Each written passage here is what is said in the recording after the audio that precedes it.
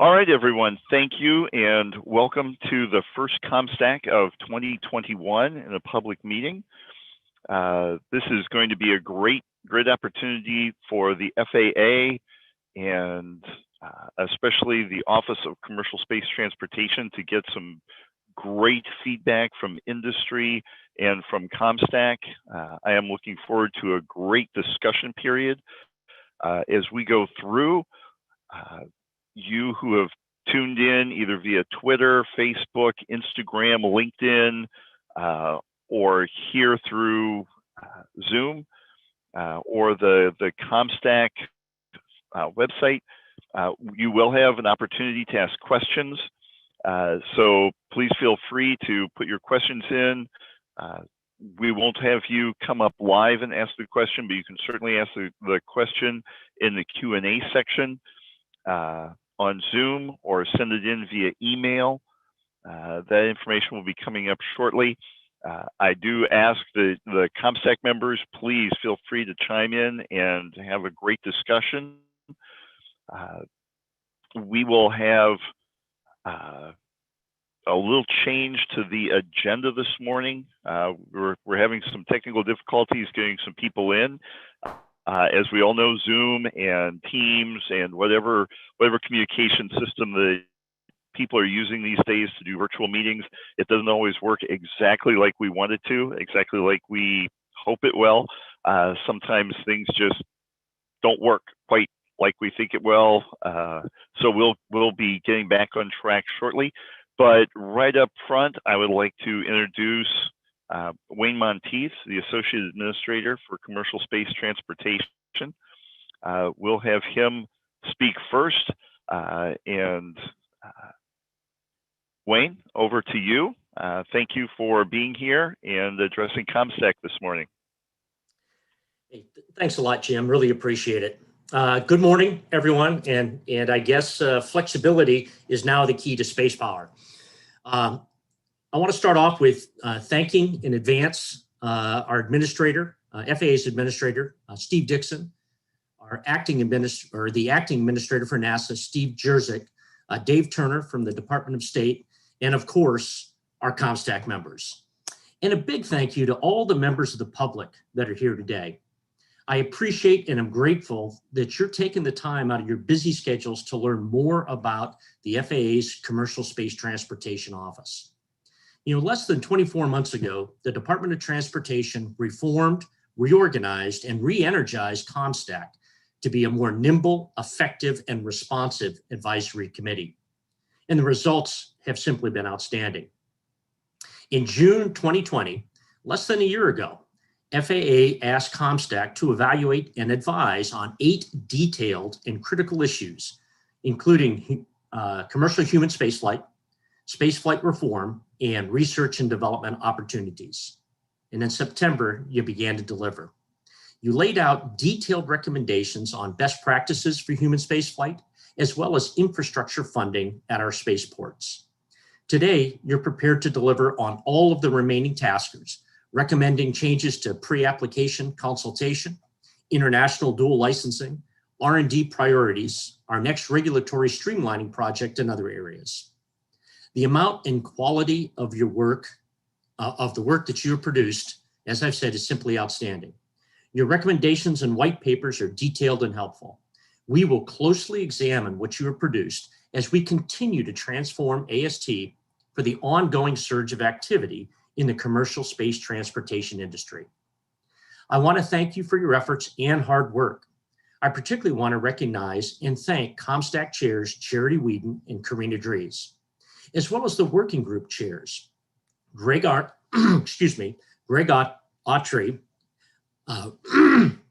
Robbie Sabatier, Shanna Dale, Clay Mowry, and Paul Damphus.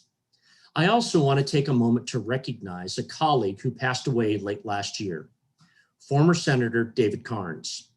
Not only was he a great public servant, he was a key member of COMSTAC, providing keen insight and fresh perspective. His contributions were invaluable and he will be missed. Looking ahead, today's meeting should be very interesting. We've improved our technical abilities, or so we thought, to allow for more public input and discussion in the Zoom webinar room. So please be sure to take advantage of that. We've also got a slate of new areas for COMSTAC to consider and advise on that we will discuss at the end of the meeting. Because in our industry, the reward for a job well done is, of course, more work. So thanks again, Jim. Thanks to our COMSTAC chairs and COMSTAC members and to the members of the public for joining us here today. And so with that, let's go ahead and move on with our program. All right, thank you, Wayne. I appreciate that. And words for COMSTAC, and I definitely agree.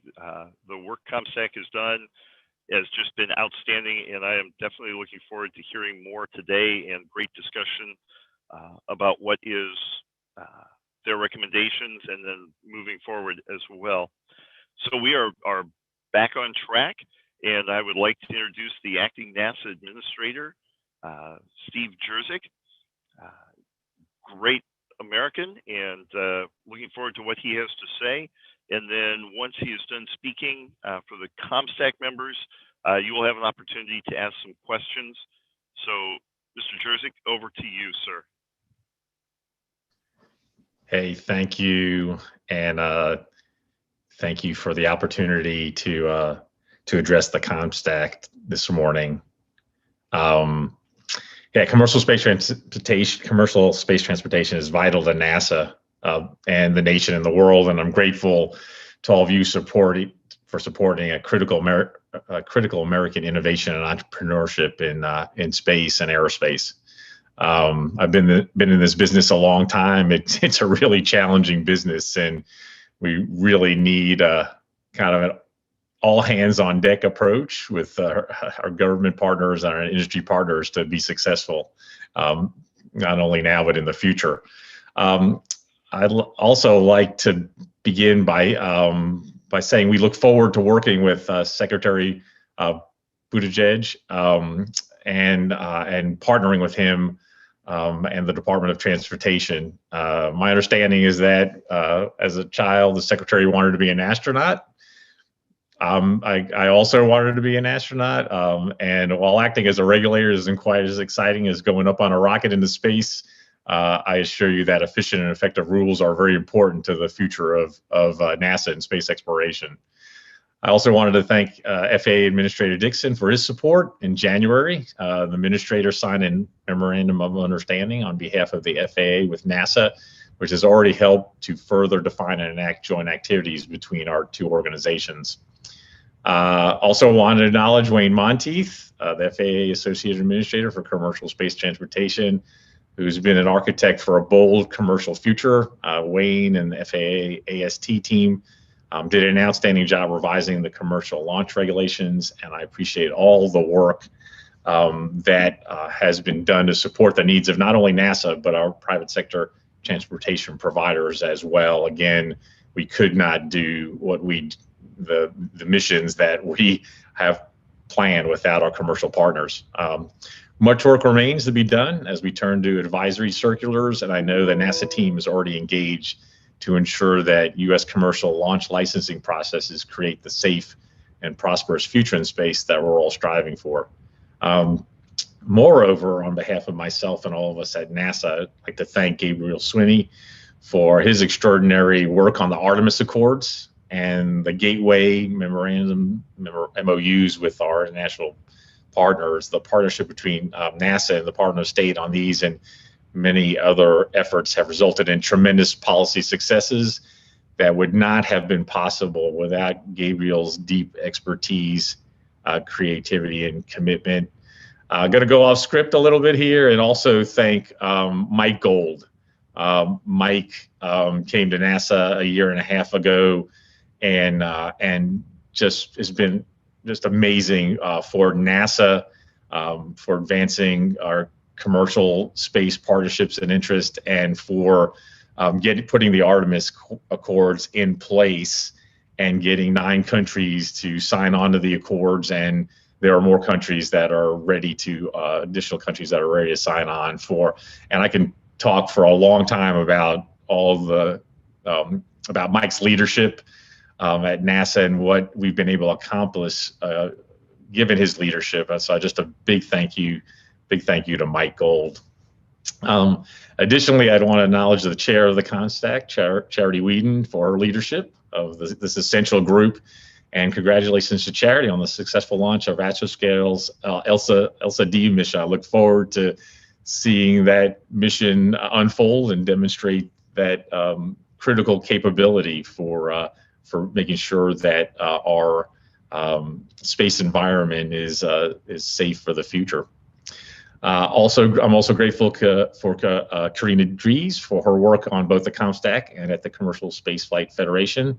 Advisory committees play a significant role, particularly in this era of public-private partnerships, and I greatly appreciate Charity, Karina, and all the members of the COMSTAC volunteering their time to provide the FAA and the Department of Transportation with invaluable advice and counsel. We are in a new age of space development full of limitless opportunities. I can't tell you how exciting it is to be in this business at this point in time. Particularly when I give public talks, I absolutely talk about how through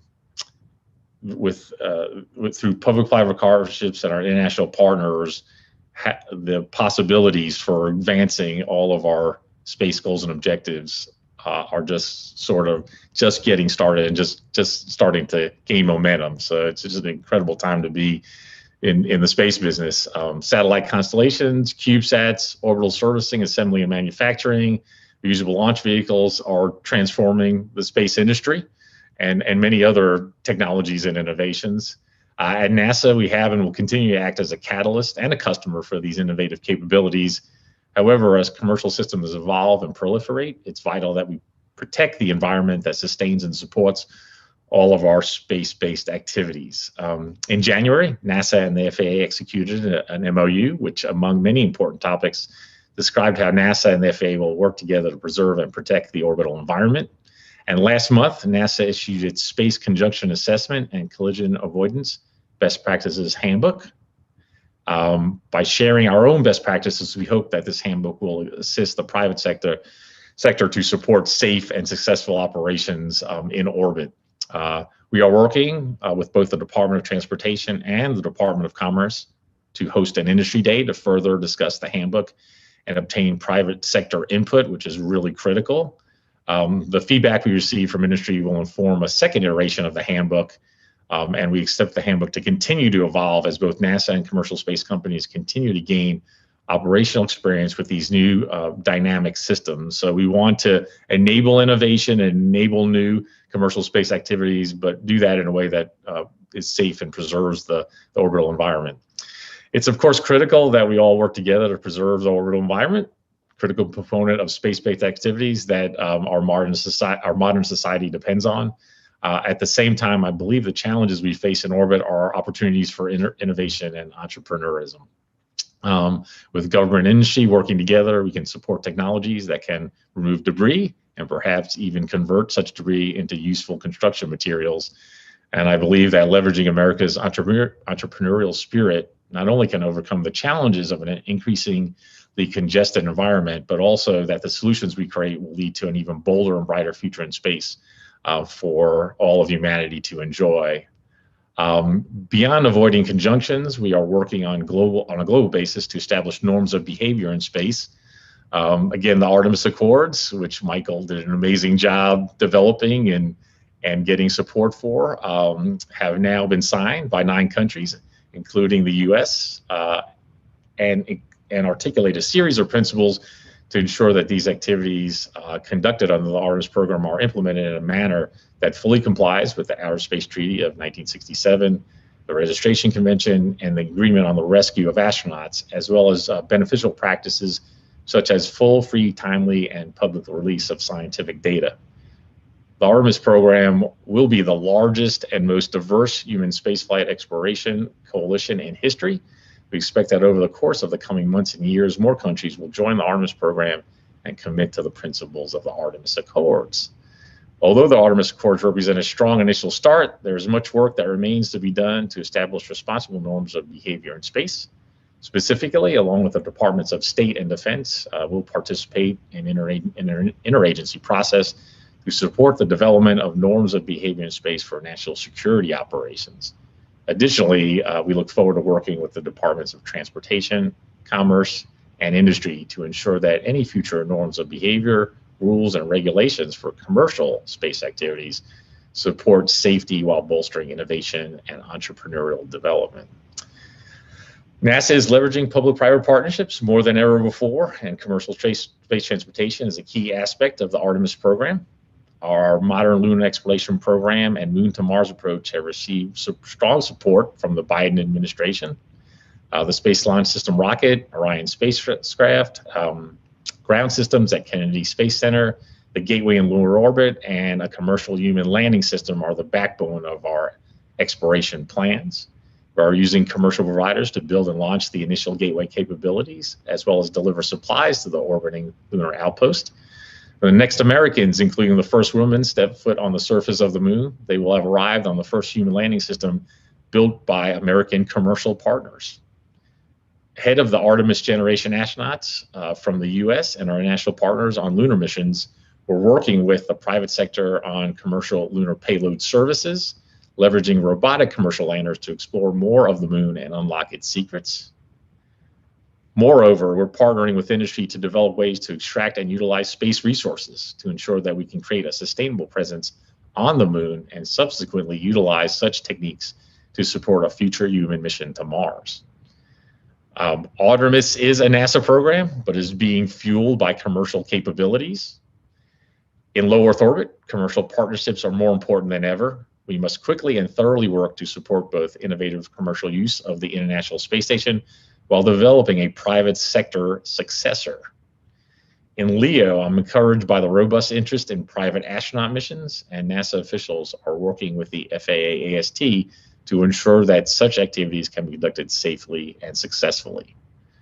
I also could not be more proud of our commercial partners who have supported and sustained the International Space Station for over 20 years now.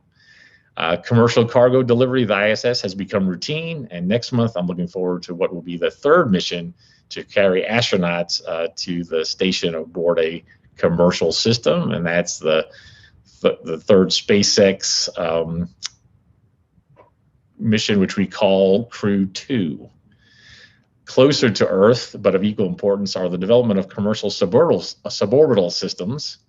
Last year, for the first time, NASA selected a proposal that included a crew-tended payload under the Flight Opportunities Program, and we're exploring how NASA could utilize suborbital commercial spaceflight systems to support crew training and other agency needs.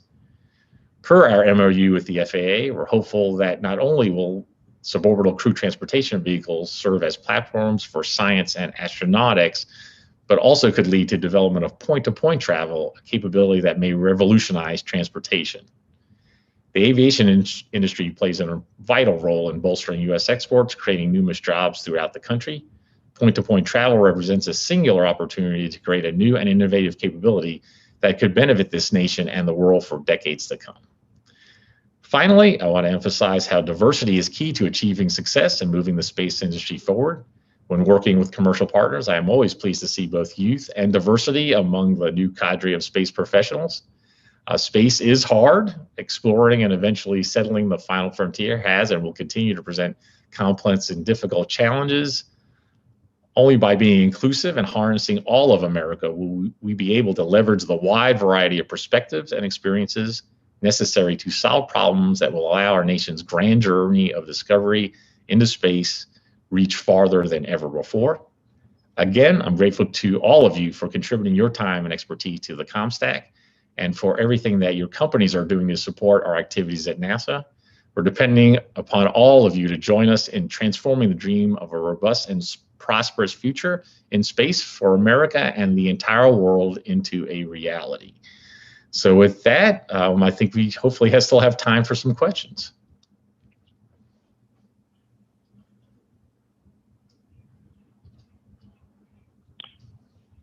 Absolutely, we have time for questions. So COMSTAC panel members, if you have any questions, please go ahead and raise your hand and we'll make sure you're unmuted and get to speak.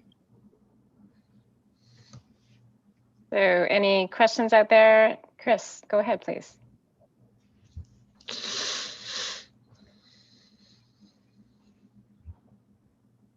Chris, you're muted. Thank you very much for your comments. I was wondering if there's any initiatives to share some of the exploration that's going on in the moon right now by the Chinese. Have they been forthcoming and being willing to work with NASA and other U.S. entities on what their discoveries include so far?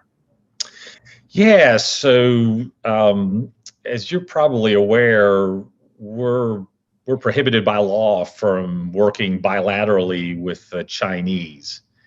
That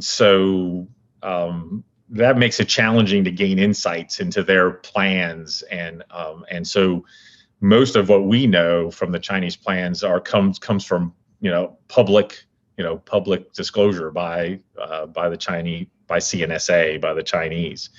We have engaged them in discussions. We have the ability to certify to Congress that we have the protections in place with respect to interacting with China and guarding information.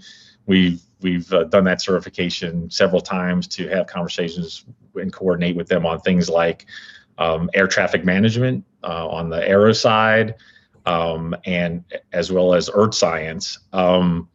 And most recently, we had an exchange with them on them providing their orbital data, their ephemeris data for their Tianwen-1 Mars orbiting mission, so we could do conjunction analysis around Mars with the orbiters.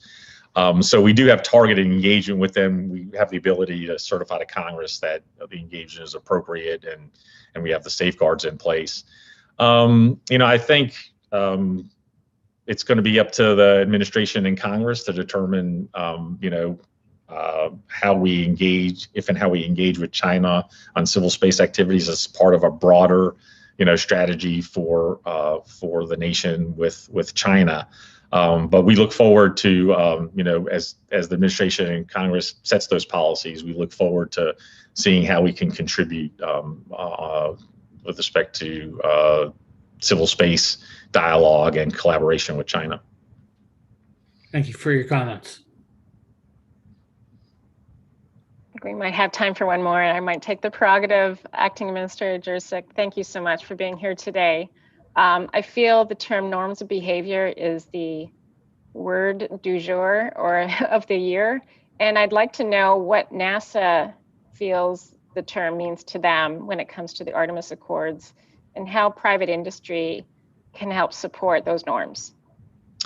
Yeah, so for us, it really means a set of rules of the road for operators that we're all adhering to ensure all both defense, intelligence, civil space, and commercial operators can operate their systems safely and effectively.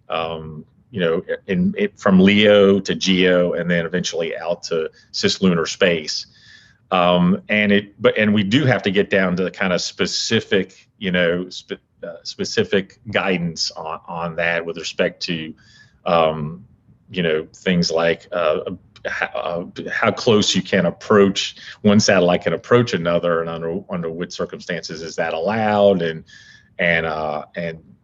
to ensure that everybody is operating safely. So we've outlined norms of behavior in the Artemis Accords that are consistent, again, with the Outer Space Treaty and other agreements and conventions. But eventually, we've got to get down to a set of specific guidance to operators across defense, intelligence, civil space, and commercial that not only we agree to nationally, but we have agreed to internationally, to make sure we can preserve the space environment and everybody can operate safely. So in general, I mean, that's what it means to us. I think, right now, as I mentioned, the Department of Defense is pulling together what they believe should be the norms of behavior in Earth orbit environment. We'll review those with a civil space lens. And then we'll move those forward, working with the State Department on how we gain consensus around those nationally, and then state will take the lead on moving those forward with internationally. So a lot of work to be done there, but it's really important that we, up until now, it's been more the good of the commons. It's these unwritten rules to operate and norms of behavior. Some of them written in outer space and others, but it's kind of been, everybody voluntarily adheres to those norms for the good of the commons. I think we need to be more specific in documenting them and getting formal agreement both nationally and internationally that operators will adhere to them. Yeah. Thank you. And I believe that's all the time we have. But before you leave, just want to thank you for your time. It's very refreshing and good to hear leadership talk about spaceflight safety in this manner. So thank you. I know, thank you. And again, thank you for all you're doing on the COMSTAC, and thanks to Wayne and his team at FAAST. Really appreciate the partnership there. So thank you. All right. Thank you, sir. Appreciate you taking the time this morning. Next, we'll go to Dave Turner from the Department of State. He is the head of the Space and Advanced Technology Office. So Dave Turner, over to you. Okay, good morning. Can you see me okay? Absolutely, sir. Thank you for being here and taking the time. Yeah, you're very welcome. Thank you. And thanks to those who've already spoken, including Acting Administrator Jerzik. We have a long-standing and strong partnership here with NASA on pursuing what is obviously an important topic of discussion today already, norms of responsible behavior in space. So I'm going to talk a bit about our efforts in this regard, and I'm also sharing my time with Gabriel Swinney, who's also been mentioned already today. And let me just start by saying that our primary responsibility here is to explain to the rest of the world that the United States does have oversight of civil and commercial space activities that protects safety and ensures responsible behavior in space, while still enabling industry to grow and develop.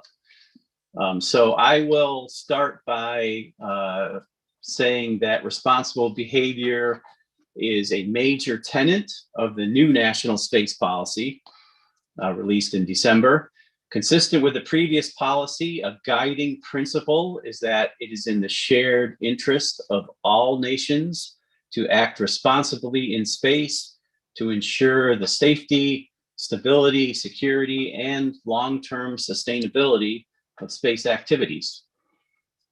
Throughout the more detailed guidelines that are in the new policy, departments and agencies, in collaboration with the Secretary of State, are charged with promoting a framework for responsible behavior in outer space that includes the international adoption of U.S. space regulatory practices, interoperability among space systems, services, and data, and facilitating new market opportunities for United States commercial space capabilities and services.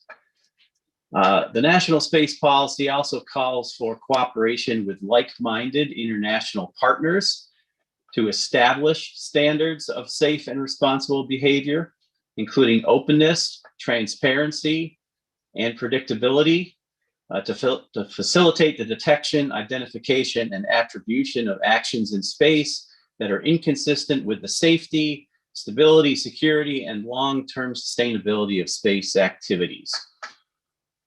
So to implement that policy, let me just quickly mention a few of the actions we are engaged in related to responsible behavior in outer space. I will start, and then I will turn this over to Gabriel. So let me just mention the UN Committee on the Peaceful Uses of Outer Space, which I'm sure many of you are quite familiar with, as an important mechanism for promoting responsible behavior. UN Committee on the Peaceful Uses of Outer Space, or what we call UN COPUOS, is the preeminent international forum for advancing the peaceful exploration and use of outer space. Since its inception in 1958, COPUOS has promoted international cooperation in space activities and has fostered information exchange among developed and developing countries on the latest advances in space exploration and applications and their beneficial results for humanity. For the United States, COPUOS provides the opportunity to share US standards and best practices with the committee's member states to encourage the responsible use of outer space.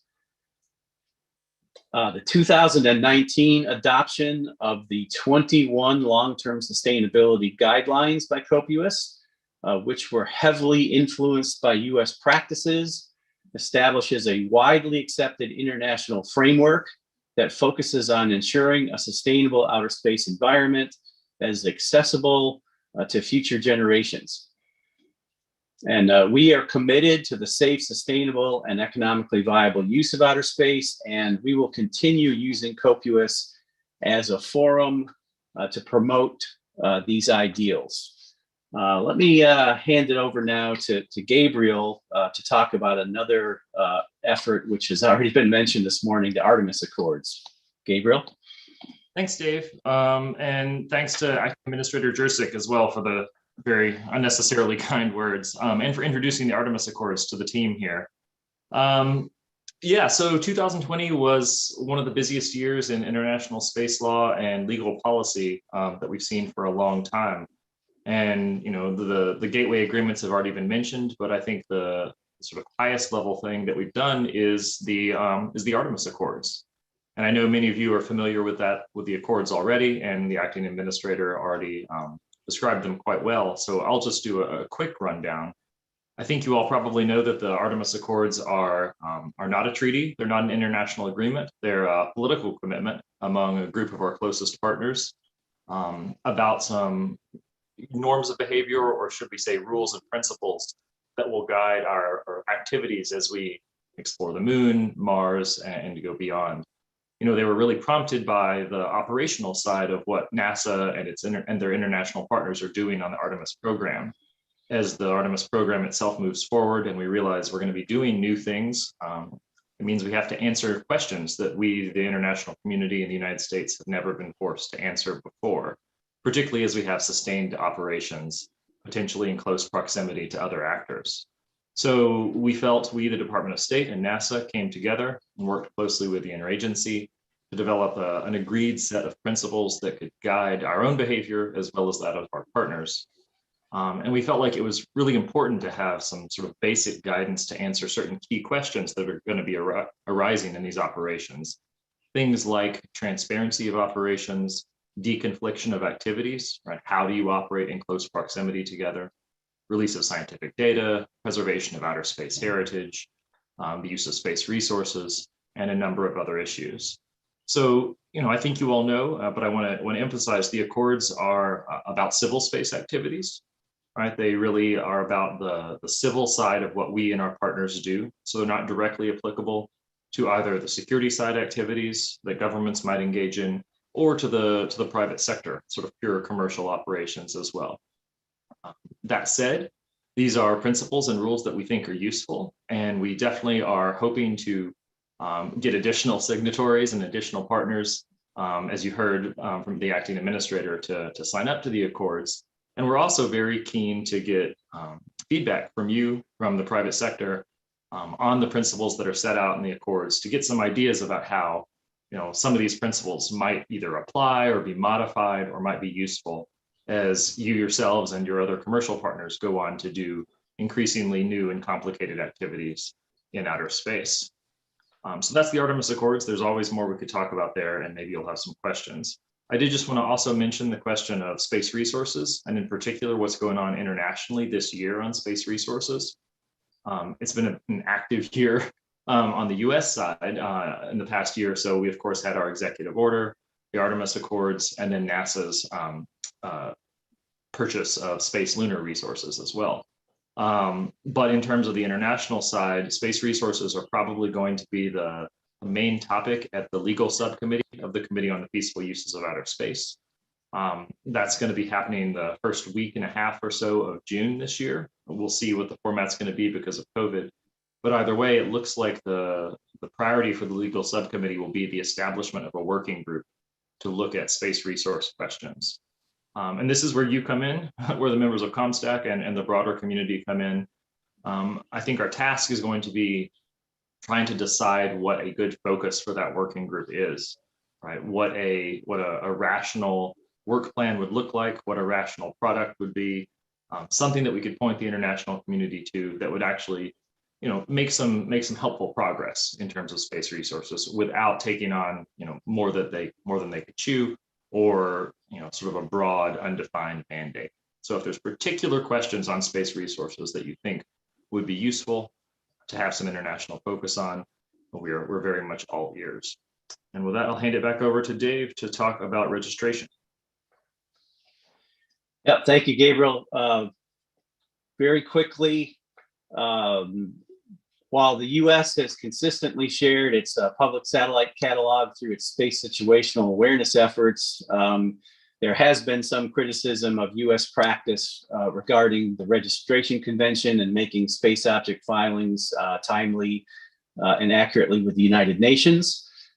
So let me just say that to ensure a more consistent process, the U.S. National Space Traffic Management Policy, which was issued in June 2018, directed the Department of State to lead efforts to streamline the U.S. government's interagency process to ensure accurate and timely space object registration submissions.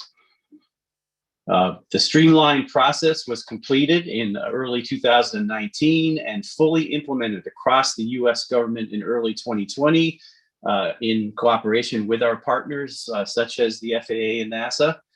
And as a result, the frequency and timeliness of U.S. registration filings has significantly improved for spacecraft launched in the second half of 2020. And we have cleared over a year's worth of backlogged reports to date. So we will continue to look for areas of improvement in this process, and greatly appreciate the help of our interagency partners and of course of our commercial industry as well in improving our US registration filings. I think I'm going to stop there, see if you have any questions, and say that both Gabriel and I really do appreciate the opportunity to speak with you today, and thank you very much. Thank you, Dave. Thank you, Gabe, for your time this morning, kind of mapping out what the U.S. intends to do globally to develop these norms. Anyone else on the membership? Anyone have a question for either of them? Go ahead, Jim. Hi, Dave, Gabriel, Jim Armour. Good to see you guys, and thanks for all your work here. Just sort of a general question on how it's going with the norms of responsible behavior discussions. I'm particularly interested in if FAA AST is a part of those conversations internationally. Are they a team member that regularly goes with you to COPUOS? And have they talked about launch from the moon as part of the norms of behavior and standards that you discussed? Thanks. Jim, thank you very much for that question. Good to see you as well. I'll turn to Gabriel in a minute here, and perhaps we need to turn to AST, but I will just say that yes, this is a whole of government activity, our pursuit of norms of responsible behavior on the civil side. That obviously includes our commercial industry, and it includes the security side as well. But our focus is on civil and commercial, and the FAA and AST are absolutely part of that process. And when appropriate, they absolutely join us on delegations and discussions with either individual nations or groups of nations. So let me stop there. I'm not sure that we have had any discussions yet about specifically launch from the moon. So let me see if anyone else feels qualified to answer that question. I don't feel qualified, Dave. Yeah, no, I appreciate the question. It's one that law students like to ask me as well as sort of a gotcha, because it's a one of those questions we don't have an answer to yet. I think the short answer is that for these kinds of novel questions, we're gonna at the moment we're working through them on a case-by-case basis, just as we do when we have some complex cross-border operations as well here terrestrially.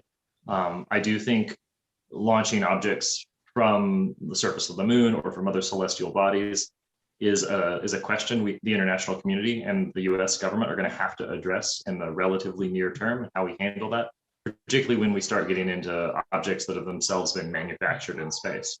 I think what the answer for those kinds of questions will be is to be determined. And if there's a particular direction of where that answer should go, it's another one of those things where I think we'd love to hear from industry on what a workable solution for in-space launches would look like. Thank you, Dave. Thank you, Gabe. A lot of really great legal work to be done in the future, I see.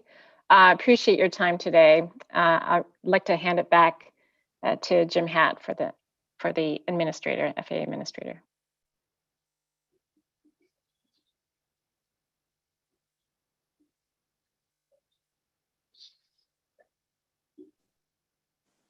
You're muted, Jim.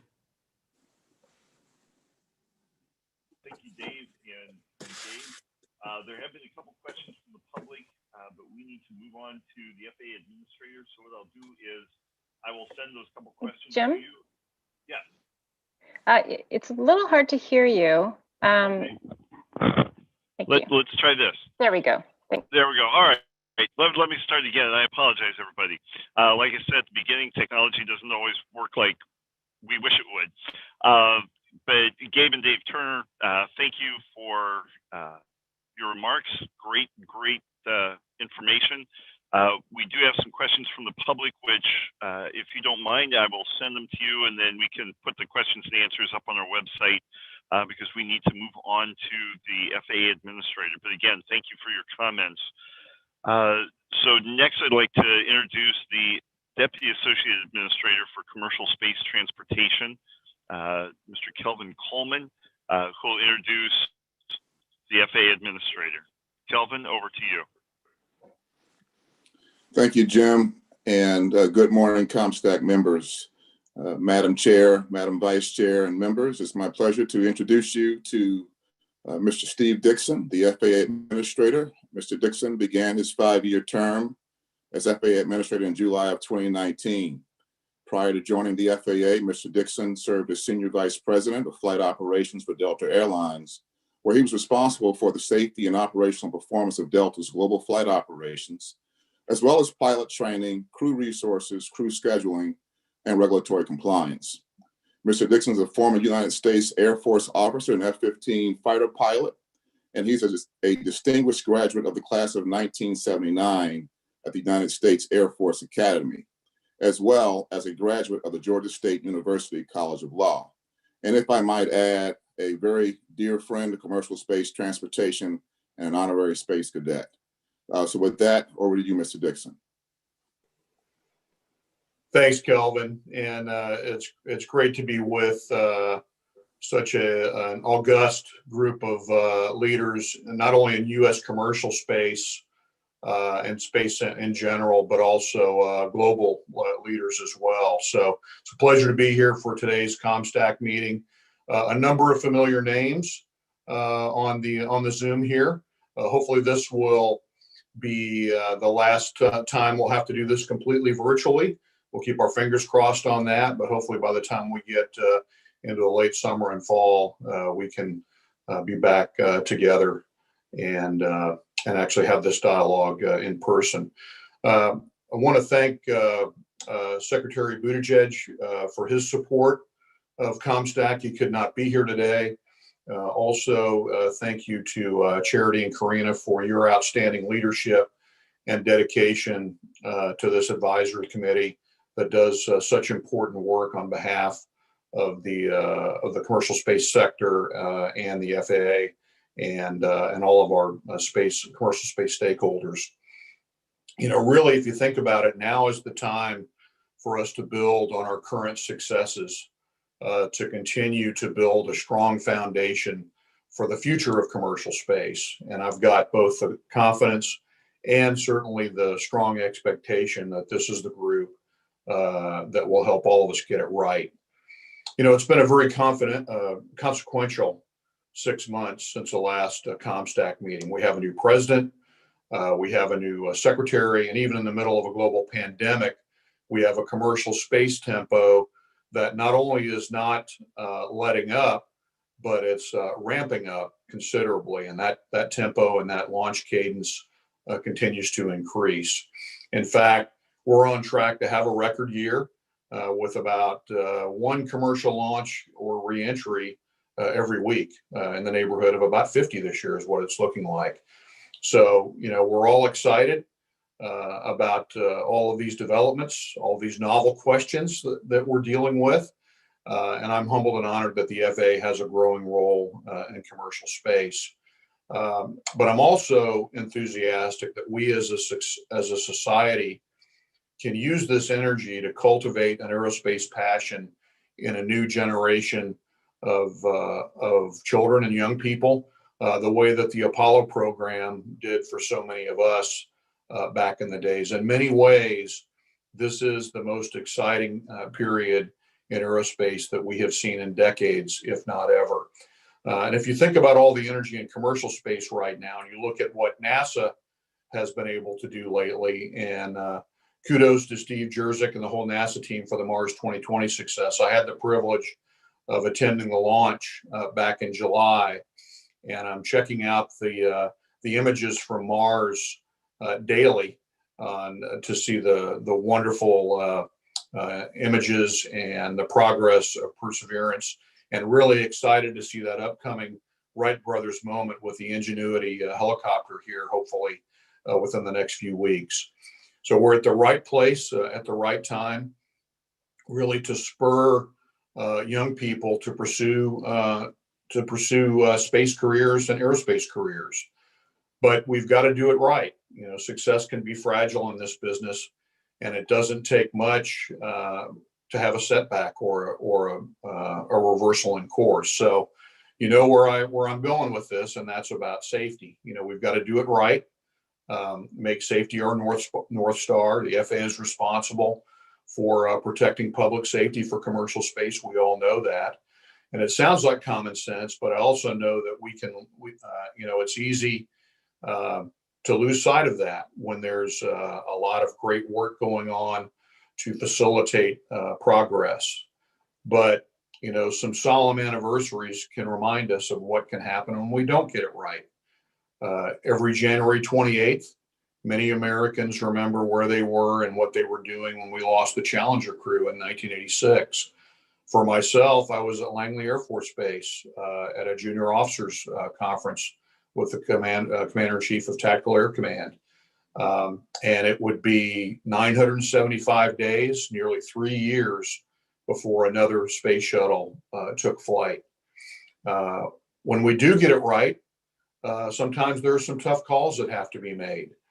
Early in 1961, when America wanted very much for Alan Shepard to be the first in space, there was a great deal of pressure to go. And Wernher von Braun, who was heading up the manned space program, insisted that NASA launch one more uncrewed flight to work out issues from the previous launch. And as a result of that extra flight, America was on the sidelines as Yuri Gagarin entered the record books on April 12th. Now, Shepard, of course, made it into space safely only 3 weeks later and had an illustrious astronaut and space career of his own. But von Braun took a lot of heat for that decision. But America did become the first nation, as we all know, to put humans on the moon a few short years later. And of course, Alan Shepard himself left footprints on the lunar surface in 1971. So sometimes you have to go slow, keep everybody in formation, to go fast. And that's what we're going to be doing. Now, of course, we can't take all the dangers out of commercial space transportation. but I also know that we have to make it as safe as humanly possible. And sometimes that means, if I can use an aviation term here, we've got to set the parking brake and make sure that we're all aligned. Take the time to figure out the best way forward. It also means that sometimes there are some tough decisions to be made. Now, when mishaps do happen, which is not uncommon in a fast-moving new field, they should be successful failures, meaning that the failure was consistent with, in this case, the FAA's analysis that showed that the public would be kept safe. So far, there have been 6 mishaps this fiscal year, some that ended in spectacular fireballs that went viral on social media. But all 6 of these were successful failures because we were able to protect public safety. But I'll also say that safety requires constant nurturing, evolution, and improvement. What we do to ensure safety today won't be good enough for tomorrow. All of us, including the FAA, have to innovate, or we risk being left behind. However, this is really not a binary choice between innovation and safety. We need to push both concurrently, and that's exactly what the agency is doing. For example, 2 days ago, the SLR2 rule went live, and I'm very proud of the government and industry collaboration that made this possible. The new rule takes us into the future, when one license can now support multiple launches and reentries at multiple locations. That's game-changing innovation and great progress from where we have been up to this point. And this is really a trailblazer, if you think about it, for future efforts to make common sense, performance-based regulations that add real value for our stakeholders and ultimately for the American people. And speaking of collaboration, I'm also encouraged that the FAA adopted many of the safety working group recommendations from the September meeting. And that includes how we can implement a voluntary incident reporting database for the commercial space transportation industry. And, I think one of the key components to a safety program is having a robust incident reporting program. So I really applaud that breakthrough. These kinds of programs have been extremely valuable in making commercial aviation transportation the safest form of transportation. So I look forward to hearing about your progress on the many important topics that you'll tackle today. As always, the FAA is here to help. My door is always open when it comes to talking about safety and how we can move commercial space forward. And before I leave, I'd like to give you a plug for the FAA's podcast called The Air Up There. Done several of these now. Recently, we released an episode about the FAA's role in commercial space safety and the steps that we're taking with the Air Traffic Organization to support safety and integrate space launches and reentries in a more systemic way into our daily air traffic operations as we move forward. And we even interviewed Wayne Monteith for this. So if you get a chance, please check it out. So again, thank you for your leadership, for your dedication and everything you're doing for our country, and the great work that you're doing to help the agency and all of commercial space move forward. And thank you for your time and attention today. Thank you, sir. Greatly appreciate your comments and your leadership here within the FAA and your support of AST and COMSTAC. So thank you very much. And yes, 450 went live. Thank you for mentioning that. I think that is going to be a great step forward for commercial space transportation industry as a whole. All right, next, I'd like to just take a few moments and bring up some AST people to speak about some of the updates that have happened in AST since the last COMSTAC meeting, to include just a brief discussion of Part 450. So I'll ask Acting Executive Director Randy Repchek to speak about the rule and some dates and some things. Steph Earle, who is the Assistant Division Manager for Strategic Management or Policy and Innovation, sorry. And then Pam Underwood, who is the Director of the Office of Spaceports, to give a little bit of an update on spaceports and where we are with that and international. So first, Randy, over to you if you're available, sir.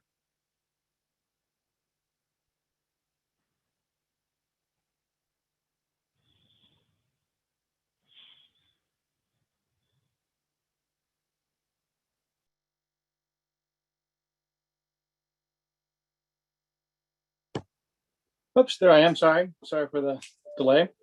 Yeah, as was mentioned, the streamlined launch and reentry licensing requirements final rule is now in effect. It became on effect on March 21st, last Sunday. It was delayed about a week and a half because the new administration wanted to review rules that were published in the Federal Register but weren't yet effective. And so that review is now complete and the rule is now effective. Now that delay did not change the other two important dates with the rule. The first important date is June 8th, 2021, and that is the last date that companies can apply for a license under the legacy requirements, Part 431 and Part 417. So anybody that has an accepted application on that date can apply under those legacy requirements. After that date, any new application has to be under Part 450. And the other important date is on March 10th, 2026, a little bit less than 5 years from now. The old regulations will go away. And so anybody that has a current license under Part 431 or 417 will have to move over to Part 450. But there was a generous 5-year grace period there. So that's pretty much the dates there. I'll give it over to Steph Furl to talk about the great deal of work we're doing on advisory circulars. Thanks, Randy.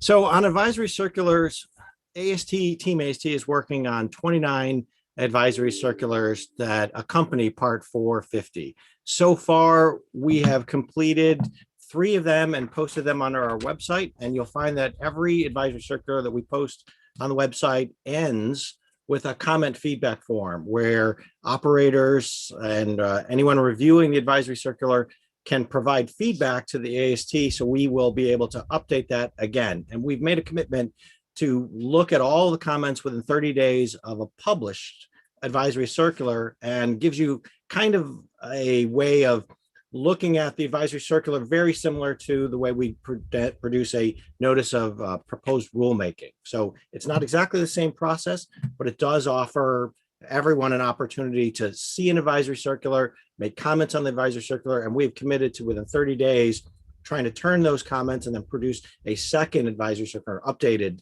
advisory circular. As I mentioned, or as the slide shows, our goal is 6 by the end of April. And so we're working pretty hard. We put 3 out already. High fidelity flight safety analysis, high consequence event protection, and computing system software are already on the AST website. Anyone can go there and look at it. And as I mentioned, the end of that will have your comment feedback form. The next 3 that we're hoping to get out by the end of April is the flight abort rule development and the hazard control strategy determination, as well as safety critical systems advisory circulars. The overall goal is to produce all of this advisory circular documentation and have it out on the street by the end of calendar year 21. And it's a large task. We're working in parallel on a number of advisory circulars. So if we can beat that date, that'd be great. We will work our hardest to make sure we get all of the advisory circular guidance out, reviewed, and then reissued as soon as possible. And the slide already has the website where you can go to view the advisory circulars that we've already published. All right, thank you, Steph. And over to Pam Underwood, the Director of Office of Spaceports. Pam? All right, good morning, everybody. I appreciate the opportunity to talk with the COMSTAC this morning about the Office of Spaceports. There are several big topics that the COMSTAC is working on relative to spaceports, such as the National Spaceport Strategy, among other things. And I look forward to hearing updates on those this afternoon in today's program. The Office of Spaceports definitely looks forward to working with the COMSTAC in these areas in the future.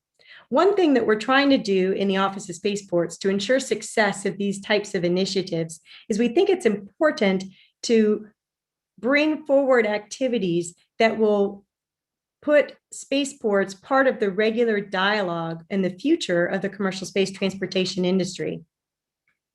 Today, we talk a lot about launch vehicles and innovations and advances in launch vehicles and payloads and even planetary exploration.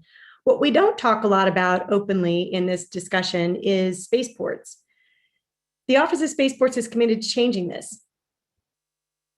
I believe everyone has seen the spaceports map that's shown on the screen. It's been out there, and it does a great job of showing the location of all of the FAA licensed spaceports, private spaceports, and federal launch sites that support the commercial space transportation industry. What we've done now in the Office of Spaceports, if we can go to the next slide, please, is we've expanded information to have a spaceports by state searchable area on our website. This, of course, just shows Colorado, but the type of information is available is very keen. This is also available for every state shown on the previous map. Consider this the start of a spaceport facility directory that will document all US domestic spaceports, very similar in nature to what the aviation industry has in their airport facility directories and has been in use for many years. I want to thank all the spaceports that provided the information contained on each one of these sections. And I look forward to working with them in the future because this information I'd like to keep from getting stale. I want it to be updated as things change or even as new spaceports emerge. But it's important that we have this type of information. It characterizes the existing US launch and reentry infrastructure and capabilities that we have. We're very fortunate in the United States to have this type of infrastructure. And I think that having this type of collective information, again, brings that information forward and documents where we are currently, leading to where we should be in the future as part of bringing it into the regular dialogue about the future of the commercial space transportation industry. As I mentioned, this documents all the US domestic spaceports. The Office of Spaceports is also working very closely with many international governments that are interested in developing launch sites and space regulatory information from their countries. We want to, in the Office of Spaceports, build strong strategic partnerships with international governments for these spaceport developments or for the effort of commercial space transportation regulatory approaches. These types of strategic international partnerships supports the growth of this growing global commercial space transportation industry. Again, I appreciate the opportunity to update COMSTAC this morning, and I believe the next up, Jim, is Charity Whedon. All right, thank you, Pam. Yes, and before we do, for any of the panelists, if you have any questions for Steph or Randy or Pam, please go ahead and unmute and ask. I'll give you just a moment here.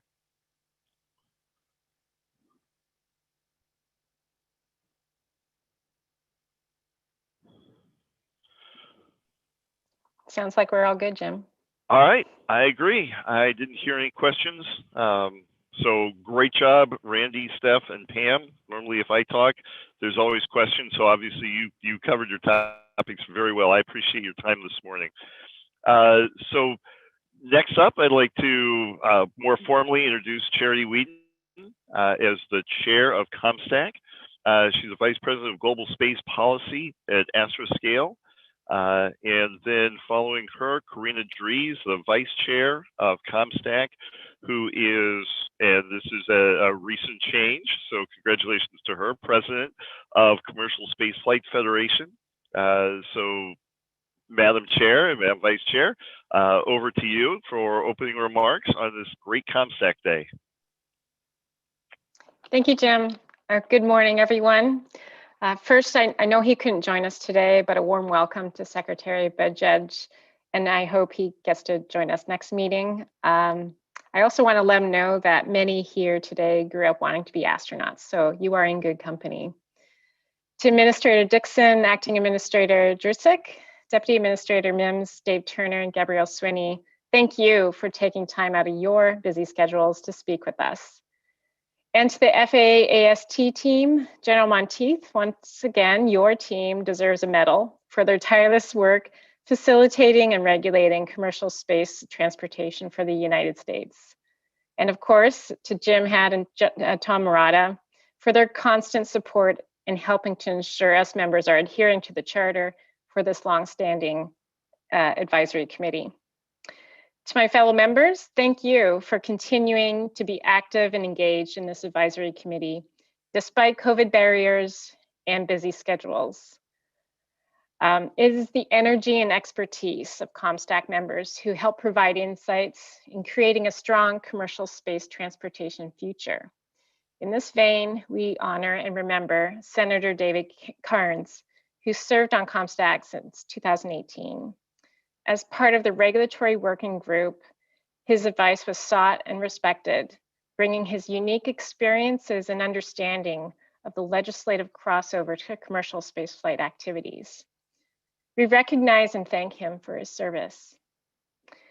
This is a good time to reflect on the past year, of which covers this cohort of COMSTAC membership as we enter the 38th year of COMSTAC itself. And what a year it's been. We have yet to meet in person, but we have also managed to come together to think through and provide advice on critical issues for the FAA. We've been trusted to provide feedback on 9 topics so far, 6 of which we will vote to send up today. The continued requests for inputs, as we will see later today, are not only a sign of the pace of innovation occurring, but also that AST is proactively looking to this industry to identify as many ways as possible to smooth the pathway for a successful and safe commercial space transportation. Now, this pace of launch and reentry, orbital operations, even exploration, can be characterized by the term acceleration. And it is clear, while it has been difficult, this industry has not been deterred by a global pandemic. Private human spaceflight operations from US soil now exist. Constellations of hundreds to 1,000 satellites exist, with more to come. Commercial satellite servicing missions exist. Pre-pandemic, this was not the case. AST has been doing its best to keep pace. But even my 7th grader, who is taking algebra from home, knows that an exponential function will overtake a linear one at some point. So the question at hand is not if, but when will current resources struggle to keep pace with commercial space transportation efforts here in the US? I don't assume to know the answer here, but I see this membership as a bank of knowledge to ponder such issues and present solutions.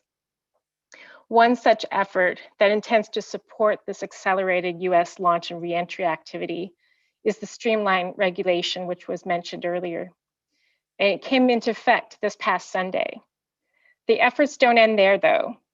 Improvements will be needed for continuously, whether they be advisory circulars for the updated regulation, resource adjustments, or consistent communication between regulator and applicant to ensure speed of licensing and safety. So while I've reflected on this absolutely successful year in commercial space transportation, I want to hand it over to Karina to get her perspective on a future outlook and to run through procedurally our discussion and decisions today. Karina, over to you. Thank you. Thank you so much, Charity.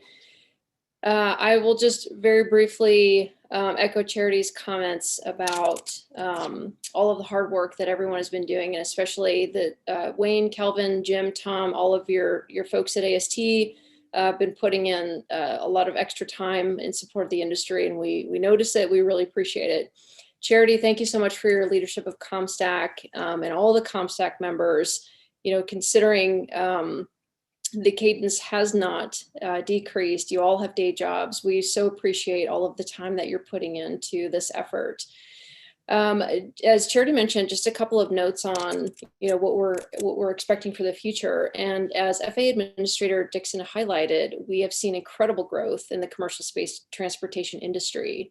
The launch cadence has more than tripled in the past 5 years, and it is expected the demand for launch and therefore reentry will increase steadily due to the increased demand for both government and commercial products in space.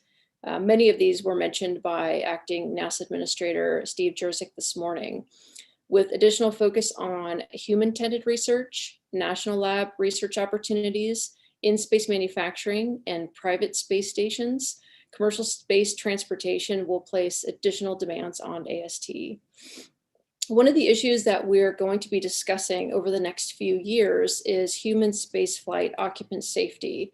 We already know that Congress, in the Commercial Space Launch Competitiveness Act of 2015, directed AST to promote the development of industry consensus. And last September, COMSTAC endorsed the work AST is doing in concert with ASTM's F-47 group on this topic. Standards are usually developed once an industry reaches a more stable period of innovation. Part of the challenge today is that the same people with the technical competence to produce standards based on the state of the art are actually reinventing the state of the art. But one thing the government can do is invest resources to make it easier for industry to set aside some brainpower to help write these standards. Industry is determined to continue with its successful track record with respect to safety, which is another topic that FAA Administrator Dixon highlighted this morning. We can help AST promote occupant safety by making sure AST has the extra resources it needs to develop expertise in human spaceflight, not from the shuttle era, but from Dragon and Starliner, New Shepard, and Spaceship Two. AST should be able to place some staff out in the industry where they can learn about the new design concepts, component technologies, and operating practices used in the new human spaceflight vehicles being developed today and tomorrow. Likewise, we can pursue other means of training AST personnel and how industry is trying to design safety into their systems and related state-of-the-art information so that AST has the expertise to promote occupant safety across the industry for both current and future generations of service providers. All of this means more people at AST and more dollars on creating learning projects so that AST can grow to understand human spaceflight before it starts to aggressively regulate it. Another topic that is facing space users is orbital debris. COMSTAC members received a briefing from AST staff about a potential future rulemaking that could utilize the collision on launch analysis to try to minimize the creation of space debris. Now, there isn't a single person on COMSTAC who isn't committed to sustainability in our use of Earth orbital space, which includes avoiding creation of space debris. The dramatic improvement on how the federal government notifies civilian, commercial, and international space users of potential collisions and support for innovative technologies that can help clean up orbital space. There was also some discussion of the legal foundation for this regulatory approach, which we aren't going to resolve immediately. But I do think that industry should engage with AST on this topic. I don't know that COMSTAC is the best forum for doing that, but I believe the right mechanism for doing so is with an aerospace rulemaking committee or a SPARC. And I also would like to propose that AST name our COMSTAC chairperson as one of the industry co-leaders of such a rulemaking committee. I'd like to hand it off to Shanna Dale of the Regulatory Working Group very shortly, but first, we want to prepare the COMSTAC members for expectations today. The Regulatory Working Group and the Innovation and Infrastructure Working Group will each have 3 items to present for a vote. We will plan to call for a vote on each item separately. The Safety Working Group will not have items for a vote during the meeting, but will provide an update following the I&I presentation and vote. I'd like to introduce Shanna Dale, Chair of the Regulatory Working Group, to discuss the several taskers they have been working on. Shanna? Thank you, Karina and Charity, as well as Wayne, Kelvin, and Jim at AST. I am actually going to turn over the discussion and presentation of the 3 tasks of the Regulatory Working Group over to my co-chair, Clay Morey, a vice president at Blue Origin. I want to thank the members of the regulatory working group for doing an excellent job with the tasks that were before us and preparing some really good recommendations. With that, I'd like to turn the presentation over to Clay. Thank you. Thank you very much, Shanna. So the regulatory working group that I co-chair with Shanna has been busy at work on a number of taskers that have been handed down. And let me just walk through those for you today. Our first one before the group was to prioritize future rulemakings. So we this came from out of the June COMSTAC meeting, and we've created a priority list back for the FAA. Next slide, please. And let me just so on this task one, the recommendation here is to prioritize Part 450, and that includes preserving resources for the development of advisory circulars and other needed refinements. We think that is the number one priority that's going to help for industry and move forward on streamlining regulations. Followed by that would be work on Part 440, and then on parts 420 / 433. So this is what we think in terms of priorities and goals on regulatory streamlining for the FAA. Next slide, please. Our second tasker was working on defining what's called a complete enough or complete application under Part 413.13. I'd like to thank the folks that worked on this, including Ann Zukolski, who did quite a bit of work to come up with the recommendations that we provided here. And there were 5 major recommendations that came out of this effort on defining what's considered a complete enough application in a typical license permitting application process, trying to get to a place where this would be much more streamlined and provide much clearer direction to applicants who are applying to the FAA for launch licensing. Next slide. So as I said, there were a number of recommendations that came out of those, the first of which was creating specific deadlines for the evaluation in the pre-application consultation phase, including a formal initiation of the pre-application process where the FAA could acknowledge that in writing, and providing a clear time frame for what to expect as they move through that evaluation phase. And then moving from there, once that application consultation has been concluded, the FAA would acknowledge that the applicant, license applicant, is under complete enough review, and its initial review is complete enough within 2 weeks. So trying to provide some clear, definable timeframes for this, and that they would provide written feedback within 30 days to the applicant. Next slide. After the review, the FAA would provide the applicant with a determination that was complete enough as required under 413.11b, and do that in writing to the applicant and let them know if they're missing any content or need clarifications, trying to get a checklist here that would be helpful to industry applicants. I should say, particularly for those who've never applied for a license before, this is a huge help for companies that are trying to work through the application process.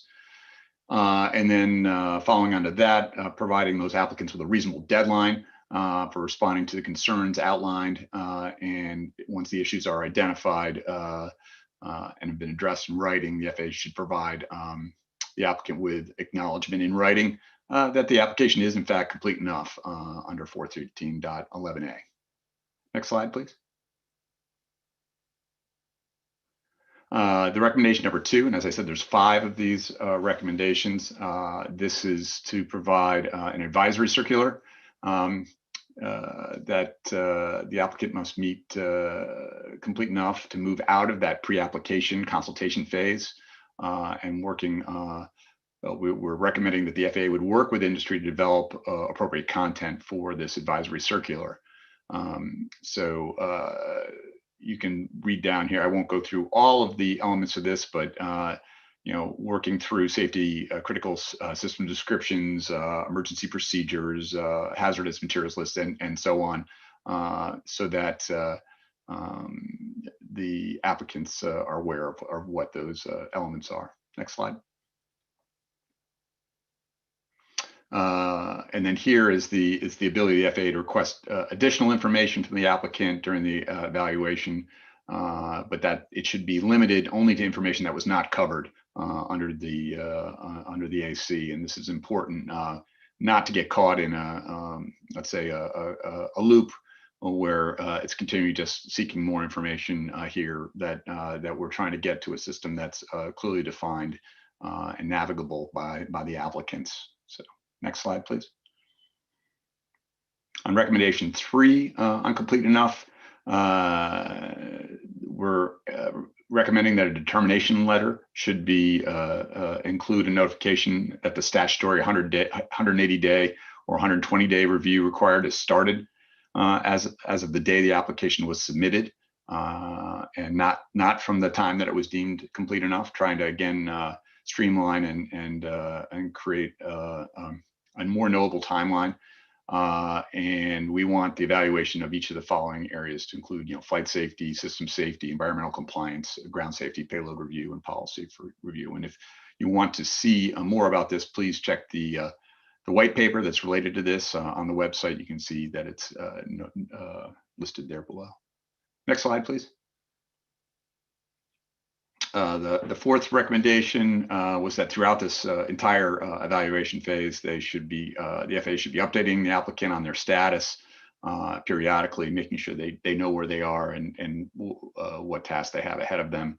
And then in the event that the FAA believes the review period must be told, as outlined in regulations, they should provide the applicant on the day they begin that toll a letter that outlines the deficiencies in their application, and so they know what work that they have to do moving forward.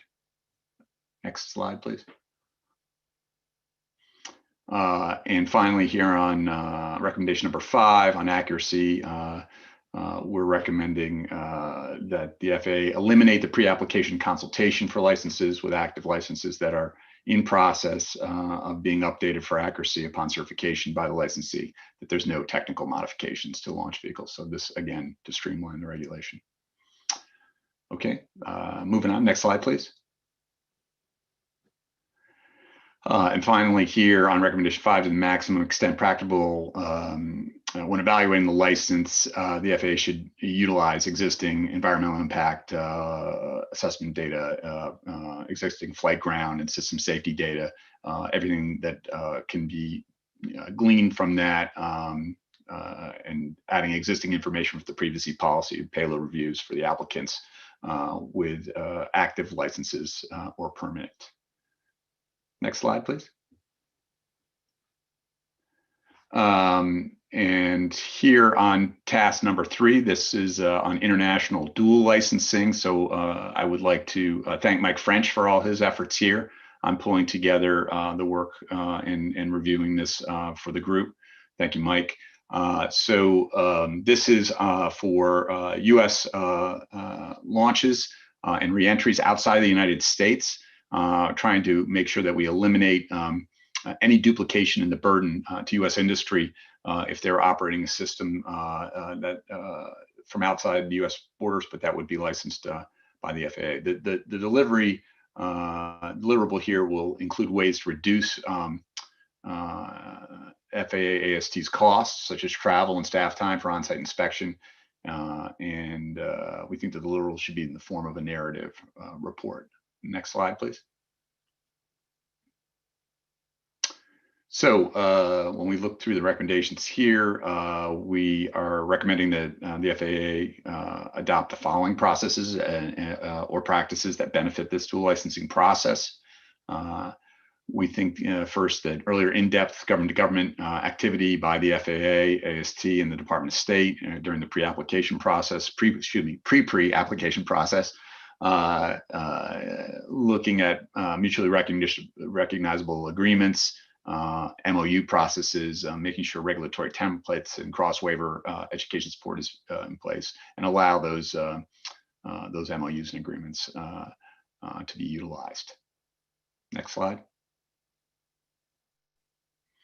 We endorse the use of FAA's risk-based assessments that are required for on-site inspections at non-US launches, including industry and government-to-government meetings where that's practicable and allowed, and operating in a leader-follower model with other US government entities.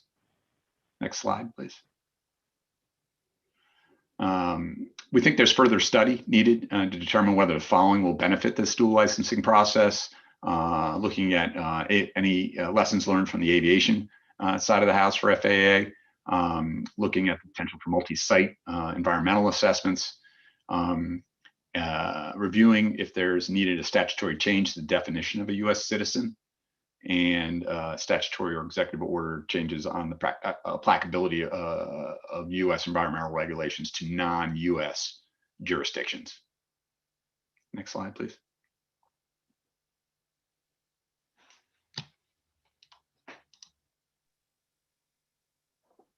Hey, Clay, I think that's the end of the RWG Okay. slide deck. What I'd like to suggest here is a 5-minute break for members that we can take this time, bio break, but also review the 3 tasks and all the recommendations, kind of gather our thoughts for any questions or discussion before we vote. Would that be okay with you? Yes. Okay. Good recommendation. Great. Sorry, I was trying to turn off the video to consume bandwidth there, not limit consumption. No worries. Okay, so we'll reconvene in 5 minutes, 11:08, and just ask everyone just to take a quick read through these, gather up any discussion or questions you might have, and then we will go through each and vote for them. All right, Very back good. in Thank 5. you.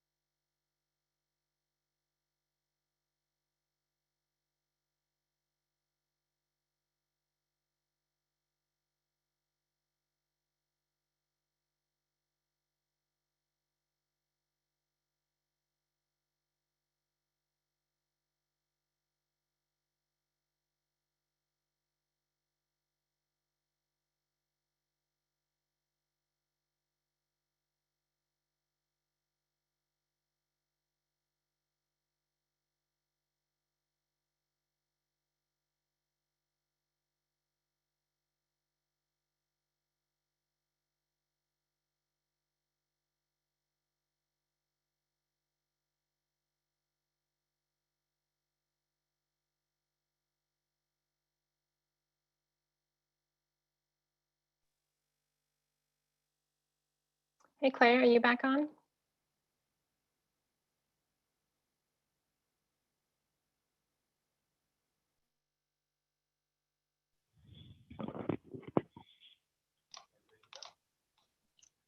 Hi, Charity. Back. There we go. Okay, thanks. Back over to you. Okay, so happy to open this up to questions, comments. We do have a couple of folks from the groups that worked on a number of these recommendations online as well, including Mike French and Ann, that I would invite to respond if needed to any of the questions that come through. But maybe we could walk through the three taskers, and I'll start with the prioritization one and ask if there are any comments on our prioritization schedule, starting with 450 and working down through the others. Any comments or questions regarding that priority recommendation? Clay, just one quick thing, and Charity, sorry for interrupting, but I wanted to mention if the public has questions, they can type that into the Q&A section or send it to the email. That way we can start gathering them and provide those questions to you as well. Thank you, Jim. Appreciate it. And the COMSTAC panelists, please feel free to unmute. We would ask that you turn your video on and ask questions and have a discussion on this. Thank you. Chris, you got a hand up? Yeah, real quickly.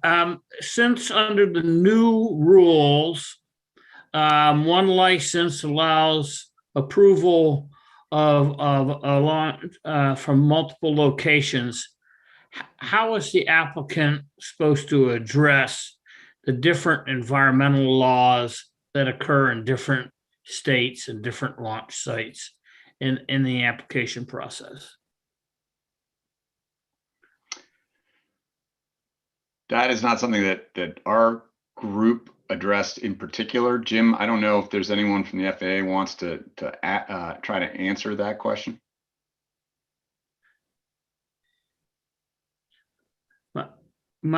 Just to clarify my question, it says, well, they're supposed to address various things, and one of them is environmental, but it Absolutely. but it isn't a uniform set of requirements. Not all states agree. You're absolutely right, Chris. And I know, on the West Coast of California, they've got certain things, environmental efforts there, protecting native species and other things and other local regulations that do play a part there. Yeah, I can answer that question, I think. I mean, so even though under Part 450, we can, license multiple launch sites under one license, yeah, it still might take multiple environmental reviews, right? So different sites just might have different NEPA requirements. So yeah, so the one license doesn't solve that particular problem. Okay. I think, Chris, if you look at the recommendations, that's trying to use things that can be applied across to different launch sites, but it certainly doesn't obviate the need for complying with what a state by state, differences in state regulatory structures for environmental. Yep. Yeah. Good answer. All right. Thank you. Charity? Just being orderly, putting my hand up. So for task one, it's clear that 450 is, the most important here. And that's going to be a continuous process. Do you or the others want to speak to the need and the resources here to walk and chew gum of doing both 450, 440, and I see 420 is third, so that doesn't obviate the need to continue on spaceport regulation as well. So do you want to talk about the priorities and kind of the resource requirements that FAA might need to do all three? Yes, certainly. I think it's important from the regulatory working group's position that that the FAA be properly resourced to be able to tackle these huge tasks, and obviously the consolidation of all the different things into the 450 is going to take a lot of time, effort, heavy lifting, and a number of resources from FAA AST and obviously from industry as well, to try to work through this new consolidated piece and put that in place. But but you're right that 440 and 420 and not losing the ball on spaceport regulations and where we're trying to make other efforts, it's important. So I'll leave it open to Shanna and others on the committee about how we think there needs to be the proper resourcing here, but clearly the priority to make sure that systems are getting licensed for launch is under 450 is the number one piece, and where we think they should be focusing the resources they have today. Shanna? I was just going to add real quickly that one of the concerns of the regulatory working group is that the experts at AST who would be involved in a new effort on streamlining Part 440 and the other ones that come later, you might take them away from the Part 450 work of developing advisory circulars, working separately with companies in terms of compliance with the new Part 450. And so I think that raises an issue in regards to staffing at AST and the need for additional resources for AST. This industry is only going to grow in terms of launches and reentries. And so to the extent that it's going to benefit the United States and it's going to benefit industry in the US to have more streamlining of the regulations that are on the books, are we adequately resourced? That's not a question right now for AST because that becomes rather tricky in regards to compliance and advocating for whatever the current budget request may be. But as an outsider and a member of COMSTAC, that's something that I think we on the regulatory working group are very concerned about.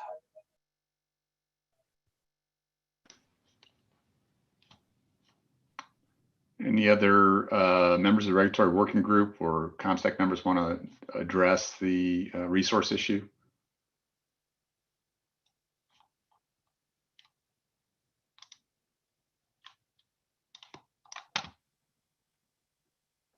Clay, I see a few questions in the chat. I don't know if you would like us to moderate those or. Okay, so the one I see here is from Tim Wolf.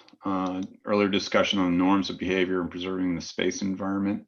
Did regulatory working group consider in its prioritization of activities any recommendations for rulemaking on orbital debris mitigation? We did not. I don't know if anyone, Shanna or others, want to address that. That was not part of the scope of what we took on. We were really intent on looking at streamlining of existing regulations, and we have not gotten into the issue of rulemaking in regards to orbital debris. But that could be a topic for future discussion.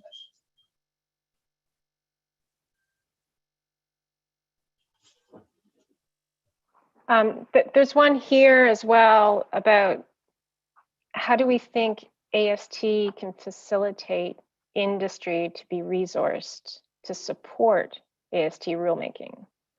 So, so any recommendations on resources that industry needs, I guess in all the kind of the updated regulation, I find that the industry days have been helpful. Do you agree? And is there anything else here that AST can provide to us so that we can continue this conversation and expedite as well?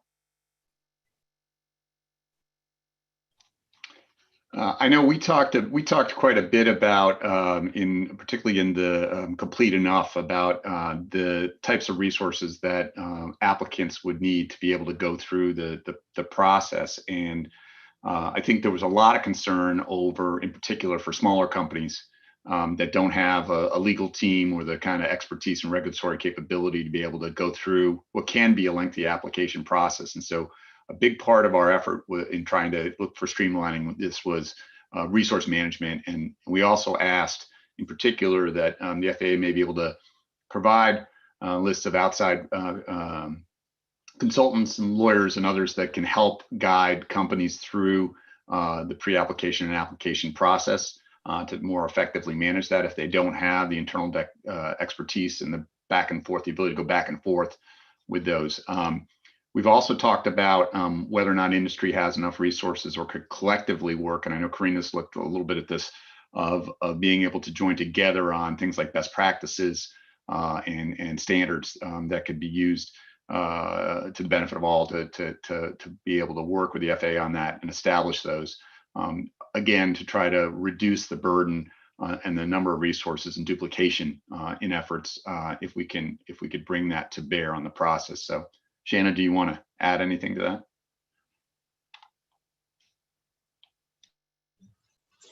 Clay, I think you covered it well. The only other thing that I would add is my understanding AST was also having individual meetings with companies in regards to Part 450 compliance. And I was really impressed with that effort. But I think going back to the point you made in regards to very small businesses, ability to be pointed to experts that could help probably would be very useful going into some of those meetings.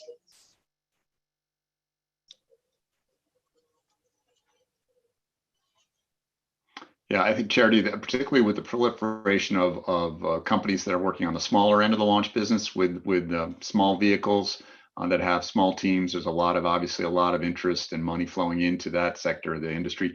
These folks don't have huge departments or groups internally that can deal with that licensing burden and the turn on the application process. And so trying to figure out how they can do that in a way that's efficient is huge. And we look forward to the FAA and AST's ability to maybe create, folks that they've worked with in the past. It's not a recommendation in any way to work with any particular consultant or legal outfit, but just providing that set of resources that people could turn to if they need it, if they don't have the internal resource. Eric, did you have a question there, concern? No, I lost my connection. I apologize. I'm back. Okay. I think Bill Beckman has a question. Bill, are you able to unmute and ask your question?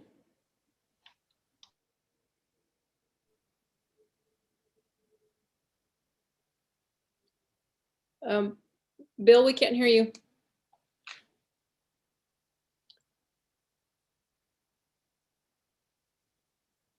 All right. Can you hear me now? Now, yep, good. All right. Thank you very much. So 2 questions.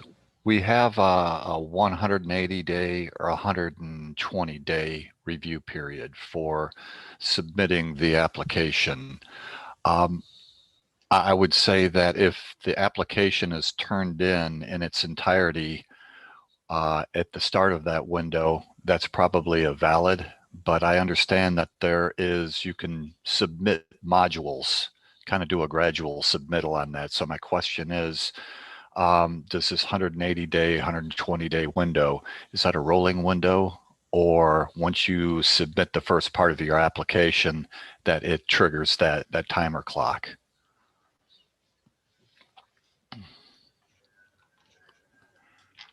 So, Wayne, did you want to comment on that? Yeah, I can comment on that one, Bill. The quote unquote clock begins with the submittal of a complete application. And the reason for that is it would therefore preclude, say, an applicant from submitting 10, 20, 50% of an application to get the clock started. And then the rest of it comes in, say, at day 170. And then there's an expectation that 6 months worth of work can be done in 10 days. However, during the pre-application process, that is one of those areas that can be, if you will, negotiated with the FAA. We're going to submit this part with the expectation there'll be a time frame that will come back on that. Unfortunately, there are some sections that are complicated enough that you can't just limit it to 10, 20, 30 days necessarily. But the way this is set up is so that we can work with the individual applicant to minimize that. And the goal is that 180 is the absolute far end of the finish line. If we can finish earlier, that absolutely benefits us from a resource perspective and benefits the applicant as well. But great question. Thank you, Wayne. Clay, there's a question here from General Ed Bolton. Ed, are you on? Would you like to ask it about the rollout timing?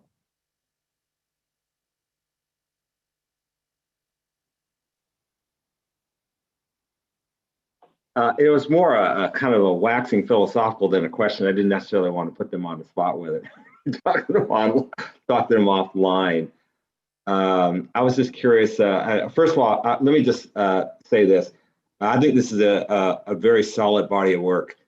And I think should we be able to pull this off, should you be able to pull this off, I think it'll do a lot for standardizing and simplifying the work that you do across our organizations. I guess I'll say parenthetically on the environmental issue, you can always consider for each location as you bring as a fleet of vehicles comes on, do a one-time environmental assessment for that fleet of vehicles, and then that won't be wouldn't be as big a problem for multiple launches. But I was just curious again, and you talked about a little bit about figuring out the priority of this work, turning into one integrated master schedule, the rollout timeline, and some of the workload issues that I think have been addressed since I wrote my question, a comment to Charity in the break.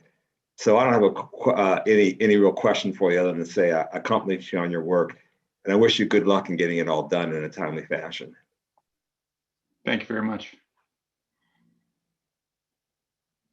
Charity, were there others you wanted to go into? Should we work through the other taskers in sequence, or how'd you like to proceed? I feel our discussion has been going back and forth. Okay. It kind of blended.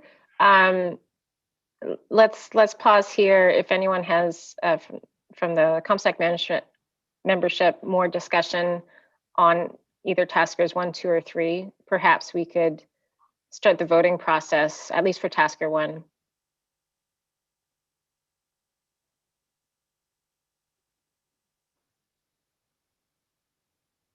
Okay. All right, it sounds that there's no more discussion, at least for tasker 1 at this point. So I think, Clay, do you want to make a formal recommendation for tasker 1, and Karina will take the role? So, I guess working under Robert's Rules of Order here, the regulatory working group recommends COMSTAC for approval. The prioritization recommendation that comes out of the group, and submit that for a vote before the COMSTAC. Excellent. Do we need a motion and a second, or can we just call for the vote? I'll second if you need one. Excellent. Okay, so what I will do, I'm going to call on everyone individually, and I think I've got everyone sorted alphabetically by last name. So Jim Armour. Aye. Greg I vote Autry. yes. Aye. Okay. Bill Beckman. Aye. Ed Bolton. Aye. Shanna Dale. Aye. Paul Dampus. Aye. Mary Lynn Dittmar. Aye. Mike French. Aye. Chris Hassler. Okay, so we need to read that. Chris Hassler. Chris may have stepped away. I'll skip over him. Aye. Okay, thanks, Chris. Dale Ketchum. Aye. Kate Cronmiller. Aye. Steve Lindsay. Aye. Mike Clovis. Aye. Clay Mowry. Aye. Dale Nash. Aye. Sharon Pickerton.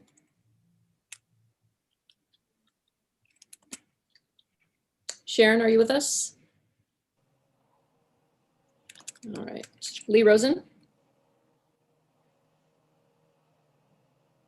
Lee had to drop off for a few. Got it. Robbie Sabatier. Aye. Eric Stallmer. Aye. Ann Zakolski. Aye. And the vice chair votes yes. Charity, the chair, how does the chair vote? Yeah, I vote aye. Thank you. Excellent.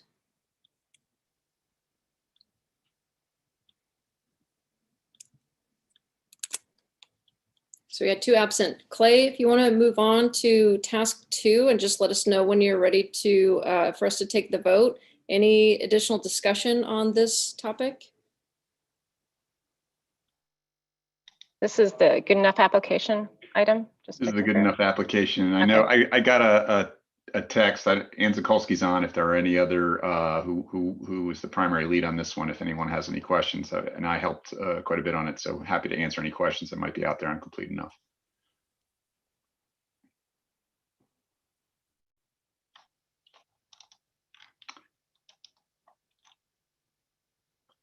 If there is no discussion, then I would move with the recommendation. We had 5 recommendations were included in our tasker here that the COMSTAC would adopt the recommendations provided for the Complete Enough application streamlining process.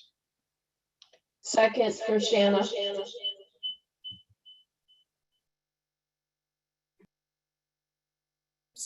Okay, excellent. We will go through the same process here.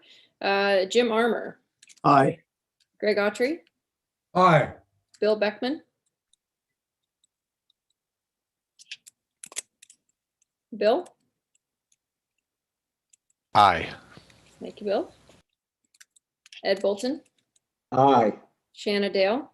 Aye. Paul Dampus. Aye. Mary Lynn Dittmar. Aye. Mike French. Aye. Chris Hassler. Aye. Dale Ketchum. Sorry, aye. Kate Cronenmiller. Aye. Steve Lindsay. Aye.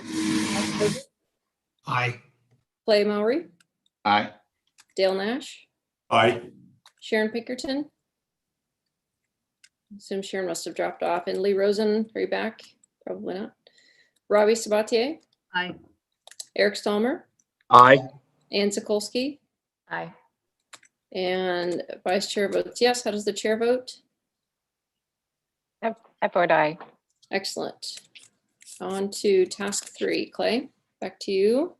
So again, I open up if there's any questions regarding the international dual licensing approach. We have Mike French, who led the effort on the call again for his, thank you again, and for his expertise on answering any questions. There are 12 recommendations that fall outside of this tasker.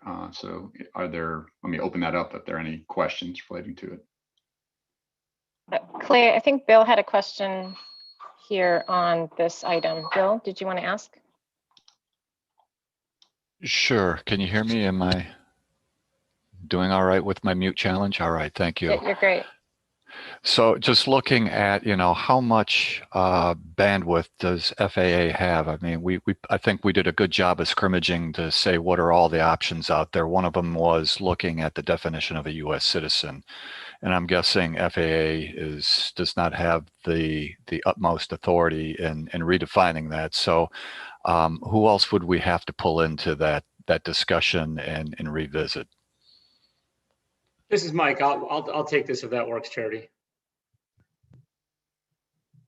Great, go ahead, Mike. Yeah. Go for it. Excellent. So just taking a step back, if you look at sort of how we put the tasker together, we had a series of items there at the end that we essentially said, look, this is not something we're going to be able to agree to right away. If there was interest in exploring it further, it's going to take some more work. And this U.S. citizen one falls in that category.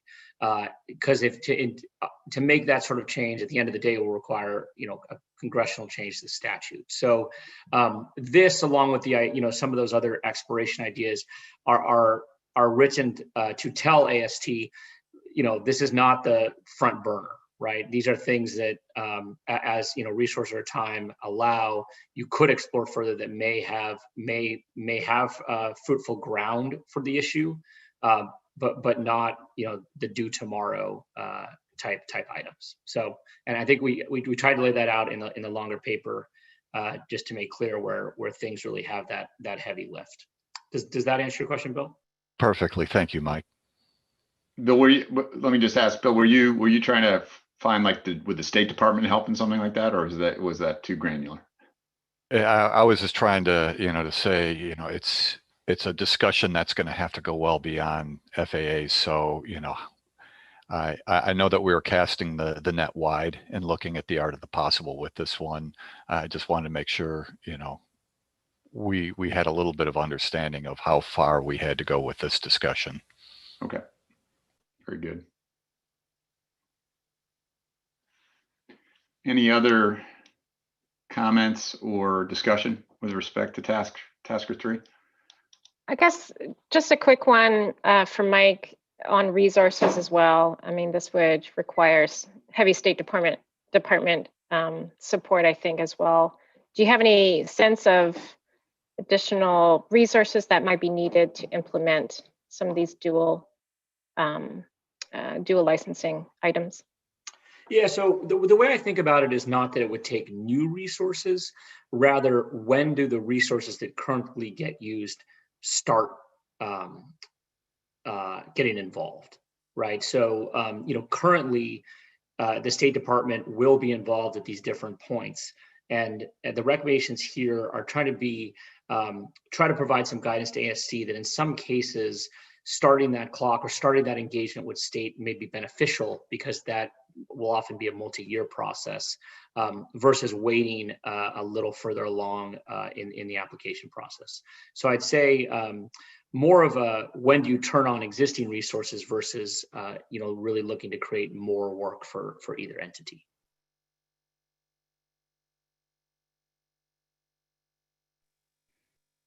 Thank you.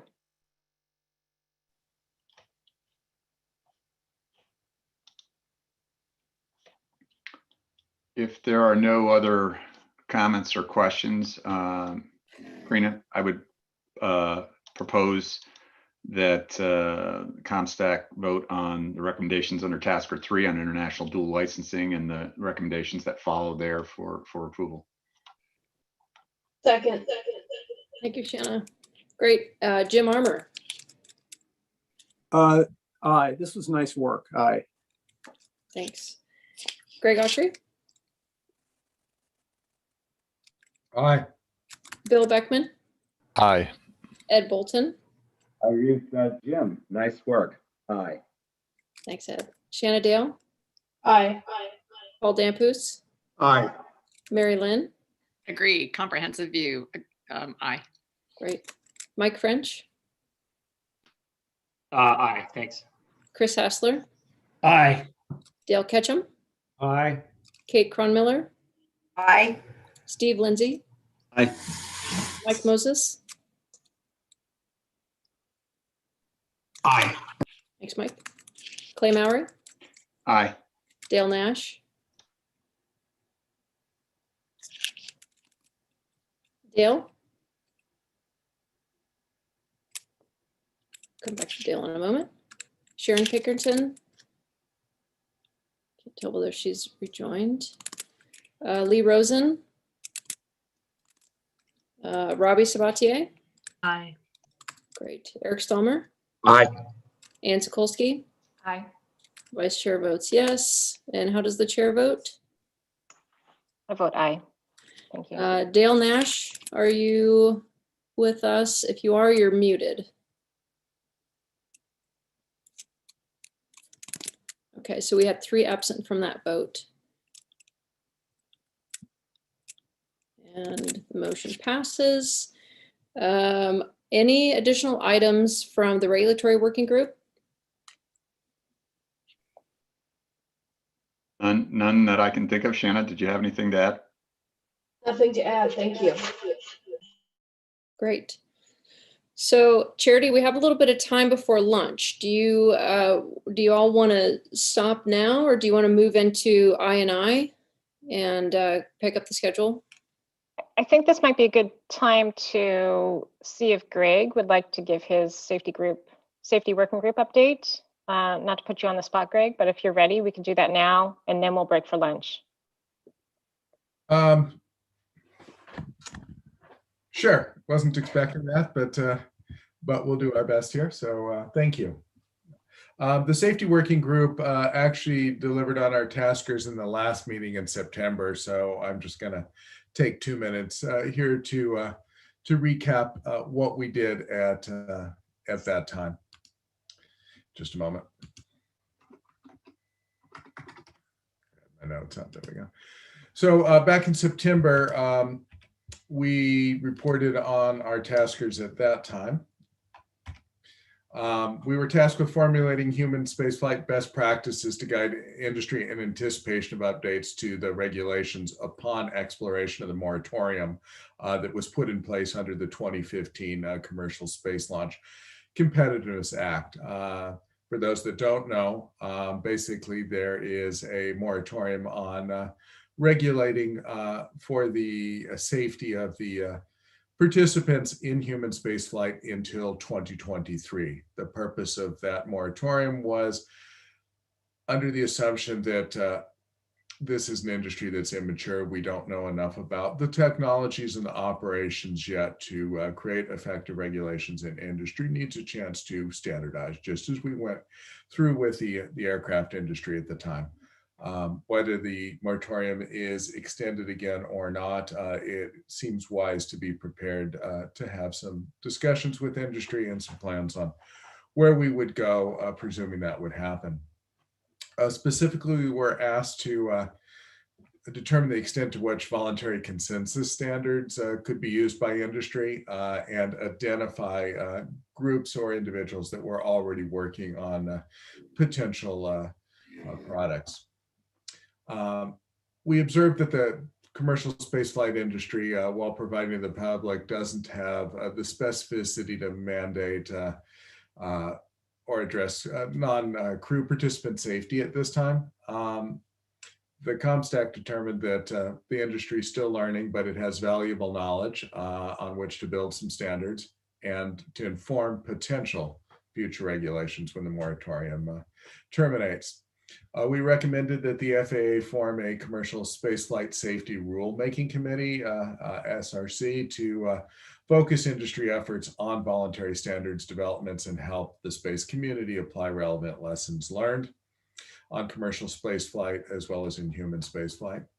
The SWG also reviewed existing commercial spaceflight standards, and we found that while the industry has contributed significant time and effort to standards development, there's been a slow process, and that's not uncommon in industries.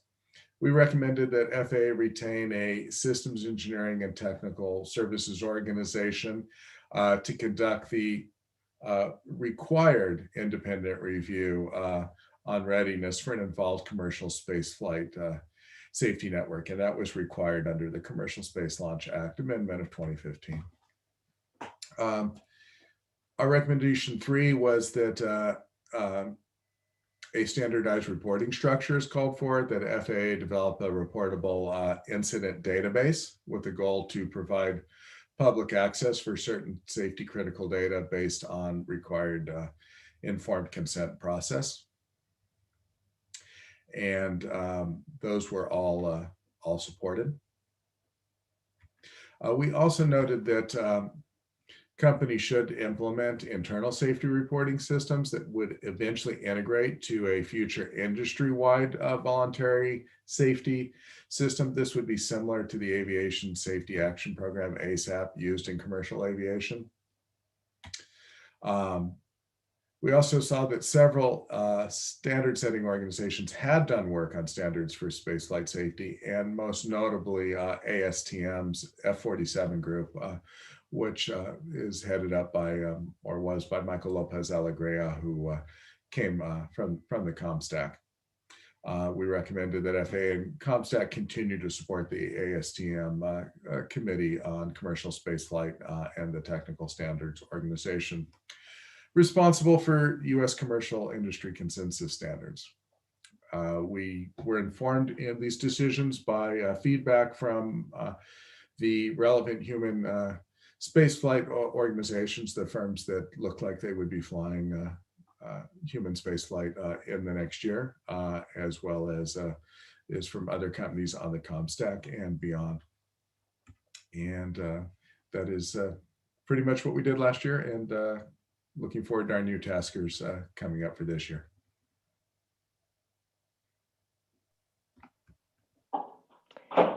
Thank you, Greg. So at this time, I want to see if there are any comments, suggestions, or discussion from our COMSTAC members, but before I do that, for this. I do have one more thing to add, and I Oh, apologize. sure, go ahead. Caught off guard by being moved up. You know, the heavy lifting on this was to a great extent done by my co-chair, Robbie Sabathier of United Launch Alliance, and I have to thank everybody on the safety working group team for contributing, but could not have gotten this done on time and ahead of everybody else if Robbie hadn't really been there to make sure that it happened during the summer. So thank you. I second that. Robbie, did you want to add anything? Thanks, Charity. Thanks, Greg. I appreciate it. Greg and I spent a lot of time on my summer vacation working on this safety working group report. And I was happy to hear from Administrator Dickinson on how pleased he was with our recommendations, particularly on the robust reporting program. So I think it makes it all worthwhile. And Greg and I are going to be gearing up, obviously, for our next assignment, which we've already been given a heads up to. So thank you. Thanks, Robbie. I just want to foot stomp what it was great to hear Administrator Dixon talk about implementation of COMSTAC's recommendations. That was really great to hear that, and that sort of feedback is important to us. So just a note for FAA, thank you for providing that feedback to us.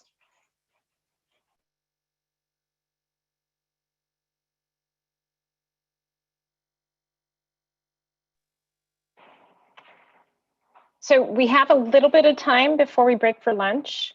I'd like to offer, if COMSTAC members have any discussion items from regulatory working group or safety working group, now's the time to bring that up. We will have a new business opportunity later this afternoon as well. And also want to, for those that are in the public spaces here today, if you have any questions on our discussions from this morning, suggestions, comments, questions, type them in now and we will moderate those and answer as many as we can before lunch. I'll give you a couple minutes to type them in.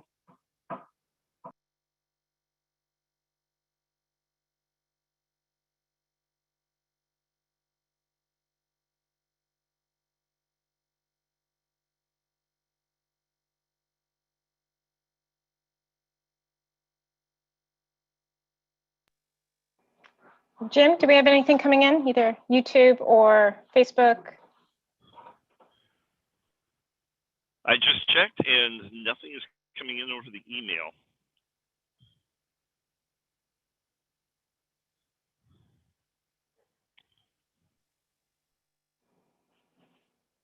Okay, that's fine. We'll have plenty more time to bring in any discussion or comment. With that, I'd like to recommend we break for lunch. And Jim, what time would you like us back? Let's come back. It is now just a little after 11:45. The associate or the deputy administrator begins speaking at 12:45, so an hour from now. So if we could all be back, logged in, ready to go at say 12:40. That would be perfect. And I'll be on a little bit earlier, so if somebody has questions, we can get those lined up. But if we can all be back at 12:40 and then we can get started again, that'd be perfect. Okay, enjoy your lunch. All right, thank you, everybody. And we'll see you after lunch.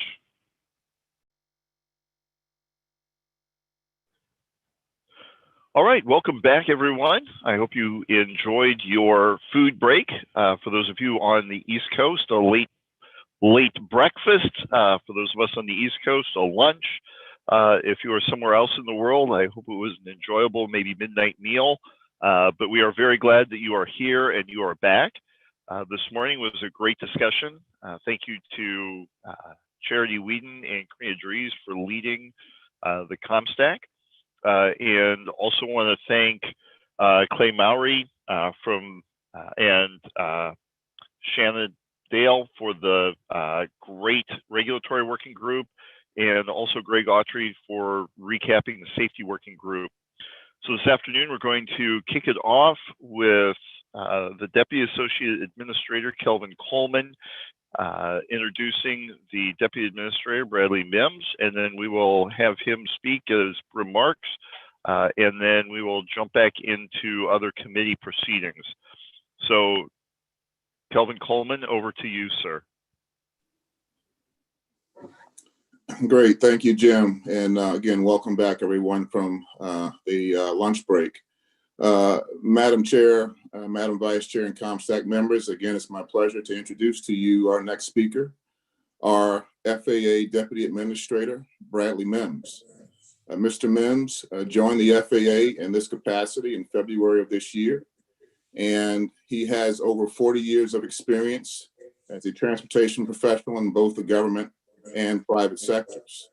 Mr. Mims is no stranger to the FAA, having previously served as the head of government relations for the FAA during the Clinton administration. He served as a transportation staff member for members of Congress in his early career, representing the late Congressman John Lewis of Georgia, as well as Congressman Julian Dixon of California. In 2014, he was appointed by the governor of the state of Maryland to join the Washington Airports Authority Board of Directors. From 2014 to 2016, he served as a transportation subject matter expert with Laborers International Union of North America. Most immediately, prior to joining the FAA in his current capacity as Deputy Administrator, Mr. Mims served from 2016 to 2021 as the President and CEO of the Conference of Minority Transportation Officials, COMTO. So it's a great pleasure. I welcome to the virtual floor, Bradley Mims, the FAA Deputy Administrator. Mr. Mims, over to you. Thank you, sir. And it's a pleasure to be with all of you this afternoon. I am elated that you guys are, I'm elated that you guys invited me to join you. And again, I'm here to kick off the afternoon segment of the meeting. Again, like Steve, I appreciate Secretary Pete's support of COMSTAC. I also commend the exemplary leadership of Charity and Karina, especially during this month, Women's History Month, as we go forward.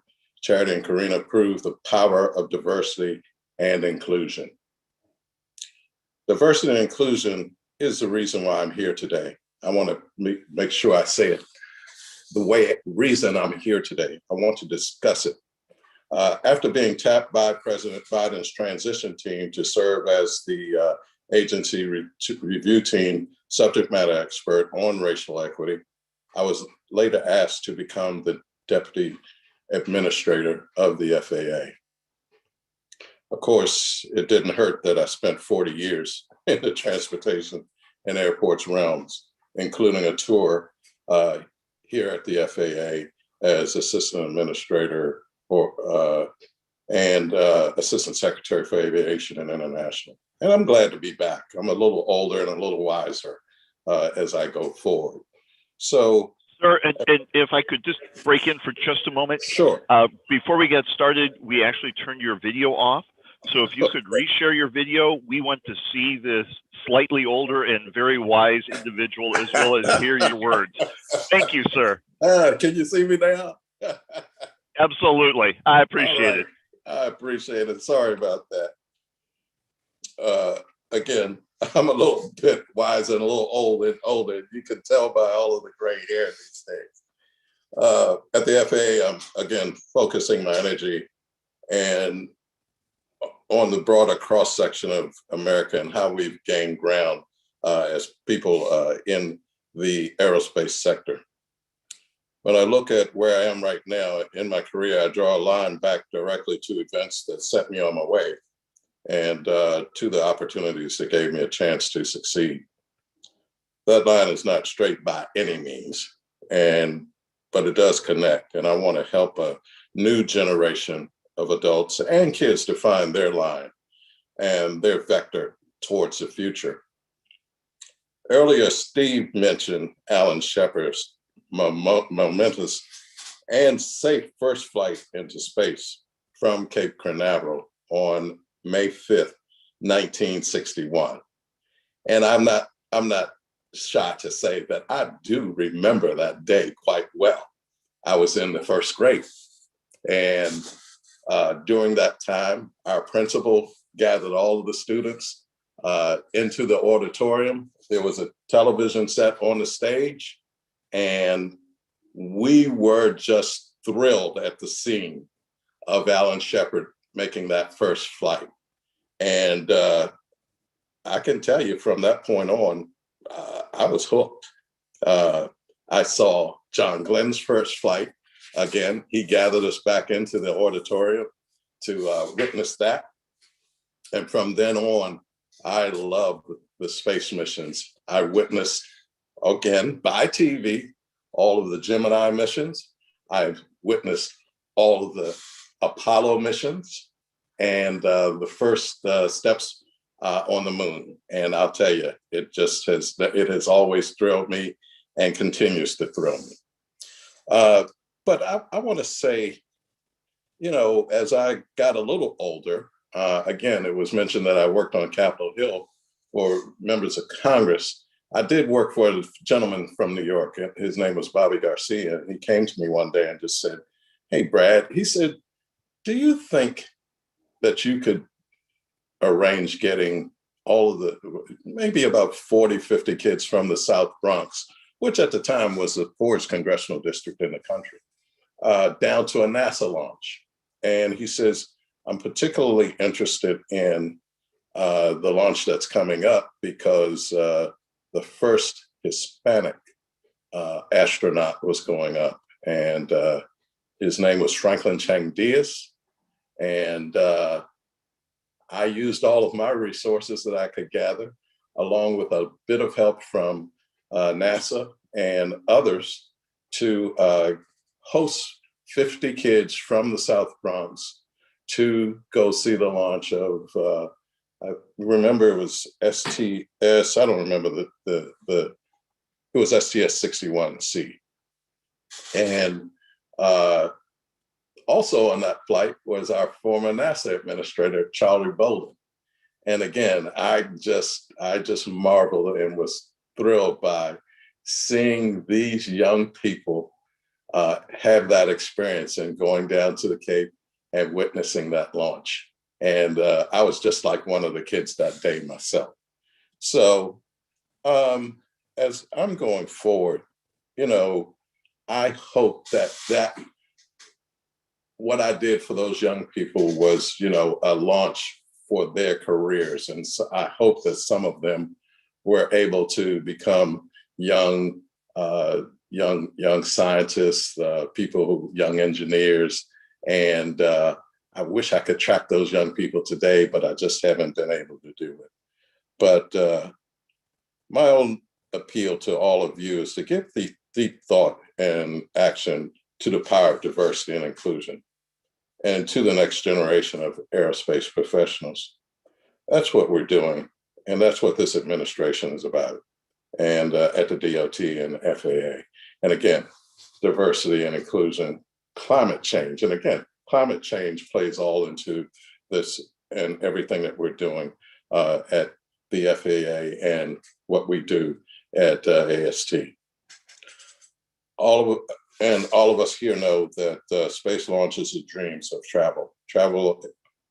space travel are great vehicles for doing that. So let us do our best to open the doors of airspace to people of all colors, creeds, and walks of life. And let's bring them all in, and especially the next generation, along with us as we rise to higher ground.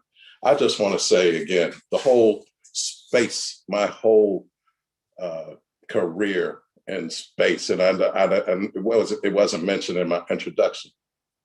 I spent 3.5 years as the lobbyist and congressional liaison for the National Air and Space Museum after I left Capitol Hill. Again, the Uvar Hazy Center, that building out there at Dulles Airport, I am very proud of the fact that I was able to shepherd that legislative piece that legislative piece through Congress to get that building authorized and to get it built. So this is all in my blood. Space is in my blood. Aviation's in my blood. And my love for diversity and my ability to make sure that we do what we need to do to get young people interested in aerospace and aviation as we go. So thank you. It's good to see all of you here today. And I look forward to working with you and visiting with you all as we go forward. Thank you, sir. Greatly appreciate that. Jim, if I might. Hi, it's Charity. Yes. Just Deputy Administrator Mims, thank you so much for your kind words. We really appreciate you being here with us today. I look forward to getting to know you and providing you updates from the COMSTAC. Thank you. Thank you. I've heard a lot about you guys, so I just want to. We'll be in touch. I'll look to get something set up with you. Thank you. All right. Perfect. And Charity, I will turn it back over to you. And again, thank you, Brad, for your words. Also for the words on diversity and inclusion. I greatly appreciate those words. And here we go off into space. Thank you, sir. All right. Charity. Thank you. Great. So up next is the third and final working group items. So there are 3 taskers at hand here that we will vote on. And this great work has been done by Paul Dampos and Lee Rosen as leaders of the I&I working group, the Innovation and Infrastructure Working Group. So with that, I'm going to hand it over to Paul. I think we've rearranged a few slides to start with the R&D taskers. Over to you, Paul. Sure thing. Thank you, Charity. Appreciate it. So for the last year, we've basically been split between topics on spaceports and on R&D. The first half of last year and through to the fall meeting, we focused on our spaceport topics. And then from the last meeting to the spring, we've really focused on the 2 R&D topics that we'll talk about today. So our first spaceport topic, we provided a recommendation in the fall, and I want to give a shout out to Dale Nash for putting that together for the Office of Spaceports topics. So today we'll talk about the R&D topics that we have here. It's a little bit confusing because it's called Task 3 and Task 4, but you'll see on the slides it's R&D topic 1 and R&D topic 2. So the first topic was really the lion's share of the work that we did over the last several months. And that was really to take a holistic view of AST's R&D priorities and make recommendations back to AST. The second topic has to do with the Center of Excellence, which we'll talk about here shortly. So our tasker was to examine and evaluate AST's R&D priorities and work plan, and for each of the topic areas to provide feedback and suggested improvements. We were also asked to provide additional R&D topics that would be useful to industry in keeping with the AST's public safety mission. And of course, that comes in the form of a narrative report, which is on the website right now. And what you'll see here in the next couple of slides is just really a summary of that paper. We were also asked to determine how well the current R&D program aligns with industry priorities in terms of maximizing safety, minimizing risk, especially to the uninvolved public. Next slide, please. So the specific questions that FAA asked us included what AST R&D products, if any, will industry adopt to improve safety? What products would industry like the US government to adopt, perhaps in statute or regulation, in order to improve safety and encourage the industry's development? And are there any safety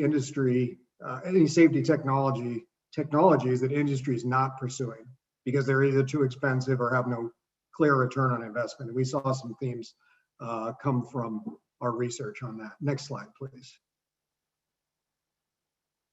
So a little bit of background on how ASD does R&D. Of course, Congress appropriates funds to ASD for research, engineering, and development. And that's generally done in 4 broad areas: space traffic management and spaceport operations, space transportation vehicles, human space flight, and industry innovation. And you'll see also that the centers of excellence are formulated around those topics as well. But AST also does near-term specific safety R&D through contract vehicles that have specific milestones and specific shorter-term deliverables. Longer-term safety R&D is done, as we said, through the Center of Excellence and funding research to member universities and other organizations. Next slide, please. So as we mentioned, COE is going to be a separate topic. That was a separate task for us, but we looked at these things holistically. COE is the Centers of Excellence for Commercial Space Transportation is right now scheduled to cease operation in 2020. There are discussions of the path forward, something called a Commercial Space Innovation Institute. And again, that'll be covered in the next topic. Next slide, please. So in order for us to get a good sense from industry, we put together a survey, and we distributed that survey first to members of the COMSTAC. We gave folks about a week to respond to that because we wanted to get a sense from the folks that are on this group. And then we took that survey and we put it out to the broader community through the Commercial Spaceflight Federation and through the Coalition for Deep Space Exploration. Let me first say I appreciate everyone on the COMSTAC and everyone in the broader community who did contribute to that survey. I know it was long, but we did manage to get a lot of information in there and got a fair amount of granularity to allow us to come up with some great recommendations here. So we based the survey on a handful of questions, again, based on the questions that we were given by AST. The questions were: what AST R&D products, if any, will industry adopt to improve safety? What AST products would industry like to see the government adopt? And are there safety technologies industry is not pursuing? And then, of course, is there a general awareness of AST R&D efforts in the first place? Next slide. So I'll provide some overall observations that came from the survey, and then we'll drill down a little bit into some of the overall themes that came from that, and then the specific priorities, which again gets down into that sort of treetop level of what folks said through the survey. Overall, most respondents indicated a low to medium level of familiarity with AST's ongoing R&D and Center of Excellence efforts. Most of that awareness was on an individual basis, folks participating in things like the COMSTAC or conferences, and it was rather than a whole of organization awareness. So companies themselves weren't pushing that down to their folks. It was just most folks were aware of it through forums such as this. There was overwhelming consensus that any R&D efforts really need to be connected to future operations and linked to safety technologies and practices that are going to make the commercial spaceflight industry better and safer. There was interest in seeing that R&D efforts would actually provide us with a step function increase in capability, as opposed to just an evolutionary. Folks in the community wanted to see investments made that would basically take us to the next level. There was some sentiment that perhaps some of the R&D is a little too broad, and that maybe the focus should be narrowed down only in areas that accelerate the progress of commercial space transportation, as opposed to what you would, I guess, consider basic research and development across a broad swath of areas. Next slide, please. So again, we were tasked to find themes and priorities, and from that we found 5 overall themes that generally align with the topics that AST R&D is looking at today. They are the regulation and policy research, space transportation vehicle research, advancement of space launch integration into the National Airspace System, or the NAS, and aerospace physiology and medicine, And then last, space situational awareness research. So again, kind of diving down into some of the more specifics of what folks commented on the survey. Within the regulation and policy research theme, folks wanted to see collaborative sets of requirements among regulatory agencies, reviews of insurance regulations to help reduce complexity, regulation reform to support increased flexibility. And the word flexibility you'll see throughout a lot of the stuff that we're talking about today. Flexibility is really key. More transparency in safety practices, licensing conditions, and lessons learned. And orbital debris mitigation was a recurring theme. Under the theme of space transportation research, vehicle safety analyses, systems and technologies, industry developed best practices as documented within AST, industry developed methodologies and existing safety models employed at spaceports and fully commercial launch sites, and green propellants for space transportation vehicles. Next slide. The next overall theme was the advancement of space launch integration into the NAS. There's an overwhelming desire to see more efficient aerospace management techniques, particularly as we start ramping up launch and recovery operations. That includes scheduling, deconfliction algorithms, real-time hazard maps, and hazard area calculation tools rather. Define safety criteria for launch operations. And a lot of folks pointed out some work that was done via the Aerospace Access Priorities Advisory and Rulemaking Committee in 2019 as being highly representative of some of the sentiments that came from the community. The next overall theme was aerospace physiology and medicine, and that's the development of commercial health metrics databases for future standards development, commercial acceptance criteria for spaceflight participants, suborbital research, including those with unique physiology. I'm going to pivot here because I just lost view of my slides.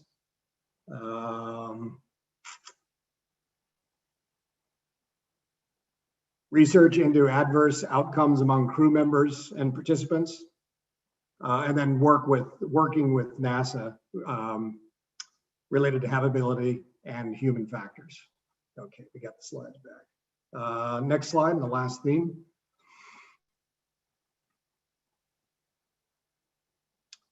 And the last theme was space situational awareness, of course. Identification, tracking, cataloging of objects following deployment of large numbers of satellites, collision and causality risk for mega constellations, collision risk data accuracy and persistence, and general debris mitigation and remediation.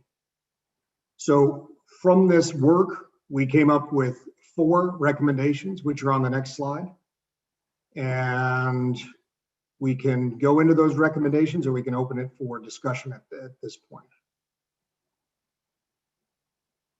Madam Chair, I'll kick it over to you for that if we want to go right into the recommendations. Just offering an opportunity for our members to ask any questions on this task for R&D activities. There's still a lot to chew from. I know that we sent out a survey that had a number of R&D technologies and opportunities and tried to whittle that down into a more broader sense of what industry needs from FAA when it comes to R&D. So I just want to pause here and see if there's any questions, concerns so far before we run into the recommendations.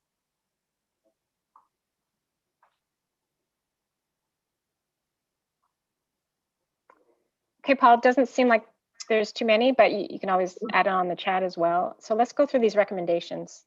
Sure thing. So I'll just read these verbatim, and then we can talk about them as we get to the end. So again, this is a wrap up of the observations that we saw from the survey. And again, greatly appreciate those who contributed throughout the community to this. So AST's R&D activities should be directly linked to commercial spaceflight and focused on future operational implementation from which industry and the public can benefit. Follow-through activities should aim to recognize distinct and measurable advancements in commercial spaceflight capabilities, technologies, and operations. The second recommendation is that AST should continue the solicitation of industry input regarding, excuse me, these R&D investments and efforts to stay ahead of developing requirements. And this is likely going to require a narrowing of topics in order to focus funds on efforts that provide maximum output and greatest innovation. Mechanism for ongoing industry input and feedback should be created. Next slide. Third recommendation is that AST should select R&D topics addressing the speed with which assessments of launch vehicles and their integration into the NAS, the National Aerospace System, can be accelerated. In particular, AST should invest in tools or processes to evaluate, certify, and incorporate industry-developed elements and methodologies for launch vehicles. AST R&D should also focus on development of technologies to enable more efficient management of spaceport, launch site, and aerospace activities. And then the fourth and final recommendation is that AST should stay informed of and support, where appropriate, cross-cutting research efforts, such as space situational awareness, with other U.S. government departments and agencies. So those are the four recommendations for the third task for the I&I working group. And I know we have got a couple of questions coming through both the questions and chat.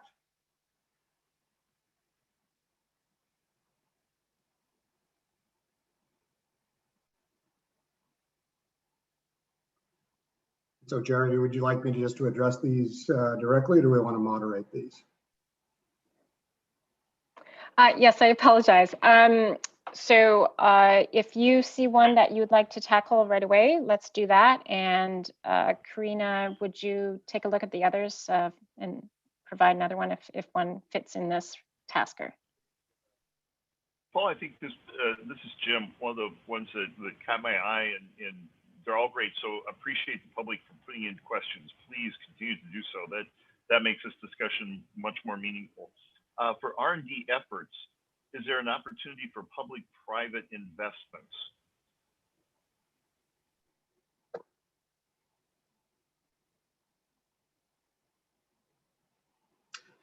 I believe that there were some comments to that regard. Most of what folks from the public were interested in is just having that feedback with the R&D. There wasn't specifically folks saying that they wanted to have public-private, but rather have the public, correction, the private industry being able to take advantage of the R&D that's done on behalf of AST. I didn't really see much in there about specific examples of public and private, public-private partnerships. We've got a couple of others here, but they're spaceport related, so we'll. Hey Jim, it's Charity. So PPPs are important, and I think we addressed that in the CSII recommendation a bit, in that industry can get more engaged when it comes to R&D opportunities, and to be creative in OTA and PPP authorities when it comes to that. So while it's not aligned perfectly with this task of the priorities, I think the how might be better discussed under the CSII tasker. Does that work? Absolutely. Okay.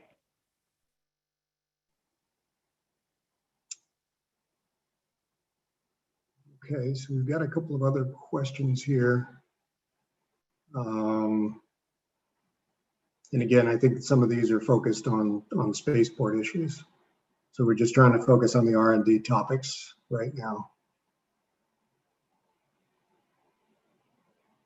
I don't really see any other questions specific to the R&D topic right now, unless there's a discussion amongst the COMSTAC members.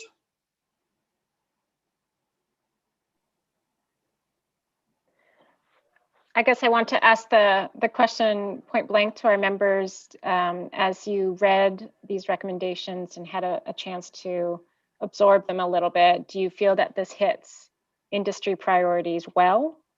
If so, or if not, why, or what might be missing here if you have identified anything else?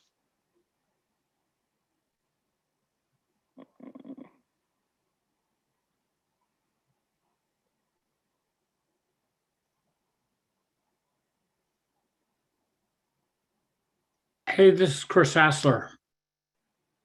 I have a issue that we talked about once when we were out in Warrenton about space situational awareness that might play into this.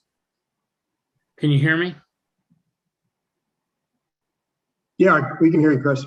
Yeah, we were talking about space situational awareness and some of the things that the Air Force and other people have going on out at Edwards and Vandenberg, which are databases that have been created to track space debris, and they do it for the intelligence community, and they do it for safety of launch, so that that when you're calculating your trajectories for sometimes defensive missile launches, you don't drive through a debris field.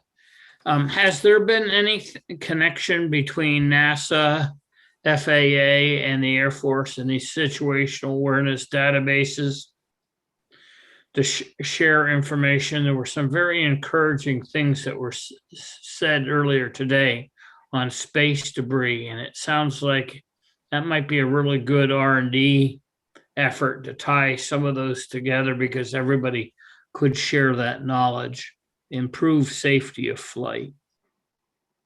Yeah, I think from the survey, there's certainly an overall interest in seeing more R&D in space situation awareness, space debris, et cetera. But in this particular case with the survey, a lot of the emphasis was focused on the new larger constellations that are being put up. That was really the commercial focus on it. As far as any cross-governmental work on the overall space situation awareness, I'd probably kick that back over to our AST colleagues to perhaps provide some color on that. Okay.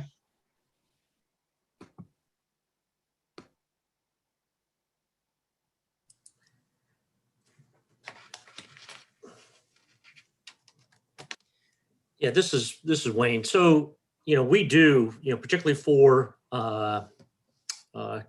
collision avoidance on launch, work hand in glove with the Department of Defense, particularly the 18th Space Control Squadron out of Vandenberg, to make sure that we can essentially on-ramp you and off-ramp you for re-entry to the Beltway safely, which is where our responsibility lies. But as you recall from Space Policy Directive 3, the task of space traffic management was assigned to the Department of Commerce. So, we support whatever efforts are going on with the Department of Commerce, but also work very closely with NASA on debris mitigation, collision avoidance, and as a matter of fact, one of the regulations that we are preparing to dust off and attempt to finalize is orbital debris mitigation, specifically, or more specifically, as it relates to like stage 2 for either pacification or re-entry post-launch, but not space traffic management. Is that helpful? Yeah, I think it is, but what it suggests is now that we have NASA, FAA, Commerce, Department of Transportation, there's almost this suggestion that there needs to be some kind of higher level enterprise level system that has a common interface that everybody can plug into, so that everybody's sharing the same information.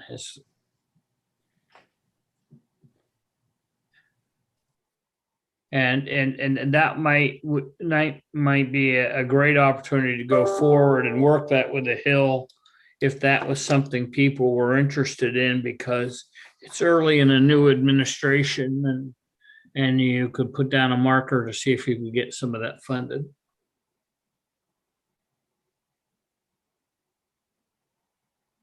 Chris, I think this would be a great topic for the open discussion a little later on. Okay. Do you agree? Yeah. Don't want to derail it here. Yeah. No. It's definitely an important question. Paul, I do see a couple Q&A here. I'll pass along to you. Yep. A good one. Did we consider prize structure for some of these R&D activities? No, that's a really good point. I don't remember that coming up in any of the surveys, but that is always a standing, really excellent vehicle for spurring innovation. But I did not see that come up in the surveys. But you know, I'm a big believer of that, and I think most folks in the COMSTAC believe that that's a good vehicle as well. I'd love to put Greg on the spot here. Is that something you think, Greg, would be a good fit for the CSII? Is that something completely different? You know, that would be interesting. And it's not something I discussed directly with Ken Davidian, who's the head of research there. But I do think it would be an excellent topic to take back and see whether that would be permissible under the funding arrangements that they have, or whether they could work with private industry potentially to get some money and award private money that could be administered through the CSII, similar to what was done with the Northrop Grumman Lunar Landing Prizes or the Google Lunar X Prize. So Charity, I do see one question via the chat and one via the Q&A window, but I'll read the question via the chat. Would you interpret the development of standards regarding new vehicles, designs, et cetera, to be a valid form of research that helps AST and industry do a better job at their respective roles in pursuing safety? And I would say yes to that. I think that was the standards piece was a theme that we saw throughout. And then there's a question on the Q&A window. It says, how does spectrum sharing and interference fit here, as well as cyber issues? Again, I did not see that come up through the survey, but it's certainly something worth looking at. It's something we can never look past, is any kind of cyber interference or things of that nature that could provide a safety risk for commercial space transportation. And I would agree, especially when it comes to, you know, the launch safety items, that this would cover underneath that item. Perhaps it doesn't need to be a standalone item, but spectrum, of course, is a key and a critical component of spaceflight, as is cybersecurity there. So I think that's a really good addition, or would fall under one of the already identified priorities.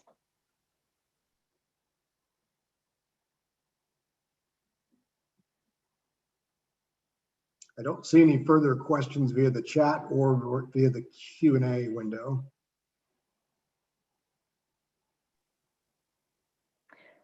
Okay, well, if there are no additional questions or concerns for these items, I recommend we proceed for voting on these two specific tasks with regards to research and development.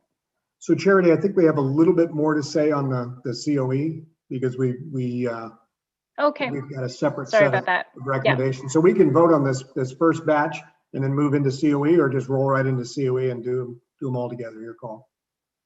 Let's vote on this batch, and then we'll move into the COE. Yeah. Okay, very good. Great. Do we need a motion and a second on this first?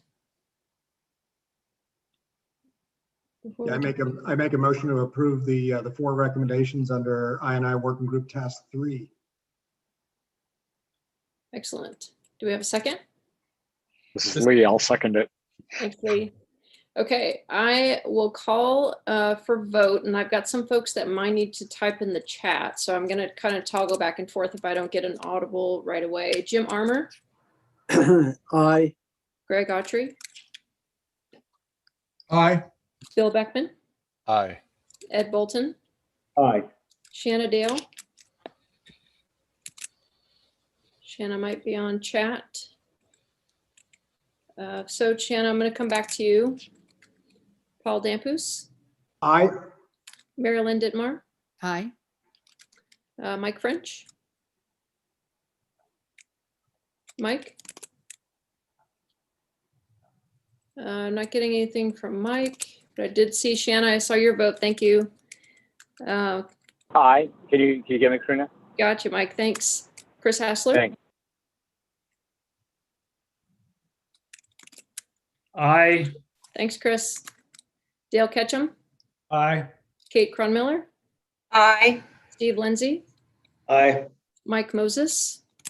Mike might be in the chat. Thank you, Mike. Clay Mowry.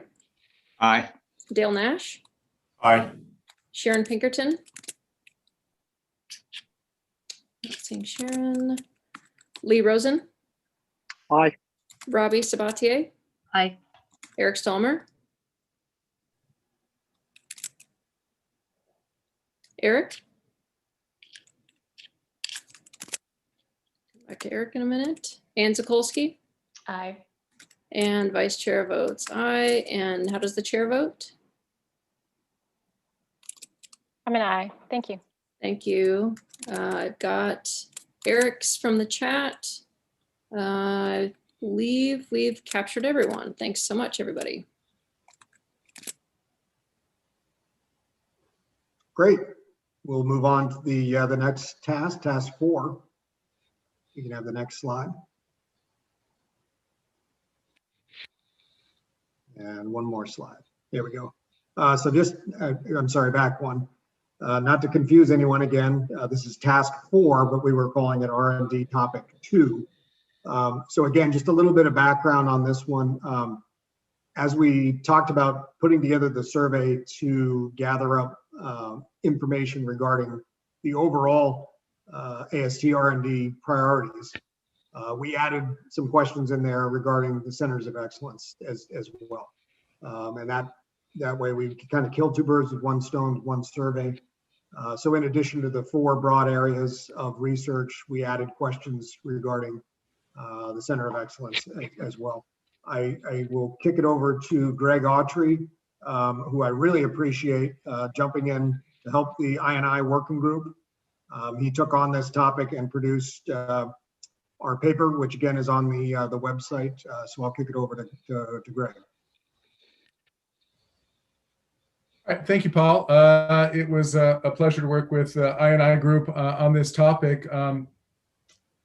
Over 10 years ago, there was a conference at Stanford University to lay out a roadmap for the Center of Excellence. That was a conference that I was actually a participant in, and a number of topics were identified and a structure was created. And about $16 million was allocated over the last 10 years to support that structure.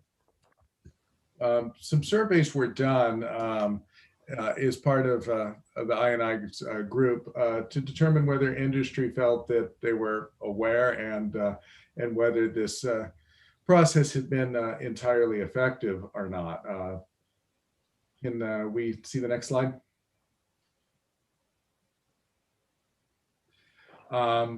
So the results of this inform where we're going here. It's important to know, though, that the COE structure is going to end on 2022, and so FAA is already looking forward to a new structure. The new structure is going to be called the CSII, or Commercial Space Innovation Institute, and it is going to be a more centralized rather than dispersed structure. The COE structure was across several university research organizations, and it tended to make smaller awards, and it tended to be kind of geographically constrained because of who the COE participants were. Next slide.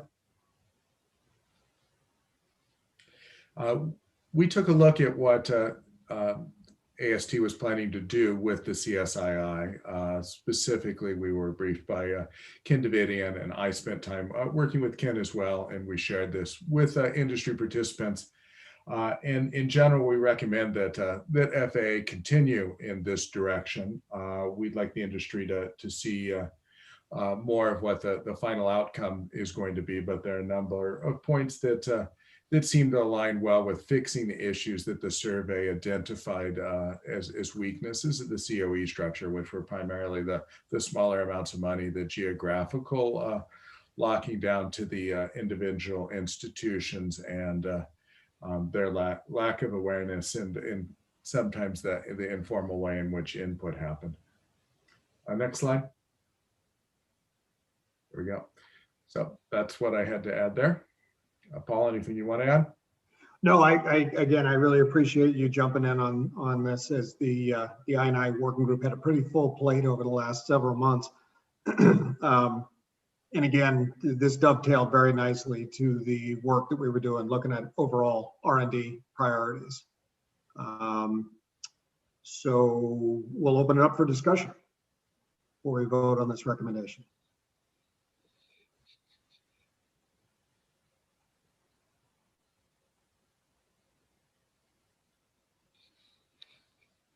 Okay.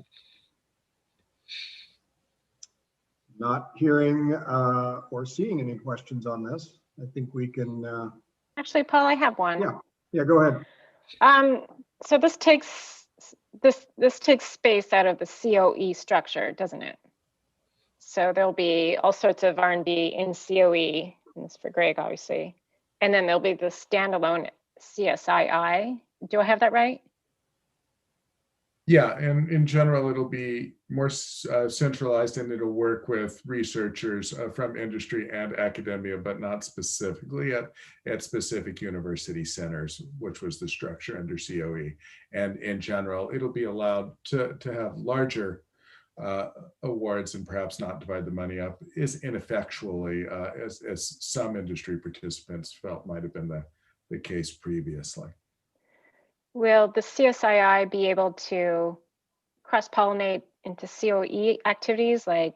Well, COE is basically going to go away in 2022, so there'll be some crossover, and I assume we'll see the same individual researchers and institutions engaged, but the structure will be different. But this will still facilitate, airspace integration and all those sort of topics. Absolutely. Okay, thank you. More of a structural change. The other part of the proposal, which is interesting, and it's not locked in, is that there would be a minimum contribution of $5,000 from the participants in the CSII for them to have basically some skin in the game and to defer the procedural cost. That will be interesting to see what feedback on that is. Whereas there was no cost for the COE structure. I can see small businesses and universities perhaps struggling with that. On the other hand, it's important to make sure that people don't just want a plaque to say they're a participant and stick on their wall, but they're actually committed to working on the project. Hey, Paul, this is Chris Hasser. Since you're in the middle of a transformation with the COEs going away and this basically supplanting that role, even if it's organized differently, it appears to me that that with the number of spaceports that are now available, you have a licensing mechanism. Can some of the proceeds from that licensing process also support this? Or the states that are getting the benefit of developing centers of excellence around their geographic locations because they now have a spaceport? Is there a way to have an assessment so that some of these states also have to participate? Chris, can you clarify what you mean by proceeds? Well, you know, if some of these organizations are going to get economic benefit by having spaceports in their region of the country, is there a tax or a fee that is charged by somebody using those spaceports? And could some of that be applied to R&D activities? I honestly don't know the answer to that question. I will say that many of the spaceports have a member of the COE that's, if not necessarily co-located within the same general geographical area. But I don't know the answer to that question regarding somebody else on the call might be able to chime in on that. All I'm saying is the COEs get phased out. Those folks are already accustomed to making some contributions to COE-like organizations, and maybe there would be a provision here where some of that could be redirected to the creation of this new organization. Sure, we can take and look at that one. It doesn't jump off the page at me right now, but yeah, I don't know if there's anybody else who might have some input on the proceeds portion of it. Well, my point is, if we wanted to really jumpstart some of the intellectual thought process here, do corporate sponsors, let's say SpaceX or somebody that's launching, do they get a tax credit for contributing to something like this? Or is it only for their own R&D and their own crad?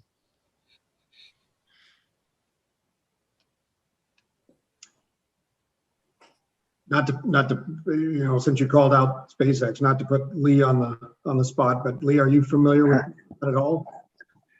No, most of the R&D work that we do is kind of internal R&D. So we haven't really reached out to organizations in the past. That doesn't mean in the future there can't be collaborations, which is kind of how at least I answered that part of the survey, which I think the survey is an effective piece. And I think this recommendation to get more industry input as to what would be helpful in the R&D world is really important.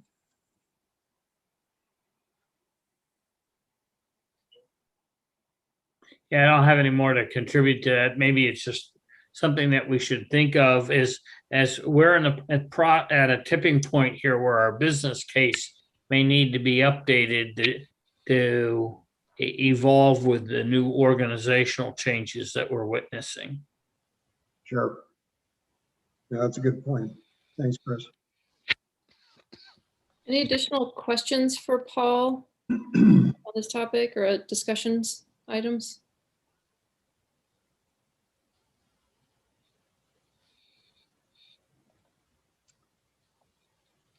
I'm not seeing any hands up or any additional comments now. Now, do we want to call for a vote?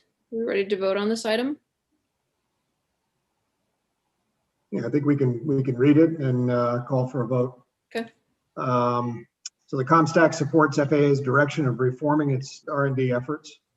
COMSTAC recommends that FAA continue the development of the Commercial Space Innovation Institute, or CSII, program, and provide additional briefings and documents to industry and COMSTAC members in particular should avail themselves of these opportunities.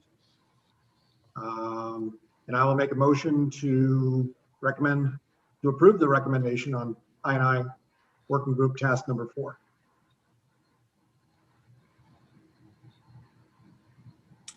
Second. This is Jim. I second, and I'll vote aye. Excellent. Thank you, Jim, for getting things started. Greg Autry. Aye. Bill Beckman. Aye.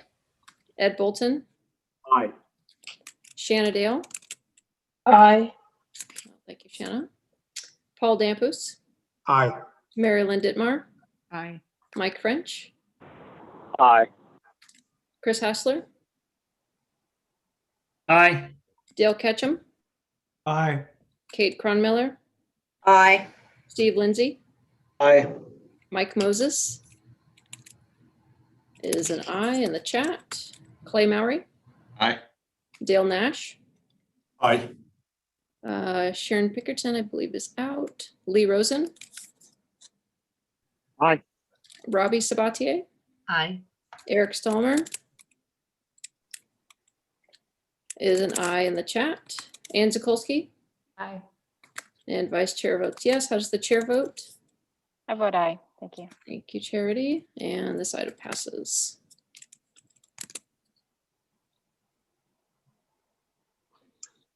Okay, great. So we'll go to our last topic. We rejiggered here just a little bit in the order. So if we can go to, yeah, I think we're going backwards here just a little bit. Okay, so the National Spaceport Authority topic is one that we've been working on for a year. We gave the group an update in the fall, but we decided that we needed a little bit more time to work on this one. Dale Ketchum from Space Florida has been heading up this topic for us and has conducted a number of subject matter expert interviews and has produced his narrative report, which again is on the COMSTAC website. So Dale, I will toss it over to you to talk through the National Spaceport Authority. Just understanding that we are still receiving input on this topic, and I suspect we'll probably have some good conversation on this. So over to you, Dale. I understand. Thank you, Paul. I do want to, it's curious, we've added an element of drama into our COMSTAC, so I guess that's a good thing after lunch. Basically, let me do a little background to explain why we are where we are with this particular topic. Going back into the 1990s, when I've been here a long time, the United States started to lose all of its commercial launches that were going down to French Guiana when the Europeans opened up a purely commercial launch site in South America. And at that time, there started to be conversations here on the Space Coast about, is there a better governance model? Because the commercial sector was fleeing because all we had was federal landlords. And that really isn't conducive to a robust commercial business model if you can avoid it. And they provided an opportunity to avoid it. Then going back to 2004, there were master plans produced by Kennedy Space Center, the Air Force, and the predecessor organizations of Space Florida, the state entities, and their master plans, and most master plans since then, combining those entities, government and state entities, reference that the optimal model for the Cape would be one where NASA and the Air Force are tenants, and the operations of the spaceport itself would be done by an independent spaceport authority. Simply for the same reasons, that's who runs airports and seaports that are dominated by commercial activity. The federal government doesn't run airports and seaports that are dominated by commercial activity for obvious reasons. So we get to the point where in 2017, the Air Force tasked the Aerospace Corporation with convening some meetings and producing a document that is the basis of our recommendation that really looked at what would be a better governance model to grow the commercial space launch marketplace, because it was understood that national security missions and exploration missions are best served by the growth and innovation that the private sector can bring to the US space program. So they were looking at a new model. They evaluated a number of them, and they ended up choosing a federal corporation, not unlike the Tennessee Valley Authority or the St. Lawrence Seaway Development Corporation. And this was driven because General Raymond was very specific that he wanted to shed the providing services to the commercial sector and maintaining the infrastructure needed to grow the commercial sector. That was not a core mission of his organization. Their mission is national security. And if they need to, if they could find a better way to grow the commercial sector and have the Department of Defense meet its requirements, then that was good for them.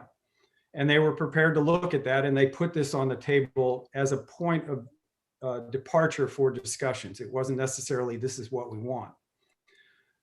So what we did, COMSTAC was asked to make recommendations to AST on the basis of this white paper. And my the I&I working group passed out a recommendation that is on our website today. It's about 3 pages. It's a good read. I invite you to read it. But it's basically dealing with the issue that the commercial sector needs to grow. We all want it to grow. It's imperative for both our national security, our exploration, our economic competitiveness, competing with China and the rest of the globe in the coming space marketplace. But I'm looking at it in the context of a couple of things. I think the biggest one to me is why it makes sense to be looking at a new governance model is that this country is looking at $30 trillion worth of debt. And everybody knows that budget pressures are going to ramp up. If not this year or next year, they will ramp up because we're going to have to pay that debt off. And federal agencies are going to be required to prioritize what are your core missions. And I know the Air Force is looking to shed this. I think NASA clearly is ambivalent. I think that's why we had the hiccup today. And they're looking at how to support a commercial model that would enable them to generate revenue, which is understandable. I'd probably be doing the same thing if I was them. But I think when the budget crunch comes, and we know it will, or at least it's certainly better, federal agencies that are trying to generate money by providing services and commodities to the commercial marketplace, when those budget pressures come, generating revenue should be the idea of the federal government generating revenue by providing services to the commercial marketplace should make people uneasy to begin with, just on principle. It doesn't end well for people. I think most of us who are old enough to have paid attention for a long time know that doesn't end well. And as those budget pressures increase, that's only going to put more pressure on a government that's trying to generate revenue. It's just not something I think we want to do. I think if we go that route, we will rue that day in the years ahead. And I'm not suggesting that we have offered a solution. We have not. What we're trying to do is to create an environment where dialogue can begin. The primary recommendation that we've offered to COMSTAC from the working group is that in addition to convening the interagency group that the Air Force recommended, the Air Force document, Aerospaces, in addition to convening an interagency group to have the Air Force, Space Force, NASA, FAA, Department of Commerce, state, whomever, to come together to start looking at what's the best governance model for spaceports going into the future. It's important that we not just have the federal agencies talking to themselves, but that we bring in industry, since they're the ones that we're ostensibly trying to grow, as well as states, which have key assets and capabilities that have already demonstrated an ability to significantly move the ball forward relative to the growth of the space program and commercial space in particular. But how do we start? There's other ways to do this, and we need to have everybody at the table discussing this. And I think we need to start that conversation now, because Space Florida proposed 5 years ago that we start a conversation now. This is going to be hard. It's going to take a lot of competing agendas, as we've seen today. And if it might take 5, it might take 10 years, but if it's going to take that long, let's start that dialogue today. I think the other issue that is a concern is that the government has a mandate not to compete with the private sector in providing commercial services. And spaceports are basically early iterations of what airports and seaports are. And, you know, you don't, like I said, you don't see federal agencies running airports and seaports that are predominantly commercial sector. The idea is, you know, 20 years old. Again, like I said, we're not proposing a solution. We're proposing a dialogue to come to that solution. And it's going to take a long time. Let's start doing that now. Again, I invite you to read the document. I think the concept is, it articulates that our goal is to create a spaceport that is sustainable, and like airports and seaports, is relying on the users to pay the operating fee, not the taxpayer. The taxpayers can come in like they do at airports or seaports with big grants to do major things, but operationally, spaceports are just another transportation hub, or they're going to be. And we need to treat them as such if we're going to move forward and be as competitive as we need to be when we're competing with the Chinese and the others. It's a bold idea. It's audacious that we're trying to do, and you know, it's not a bold idea. The challenge is administrative more than technical, and dealing with administrative challenges can be just as hard and certainly more soul-sucking than dealing with technical challenges. But I think trying to do bold and audacious things is what America expects of its space program. And I would suggest that we need to start doing that here. The other concern I have finally is we're not asking for a vote. We're just having a conversation today and hopefully eliciting more conversations to come. But I think I've known Bill Nelson since the 1970s, and I'm excited that he's going to be the new administrator at NASA. And I'm just very concerned that we not send him up to the hill looking for resources for NASA to help grow a commercial sector that is doing very well on its own. It has its challenges. We need to grow the commercial sector, but I'm not sure I want to send Bill Nelson to the hill looking for appropriations to grow that commercial sector when we need to be looking at it like an airport or a seaport authority where the users are paying to sustain the model and the taxpayers are coming in with big investments. So that's sort of background. Again, I won't go into the details of the paper. Like I said, it's just 3 pages. I think it speaks to the issue pretty clearly. And on that, I'll shut up and take some questions.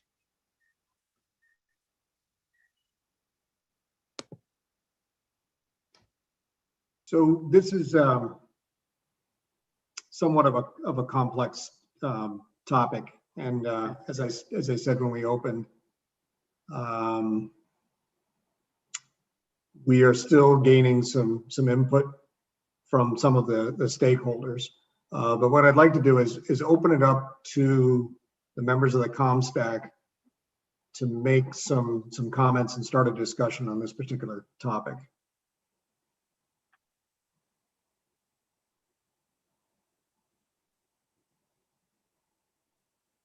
Hi, this is Robbie Sabatier. Robbie. How are you doing, Dale? Question on, did you receive input from KSC, from NASA, and from the Space Force, Air Force? I would definitely like to have a briefing from both of those stakeholders on this issue, because it does seem like it's a pretty important topic. Oh yeah, no, Space Force, the Air Force initiated the document that they task aerospace with creating a deliverable, that it was that white paper that was made available, I think, to everybody on COMSTAC. It's a rather lengthy national spaceport strategy. And it laid out why we need to do what we need to do. And it talked about its recommendation was combining KSC and Cape Canaveral Space Force Station now into a single Cape Canaveral Spaceport Authority, which is what the state recognizes the two as being.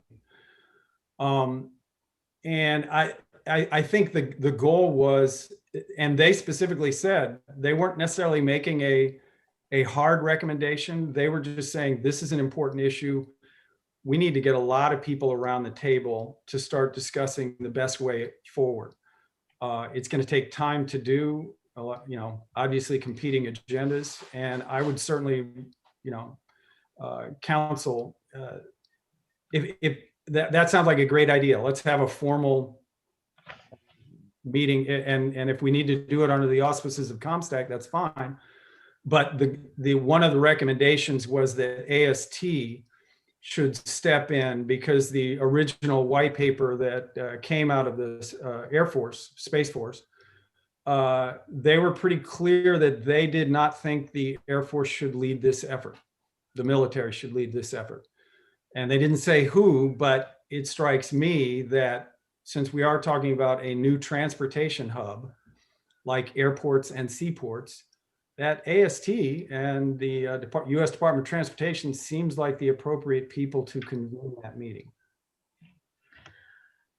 So I would be very much in favor of a briefing to COMSTAC. So I'm glad that you're in favor of that as well. And I think there's a lot of equities involved here, as you've stated.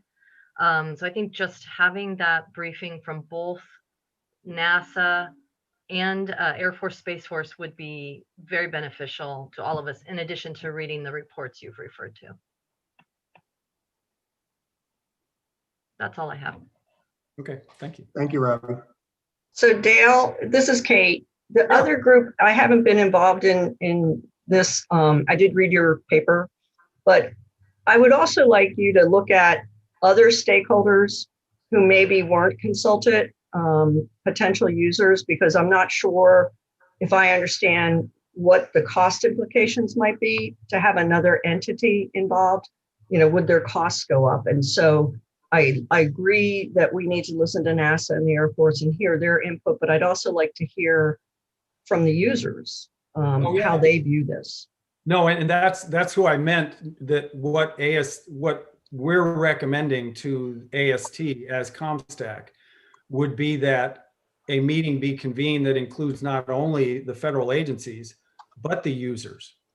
Because the users are the people that the Air Force document specifically says we're going through this exercise specifically to grow the commercial sector, because they recognize the federal government as the manager of a spaceport is not the optimal structure to grow the commercial sector. So, yeah, so I think that's a good role for COMSTAC to fill. I agree.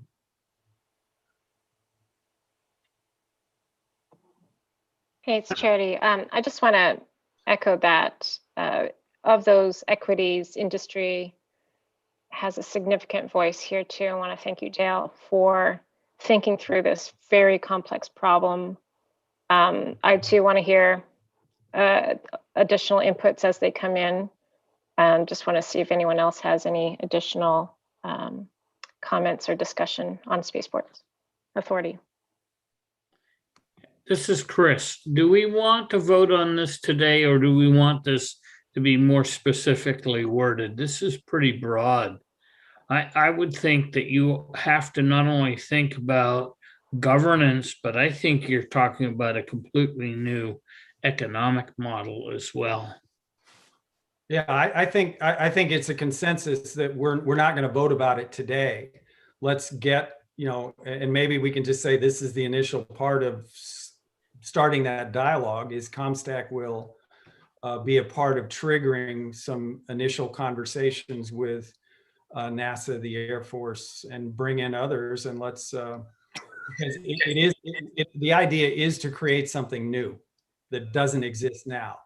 And we use the analogy and have in the past, and I think the Deputy Administrator Mims that we heard before, he is a member, he in his past, part of his bio included being serving on the in association with the Metropolitan Washington Airport Authority.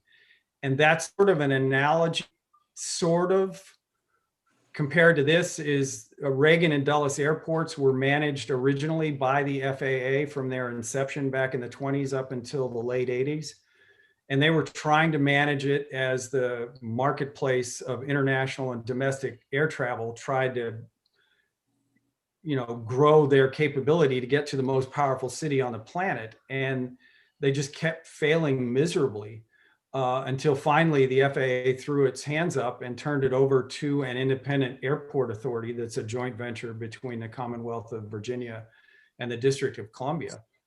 And that turned it over to an entity that could go to what really is the core of an independent spaceport authority, in my mind at least, is an entity that can go to the private capital markets to borrow the money for the needed infrastructure that were needed. Because when FAA was running Reagan and Dulles, they had to go to Congress to try to get money to make improvements to respond to the marketplace.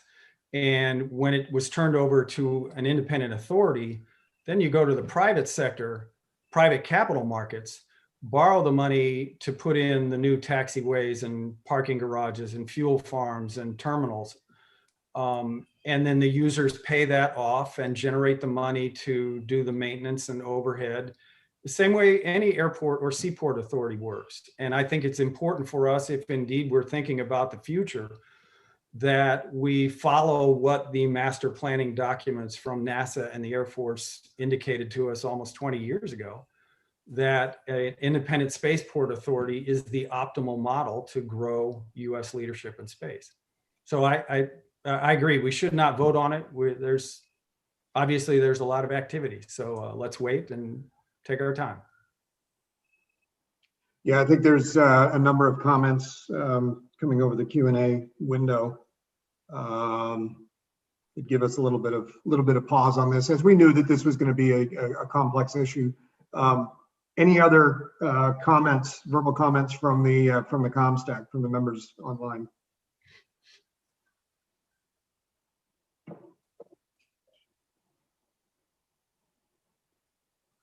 Paul, I just want to identify that not only on the Q&A, but on the chat session, there's a couple of questions here. Pretty basic questions I think we could hit first. Sure.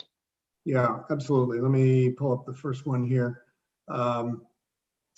So question is this proposal limited to Florida and California, or does it cover all spaceports, including Wallops, New Mexico, et cetera? The proposal that was generated by the Air Force dealt specifically with the federal ranges at the Eastern and Western Range, the Cape, Kennedy and Cape Canaveral Air Force Station, Space Force Station, and Vandenberg. There was some vague references to potential application to other spaceports. I'm not really sure I understood how that would work, and it wasn't clear. I think the one thing that I referenced in the narrative that was developed by the working group was that, particularly if we can bring in the private sector capital markets to help fund, and as an independent agency as well, you are then eligible for US DOT grants, which you wouldn't be if you're the federal government. So you can have access to both private and public money, but particularly if you're going after the private monies, then you're having to work to the metrics of the marketplace, which is going to drive decisions based upon performance and return on investment. And I think that's the best approach to seeing to it that we have a number of, obviously the US interest is to have a number of thriving spaceports, not just two, but let the marketplace and dictate that more than parochial politics.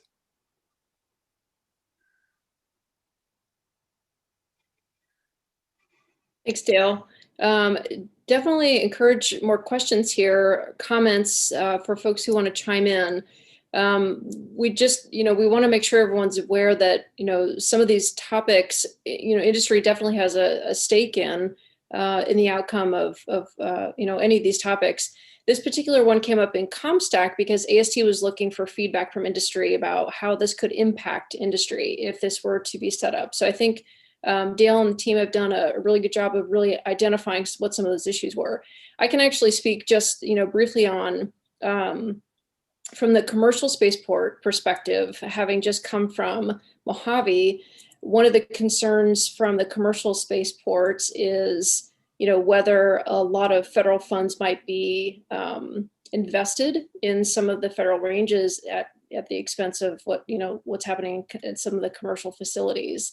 So there are a lot of unknowns on this topic. I think the important thing is the topic is out on the table, and that it's recognized, certainly by the Department of Defense, that infrastructure is a challenge. That the commercial launches, I think they're saying, are expected to encompass, I think, something like 85% of all launches in the next 10 years or something like that. I think that's what the report had suggested. So it's I think the issue is that, it's recognized that it's definitely a challenge, and the infrastructure piece is even a bigger challenge. So I think it's important to get this conversation going, and having this dialogue now with the multiple stakeholders is really important. And I think that's why we're all here. So I just wanted to make that point. I don't really have a question, Dale. Just wanted to thank you for all of your time you spent on this. No, well, to be honest with you, I was a little surprised that we didn't get more aggressive feedback, because I do know it's a controversial issue, and what's being proposed is certainly not this is upsetting the status quo and it's a big change. And if it took till today to all of a sudden break that all loose, then so be it. That's all fine. The important thing is, and you do raise a good point, and I hadn't really thought about it, but I think the other spaceports as well should be a party to that conversation about what's the best way, because we're trying to build something that's in the best interest of the United States of America for exploration, commercial, and national security. So that's a broad selection of stakeholders, and they need other spaceports as well that might not be immediately impacted. They should have a voice as well. But all things considered, this was fun. Look forward to playing with it some more. So thank you for those comments, Karina. They're spot on from obviously someone who's been working this for many years. To go back to there was a question about other spaceports, and we got a clarification from Stephen Earle at FAA that the charge for this tasker, the National Spaceport Authority, was proposed for Florida and California only. There was included a concept of reserved space at both ranges for DoD future use only. I do have there's a few comments from NASA that are on the feed, and I'll just basically summarize by saying that they're eager to provide additional input to this, that the economic model is critical, but that they want to understand how this can be economically viable without shifting unbearable burdens onto the commercial launch providers, or collapsing or creating a bailout situation for the government. So again, it all comes back to that this is a fairly complex issue as we've understood. Well, I think if you, Paul, I think if you look at that last recommendation, I forget where it was. I think, well, at least on the briefing charts, it mentions that on page 33 as an observation, this is going to cost a heck of a lot of money one way or another. And as we transition, but I think the goal was this is not going to be an easy or quick transition, but if we're genuinely trying to look forward into the future, let's start now and figure out how to make that work. Sure thing. Just a couple of other questions that have come up. Dale, there's a question. I wonder whether the National Spaceport Authority will be integrated with an international spaceport group. There's a comment that there seems to be a need to coordinate launch windows. That's probably the next phase once we get this first part licked. But any comments on that, Dale? No, I think, like I said before, we're not proposing a solution, just trying to draw attention to the fact that there are a great many challenges, working within, in addition to, you've got national parks and fish and wildlife at KSC, you've got national parks and Native American equities at Vandenberg. Between KSC and the Space Force Station, you've got different labor rates. So, and we all know how much fun it is to try to work with labor on working that out. But these are the challenging issues that are going to need to be addressed if we're going to, build the best model for the future. It's not easy, and I'm not proposing an answer. I'm just saying let's start talking about it.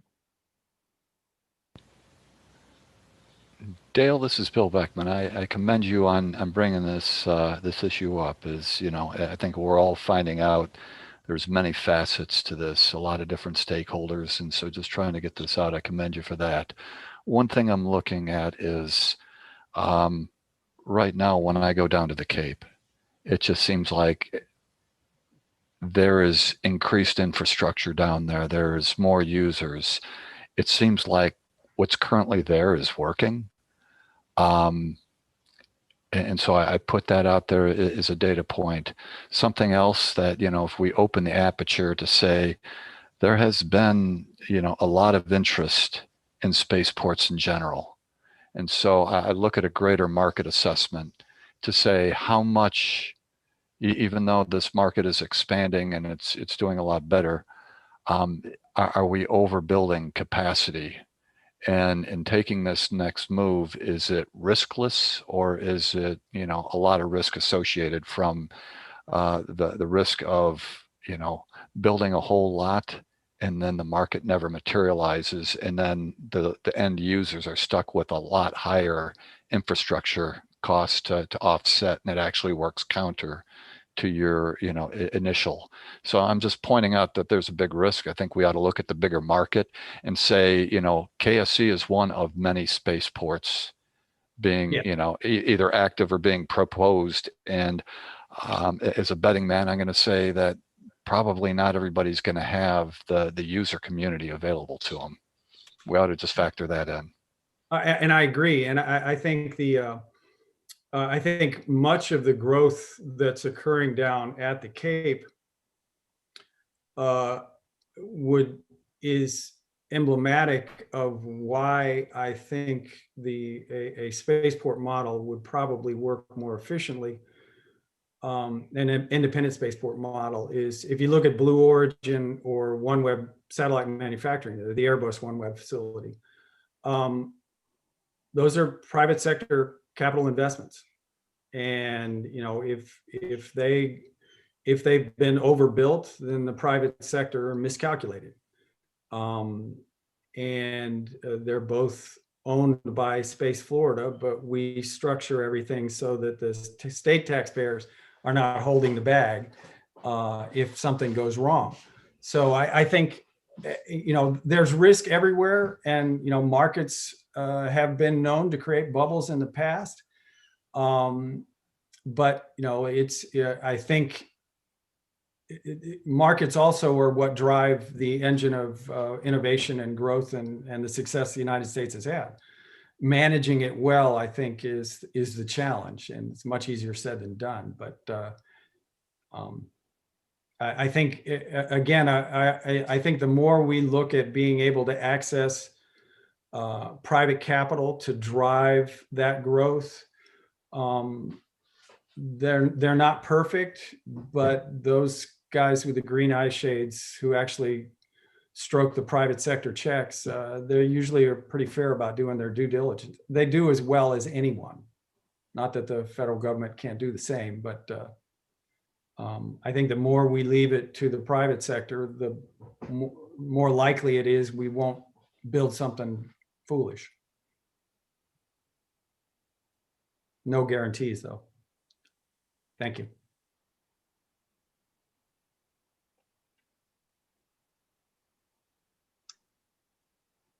Any further comments?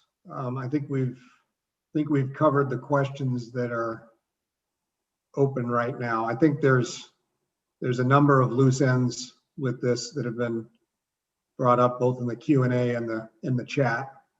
You know, a big part of which is who's the bill payer for this?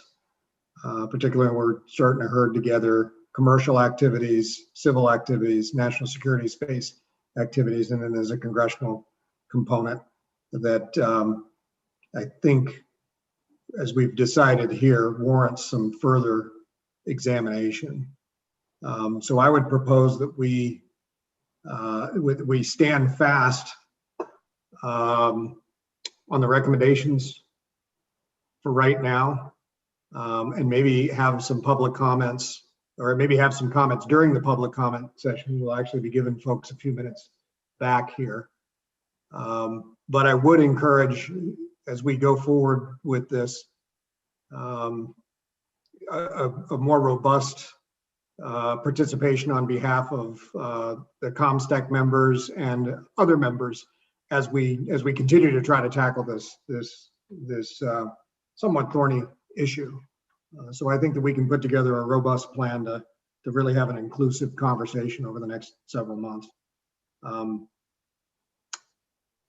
Charity, any further comments on that? I think we should stand fast on these recommendations for today. Yeah, I do propose that because we have additional inputs that are coming in, that we absorb those and get together as a COMSTAC to think through if that changes any of our recommendations, and to provide a final in the fall. Jim, does that work for you? Absolutely. I was just unmuting to say absolutely, I support that. I think more can be gathered, and I think this has demonstrated that COMSTAC could use a little more time. So absolutely, more time. Let's pick it up again in the fall. Great. Once again, Dale, thank you. Didn't want to put you in the hot spot today. No worries, no worries. It was fun. We'll talk more. Well, and I will say, Charity, that there was one question that we didn't get to, but it was from an anonymous attendee that said, could this recommendation on earthbound spaceports also apply to the moon and cislunar spaceport? So I think we'll try to tackle the earthbound first, and then we'll tackle the moon and cislunar next. But great to see that the community is out there thinking way ahead. Yeah, just as Gabe Swinney was talking about legal issues, that might be another one. Yeah, indeed. Okay, so that completes the I&I working group session. Paul and Lee and all the team from I&I and from the safety working group, those that pitched in for the R&D taskers, we did not forget about you. Thank you so much for all your hard work here. Really great recommendations and more work forward as we move forward. Jim, what's next? What I would recommend is maybe taking a 5 or 10 minute break so people can get up and walk around or get a drink or take a deep breath. All right, we'll reconvene at 2:30. Perfect. Thank you.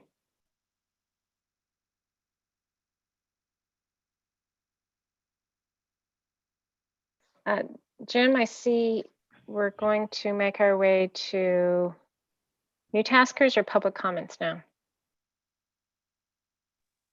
Sorry, you muted. Let's take it off and double click. Let's go to public comment now, if you don't mind, and then we'll save the new taskers for the end.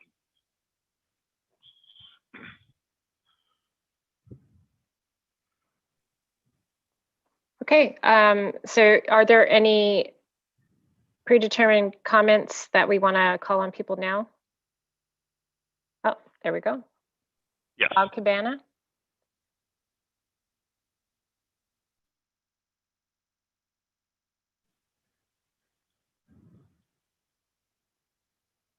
Bob may have stepped offline and not back just yet. We'll give him just a moment to see if he comes back. Sounds good. And in the meantime, if anyone out there wants to add to the Q&A, go right ahead and do that.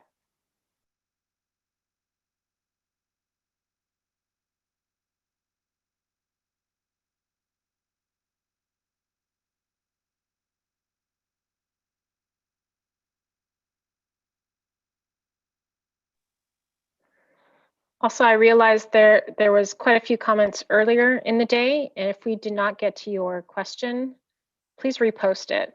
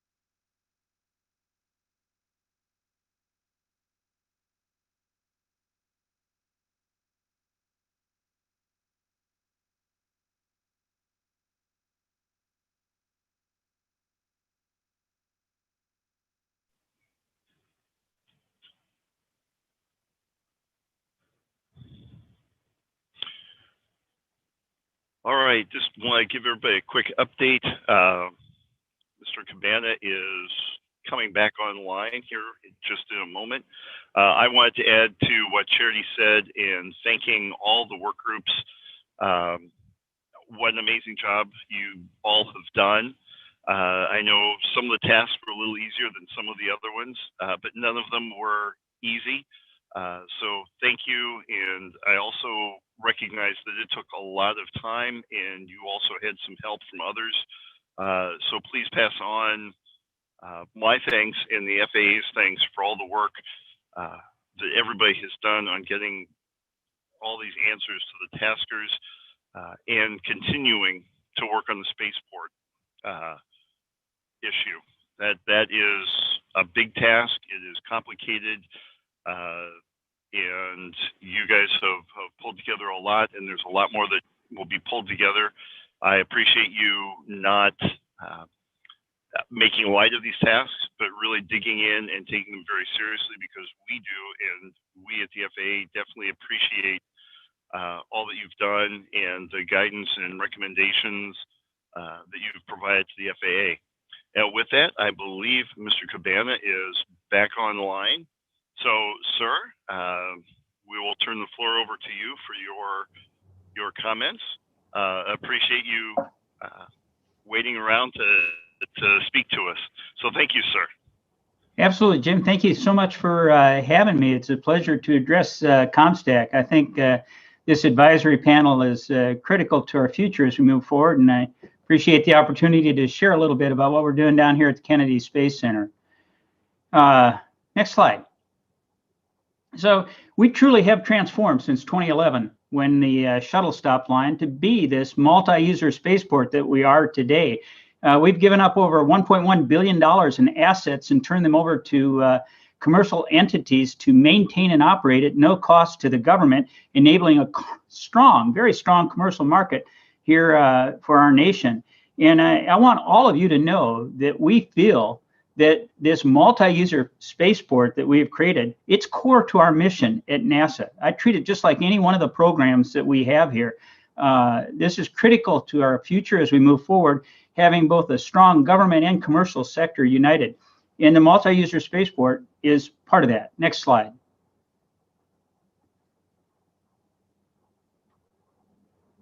So this just kind of lays out KSC. And you know, back prior to 2011, the shuttle program paid for all of this, all right? And today, you know, you can see the variety that we have. Of course, NASA SLS is on 39B.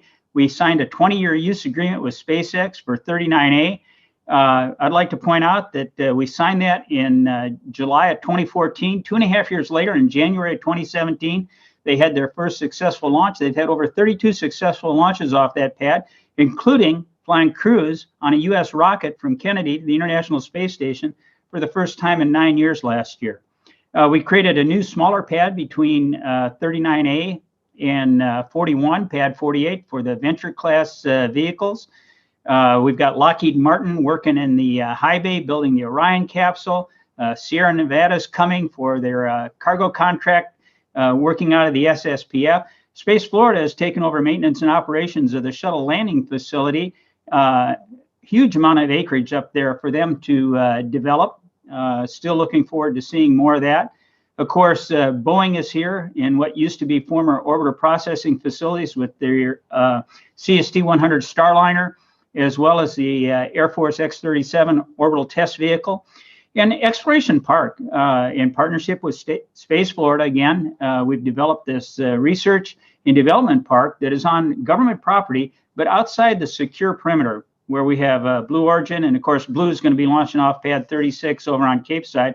So a huge commercial market has developed and become strong here at KSC with a lot of help, I think, from the partnership that we have between the 45th Space Wing and the FAA and NASA in signing the agreements to help make a lot of this happen and be more commercially friendly. Next slide. These are just the NASA launches, and my programs are lined up there on the left-hand side from top to bottom. And if you look from 21 out to 24, we've got like 10 launches a year, just NASA launches here on the Space Coast. Go to the next slide. I want to point this out. Now, this was an aerospace study, and if you look at that gray area on the top, the commercial launches as they build up to 2030 there, you know, we're looking at 50 launches on the range this year, increasing up you know, to as many as over 80 launches in the out years. That is absolutely amazing. And the, you know, the national security and the government launches stay, civil launches stay pretty flat as they run out. But the commercial launch market is increasing, and that's our future. That's what we are working to maintain. And I want you to know we've invested in the multi-user spaceport. We have invested in water, sewer, electrical power distribution, fiber optic, the propellant distribution lines, the HASGAS lines, to ensure that we're able to meet this demand as we grow forward. Next slide. A little bit on the spaceport. You know, KSC is 144,000 acres, all right? And that sounds huge. Everybody thinks that there's all this land that we can just develop and move forward and we can just continue to grow. But there are limits to our growth, and this is why. We have wetlands, we have quantity distance arcs for hazardous operations that we have to maintain, we have threatened and endangered species that we have to protect. And as sea level rise increases, it does impact what we see as our ability to continue to build and operate here at KSC. Next slide. If you put all that together, this is what it looks like when you look at that quantity distance arc, all the threatened species and stuff. And so that 144,000 acres comes down to, next slide, about 7,500 acres that we actually have that we can develop. We've done all the environmental assessments, we've done future planning, we've worked with all our partners, stakeholders to come up with where can we develop when we take all our limitations into consideration. And those limitations are important, but you know, this is just a beautiful area. So these areas that you see in red here, this is where we have focused on our ability to grow from a commercial point of view other than the launches as we bring in commercial partners to operate here at the Kennedy Space Center. Now, of course, this doesn't include Cape Canaveral Air Force Station, but we've done planning. We've had all our stakeholders involved in the local area, done the environmental assessments, and this is in our future plan as we move forward. So I just wanted to, you know, put things in perspective. We put a lot of thought into how we develop this multi-user spaceport that we're operating, and it's been done in partnership. And it's also, you know, I really believe this is core to our mission, and it's core to our future success. Next slide. I think that's it. You can drop the slides. That's what I wanted to share with you to just set the stage. Now, I did not hear all the presentation. I got called to a couple other meetings, but I caught part of the presentation on as we move forward as a national spaceport authority. And I want you to know that I appreciate what COMSTAC's doing, the recommendations that get made. The white paper that was presented did not have NASA input, to my knowledge, when aerospace did that for the Air Force. When the FAA decides what their guidance is going to be for spaceports as we move forward, we look forward to that. We'll work closely with the FAA to ensure that we're doing the absolute best thing possible for our nation to maintain a viable commercial space community that is competitive in the world. Because I think it's critical to our future as we move forward. If we are truly going to be a spacefaring nation, and we are, it's critical that we expand our presence beyond our home planet into the solar system, and that we do it in a united way. If you look at our path forward, the Artemis program, as we go back to the moon and eventually on to Mars in the future, we're doing that in cooperation with our commercial partners. Our commercial partners are involved heavily in how we go back to the moon. Our international partners are involved. There isn't anything that we're doing in a vacuum or by ourselves. We want to establish a viable commercial market in low Earth orbit where we are one of many customers and not the only customer up there. We want to see more commercial folks be successful. But right now, if you look at Blue Origin and SpaceX, we got a couple of billionaires that are working on those programs, and I'm sure they want to be more financially successful as they move forward. But we're still establishing this commercial market as we grow. So with that's all I wanted to say. I appreciate the opportunity to address you all, and look forward to working more closely together with all of you as we move forward to keep our nation strong in space. Thank you. Thank you very much, Bob, for coming here and discussing this important issue of spaceports. I just want to see if the panelists, our members have any follow-up questions for Mr. Cabana.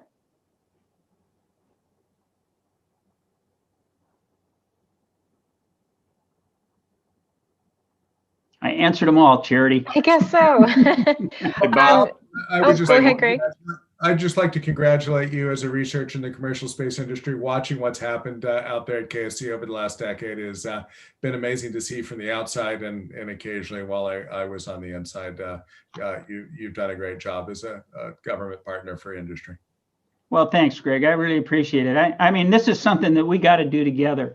And, it's in my opinion, we need a stronger commercial space market. I don't think we're quite there yet where we want to be. And I want to see more customers, and I want to see commercial space stations in a destination other than the International Space Station up there on orbit so there's a place for all these people to go.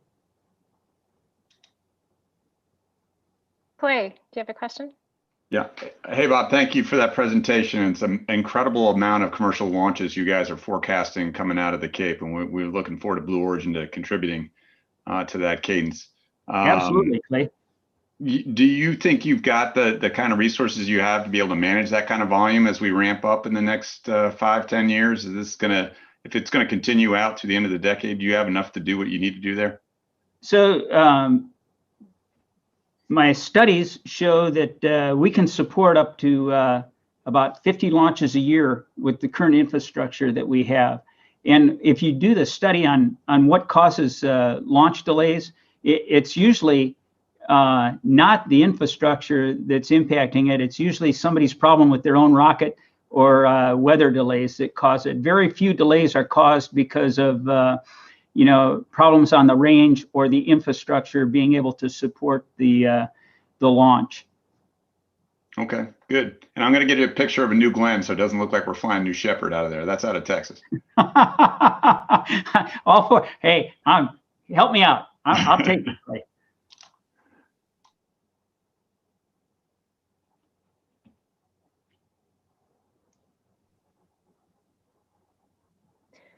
Okay, if there are no other questions from COMSTAC members, maybe we could proceed for any other public comments or questions at this time.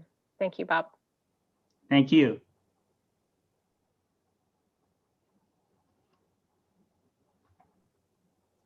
Jim, is there anything on YouTube channels or Facebook or other venues that we're posting today?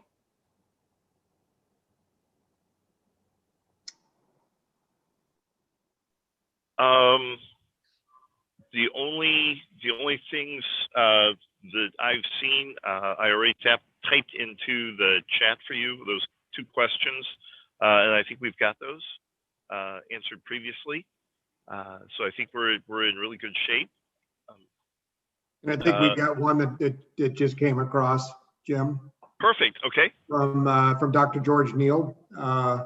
He sends kudos for the work that Pam Underwood is doing in the Office of Spaceports, but points out that there's perhaps a lack of staff working on budget and other things.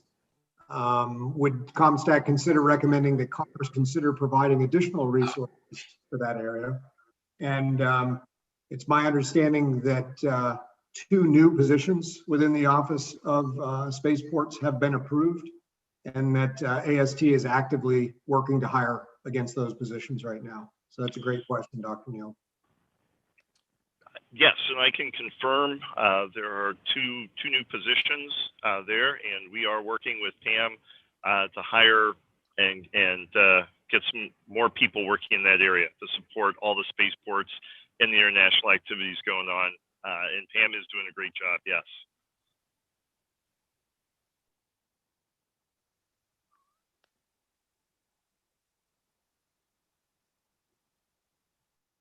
And just as a reminder for the public that's out there, if you are on this Zoom, you can use the raise hand or type a question in the Q&A, and we can recognize you. If you raise your hand, we can get you so that you can ask the live question. This one is actually for Bob, if you're still on, Bob. A question about how new startups can get involved with what you're doing at KSC. Absolutely. I would tell them to go online and contact my Center Planning and Development Office. They're the front door to business here at the Kennedy Space Center. They got a great website. I think if you Google NASA KSC Center Planning and Development, it'll probably pop up. But, you know, we go out for notices of availability and requests for information every now and then. But talking to Mr. Tom Engler in my Center Planning and Development Office, he can point them in the right direction.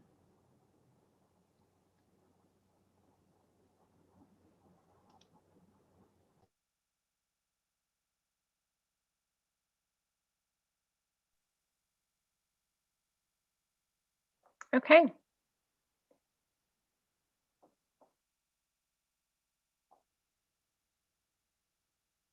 I have another question here for the COMSTAC members. Do we believe they are needed, or do you expect the US government to provide subsidies, grants, or loans for infrastructure to launch operators or to spaceports?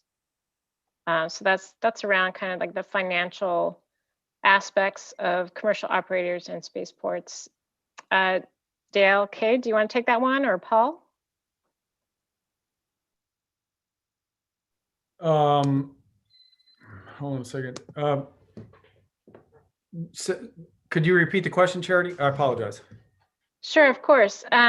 What kind of, if they are needed, and what kinds of subsidies and grants and loans for infrastructure may be needed for launch operators and for spaceports?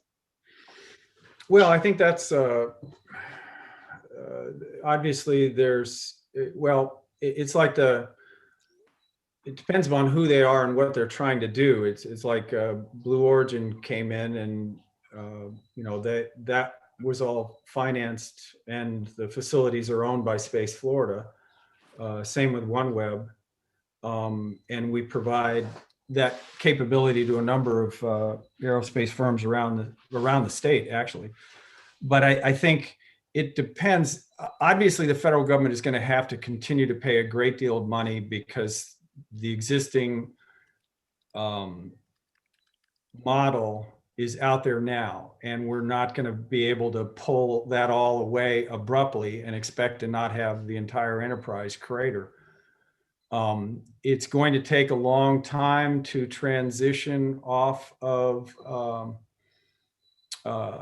pure, primarily relying on the taxpayer. But the same thing happened with the aviation industry.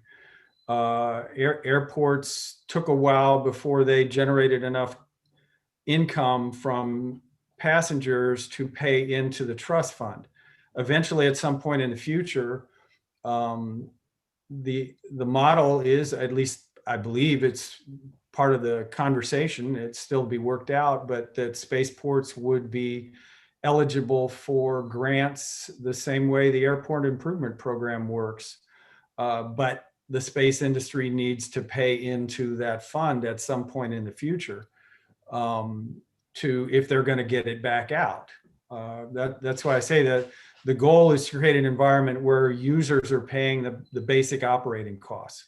The taxpayers can come in for big infrastructure investments, but I think Bob's done an excellent job of putting in place an infrastructure that exists right now to grow, that has helped the commercial industry get to where it is now.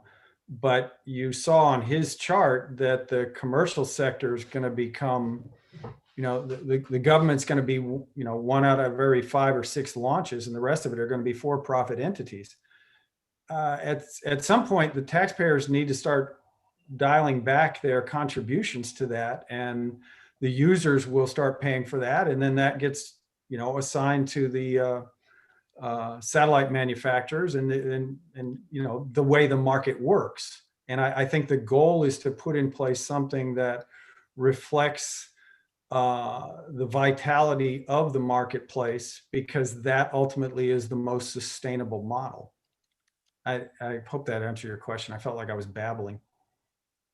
Thanks, Dale. Greg actually had some thoughts on that as well. Greg? Yeah, I think infrastructure is a critical national conversation that's going on right now.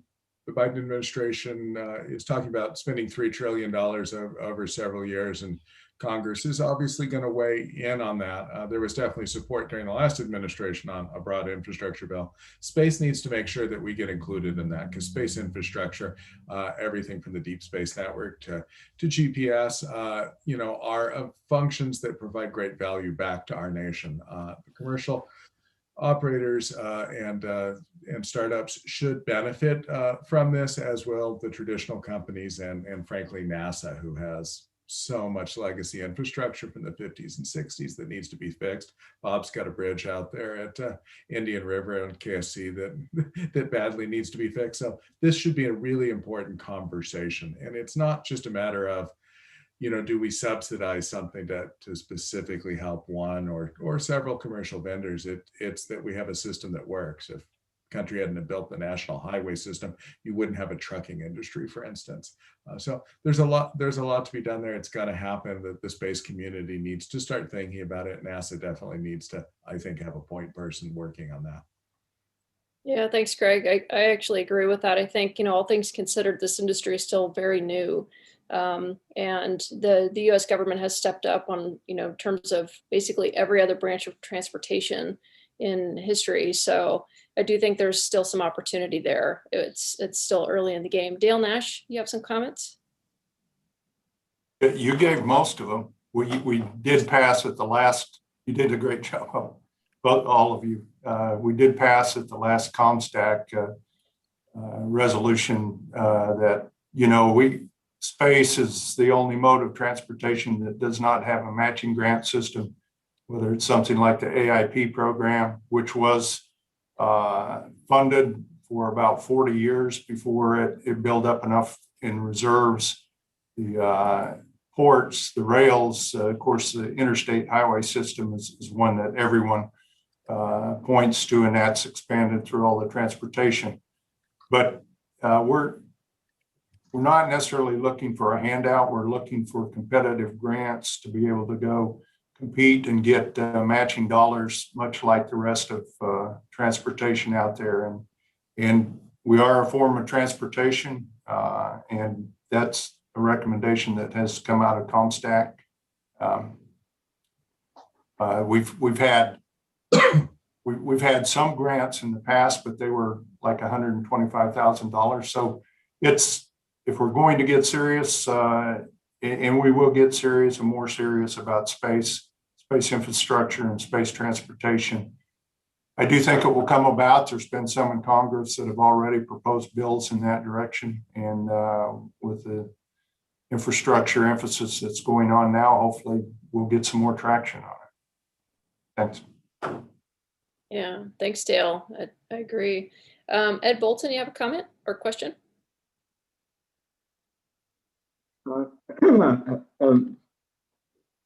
Certainly a comment, and thinking about, there's a lot of energy, and I maybe a slight pushback on some of the things that Dale and his team is proposing. I certainly want to compliment Florida Dale on the great work, and maybe we roll the problem back a little bit, and you just say that we do know that the infrastructure costs are rising. The infrastructure is aging as we speak. And we do know that it's projected that the commercial market is increasing. So the DoD is a smaller and ever increasingly smaller percent of the total launch manifest. And so the question out of Colorado Springs and out of the Pentagon is, to what extent should the DoD, Air Force, Intel be required to provide a capability that they are less and less the key stakeholder for? And the recommendation, if you could take the word, a lot of people are uncomfortable with the word spaceport, take the word spaceport out, is that how do you deal with that challenge? And the real recommendation is convene a working group with the appropriate stakeholders and have a discussion about what the best governance model is. And so, can vote now, can vote in a year, vote in 1,000 years, but that's still basically the question and recommendation. A key recommendation within that, which some people strongly believe in, is that there is an aspect around the way the commercial world's ability to raise capital. Is that part of the solution? Some people believe it is. And as Dale just pointed out, is there a grant system that's part of the solution? Some people is.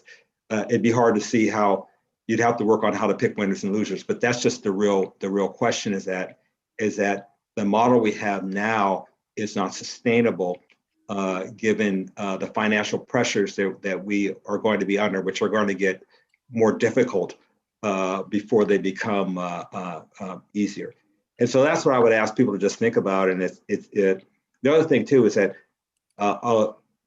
I'm sensitive to the conversation people had about bring this person in or have presentations. The question is, do we want to recommend to the AST to do these kinds of discussions that some people are recommending that this group do, or do we want to do them ourselves?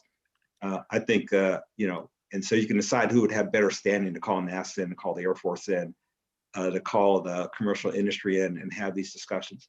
So I just want to kind of characterize that is that no matter how you look at it, we're really stuck with the problem that while not unsolvable is pretty difficult. We have increasing costs at the same time, and the government has a smaller percent of the actual work, and it has to be dealt with in some way. And I think that's all that Dale was trying to get at. And then Florida Dale, if I mischaracterize you, please push back. Over. No, Ed, you were spot on. I think if I did anything that characterized I was going to be expecting the users to be picking up the cost anytime before 5 and 10 years out, that was not the thinking. We are where we are. It's going to take a very long time to bring smarter people than me and around the table to figure out what's the best way. It's not going to be perfect because nothing ever is. But as Ed just stated, the existing model is not sustainable, and it's going to become less sustainable in the future. So how do we do this right? How do we do this better? It's not going to be easy. There's a lot of people that need to be at the table. There'll be some conflicting agendas, and I doubt very seriously we end up with complete consensus, but decisions have to be made if we're going to move forward. So having said that, and you and I are in agreement again, I think the real question is that what is the right thing to do next? We have our next discussion as a broad group in September. What is it we expect to accomplish between now and then that would either allow us to move forward this recommendation or change it? But I think just saying, oh, well, just kicking the can of September without knowing what's going to happen in between, I don't think is very productive. I don't disagree, but that's what the decision was. Even if we can start doing it, of it, and I'll shut up. I guess even if we can start some degree of dialogue and start under the auspice, because the recommendation was that AST convene these meetings. But if it needs to be initiated in advance as a COMSTAC exercise to sort of lay the groundwork to bring people together just to start discussing the right way to deal with this challenging question, then I guess at least we're making some progress before the fall.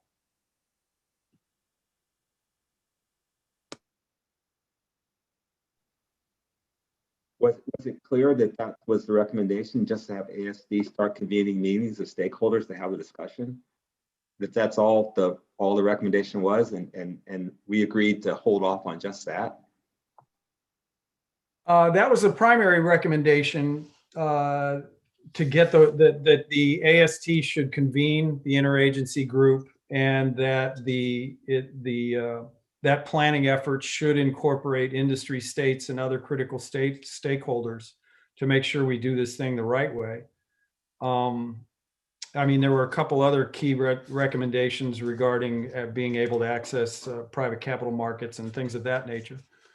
But I think the primary thing was not so much a statement that we have an answer, but that there's a recognition that there is a big question on the table and we need to start addressing it.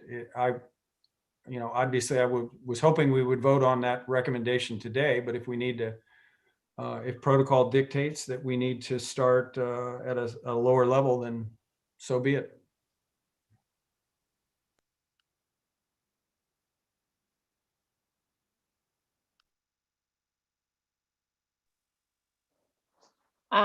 I'm willing to open this item back up for discussion if the membership agrees to do that. However, making that decision to hear more inputs, because it came late to us that there was additional inputs that wanted to be fed into this process. Hence the reason why we decided not to vote on this today.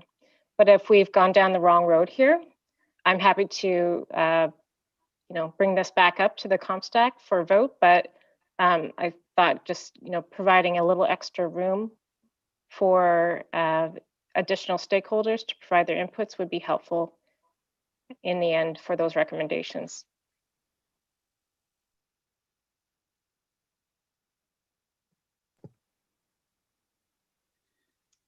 Other comments? Yeah, Charity, this is Paul Danfus. So, one of the questions that we did have come up that is in the answered column at this point was just on that, whether it would be appropriate for COMSTAC to consider recommending to AST that they lead an interagency discussion on the National Space Sport Authority. And I know that we touched on that sometime last summer. And that was a little bit of a sticky issue because of the interagency piece to it.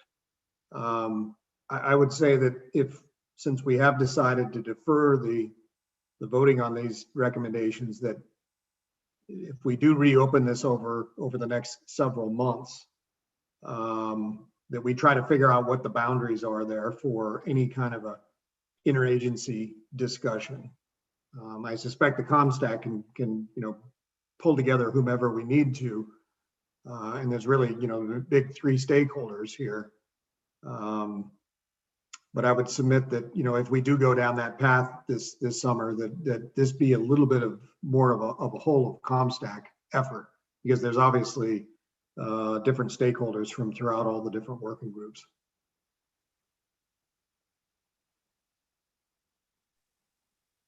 Yeah, I agree. I like that, putting barriers on exactly what we're trying to define and what we're trying to recommend. It was very clear here, mind you, but making sure we don't open the scope up too much and try and bite off too much as well. Mm-hmm.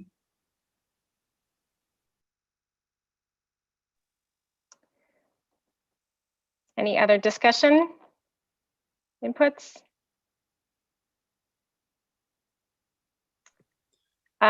So Jim, I think we've exhausted the public comment period. I don't see any other additional items here. We've talked at length on the Spaceport Authority item as well. I'd like to recommend we move forward and discuss new taskers and have open business as well. Absolutely. Let's go ahead and I will walk through what are going to be handed over to COMSTAC as new taskers. These are a good start. I will tell you that these are preliminary in draft, and you will get final, a bit cleaner, crisper tasks, but I wanted to make sure that I gave you some idea of where we were headed in our new taskings, because you guys have shown that you are absolutely spot on and excellent in figuring these hard things out. So I thought we'd give you some more hard things and get great answers. So the first one is really regarding human spaceflight guidance material. We have and it's on the next slide, a whole list of guidance documents, and they're out there. It has been a while since they have been brushed up and kind of cleaned up, and I would love to have COMSTAC take a look at those and help us with rewriting those. A lot of this is guidance to applicants on carrying spaceflight participants, and as you know, there is the learning period that is out there for human spaceflight participants, or the human spaceflight regulations for participants. And so these guidance documents are really helping to inform as we move towards that end of the learning period, whether that is in 23 or another time. So that's kind of the first task. The next task is, we have talked about the next regulation to pick up and work. We already have the Part 450. We have some other things that are going to be resurrected, if you will, that have already been done, and get those out the door. And COMSTAC has recommended Part 440. So we would like to have you go back through and look at some of the pieces of Part 440 and recommend what changes need to be done to 440. For example, thresholds to be used on MPL, cost of a casualty, what alternatives to insurance would industry recommend for operators? There are, as we go forward, insurance is an expensive thing, and maybe self-insured. There's a host of other things that can be done. So we'd like some recommendations from COMSTAC on those things. And then maximum probable loss information, and how that connects and informs the consent statutory requirements there. Next slide.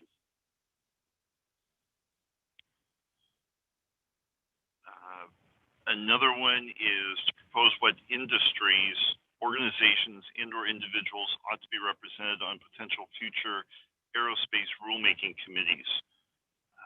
Again, this is not asking COMSTAC to say, okay, these are the people and organizations that will be on the next aerospace rulemaking committee, but want to get COMSTAC's input on, you know, these organizations, this industry, or maybe even specifically these individuals, because of their insight, their background, their knowledge in these areas, should be on that rulemaking committee.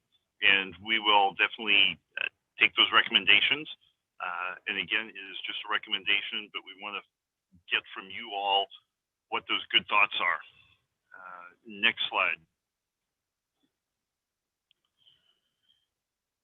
And we've already just briefly touched on this in regards to infrastructure grants or loans or funding of some sort. And as we're talking through this, this was one of those tasks that was just waiting in the wings.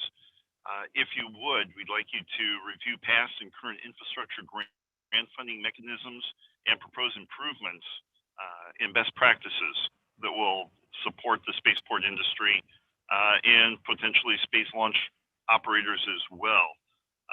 So that is another task that we need your brain power and expertise to help us figure out.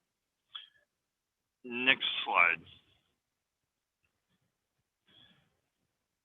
So as we move into the era of lots and lots of growth and a lot of things changing rather rapidly, what would an electric or electronic license application system look like? Looking at best practices, you know, on the aviation side for certifications, they have some things. But what would it look like for the space launch industry? One of the things that I think everybody would love to get to is kind of that 21st century, at least, where you enter information one time as opposed to multiple times. To do that, you're going to have to enter it into some sort of a database, et cetera, but would love to get industry and COMSTAC's view on how to make that happen. Next slide.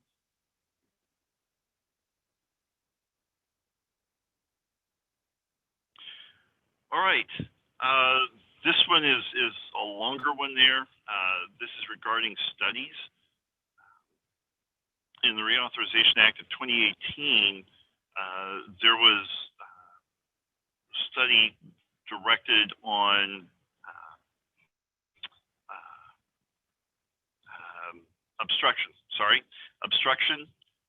So obstruction evaluation for spaceports, and want to get industry's view and insight onto what that should look like and what will be done with that information. Currently, you know, a decision can be made, a study can be done that, wow, building those high-rise towers at the end of a spaceport runway is probably not a good idea. But is there any means to make a change to that? How would that look? So that whole package of obstruction evaluation and what you do with that information is wrapped up in this task. And then finally, the next slide. Let me talk just the last three very quickly, and then I'll turn it over to Paul because he had an idea for a task that I'd like him to present. I think it's very valuable. To what level of safety should FAA use when looking at regulating human spaceflight participants? And again, these are draft tasks, more fleshing out of the actual language and a little bit more crispness in some of these, and suggesting drafting additional Part 450 advisory circulars. We will give you the list of the advisory circulars that we have identified are needed, and then asking you to come back and say, hey, here's some additional ones, and then help draft those. And then STEM promotion. What's a good way that we can partner with COMSTAC and industry to promote STEM activities regarding space? And then with that, unless there are any questions, like to turn it over to Paul Damphouse to kind of talk about the task that he has presented and let COMSTAC hear about that one. So Paul, over to you.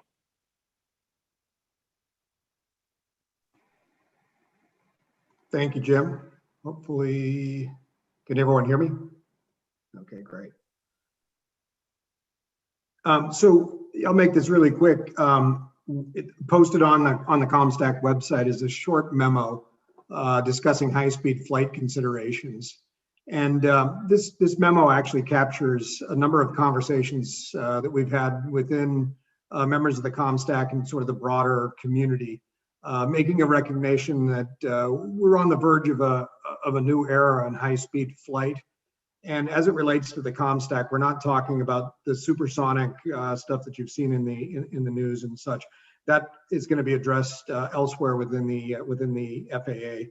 But certainly some of the things that particularly are long-range, high-speed, point-to-point, i.e. flying halfway around the world, are going to necessitate flying through space, particularly rocket-based and boost glide profiles. Some of these systems, of course, if you're going halfway around the world, you're probably putting about 98% of orbital energy into the system and then taking it right back out again. So for some of these architectures, you're effectively talking about reusable orbital vehicles that are going to be used for more point-to-point applications. So we think it's something that's of interest for the COMSTAC to look into on behalf of AST, and it covers a number of things that are apropos to the COMSTAC, and that being national airspace considerations, integration into the NAS rather, spaceport considerations, and future regulatory constructs. Several of us participated in some of the field trips out to the FAA's command center out at Warrington, where Dwayne Freer and his group briefed us on what they're doing with the Space Data Integrator as part of the Joint Space Operations Group. As we've seen, launch and reentry are becoming a big consideration for the larger NAS.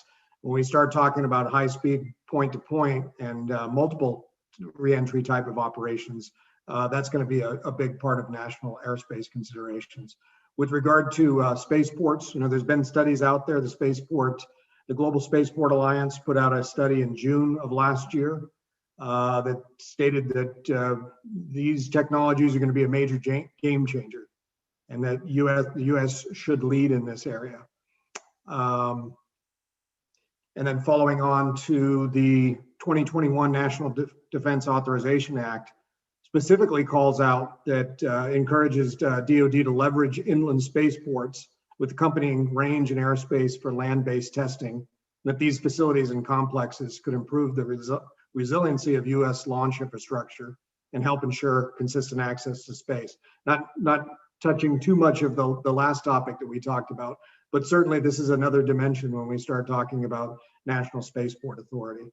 As these spaceports are coming up, it's going to make investments in these spaceports more attractive with higher ops tempo beyond just orbital flight, but suborbital and point-to-point as well.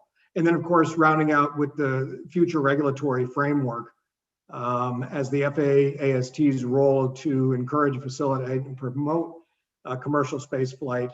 When we start talking about some of these missions that look like orbital space flight, even though they're suborbital, we want to be able to speed up the flexibility by which these architectures are regulated so that they stay ahead of an ever-increasing pace of innovation and iteration on several of these vehicles. So the recommendation is that the COMSTAC consider these high-speed aerospace transportation architectures, technologies, vehicles, and the associated spaceport operations and integration into the NAS, and make recommendations back to AST regarding future regulatory considerations. So I open that up for discussion. If some of my colleagues who I've spoken with before on this want to chime in, that'd be great. Thank you, Jim. All right, thank you. And does anybody else on the COMSTAC have comments or questions on that? Jim, this is Dale, Florida. I'm particularly enamored with the high-speed aerospace transportation one that Paul discussed. Do we need a motion to go ahead with that, or are we just sort of brainstorming at this point? It's pretty much brainstorming. I would think if I'll give it to Charity, this isn't really a task that COMSTAC has, but it is a recommendation back to FAA to take a look at this and to make this into a task to COMSTAC. So Charity, I'll let that up to you on how you want to move forward on that. Yeah, I think, Dale, we could have a discussion on, to what value this would bring, what priority it is, just a little count of the new taskers, and there are 6 of them. Of course, we'll need to shape the slate for the fall COMSTAC meeting based on how much bandwidth we have and what is a priority, but I want to have this conversation. That's why we wanted to have this new business opportunity for our members to bring up items they think are bubbling up in priority that the FAA needs to know about and potentially create a tasker out of them. So lots of room for discussion on this. Okay.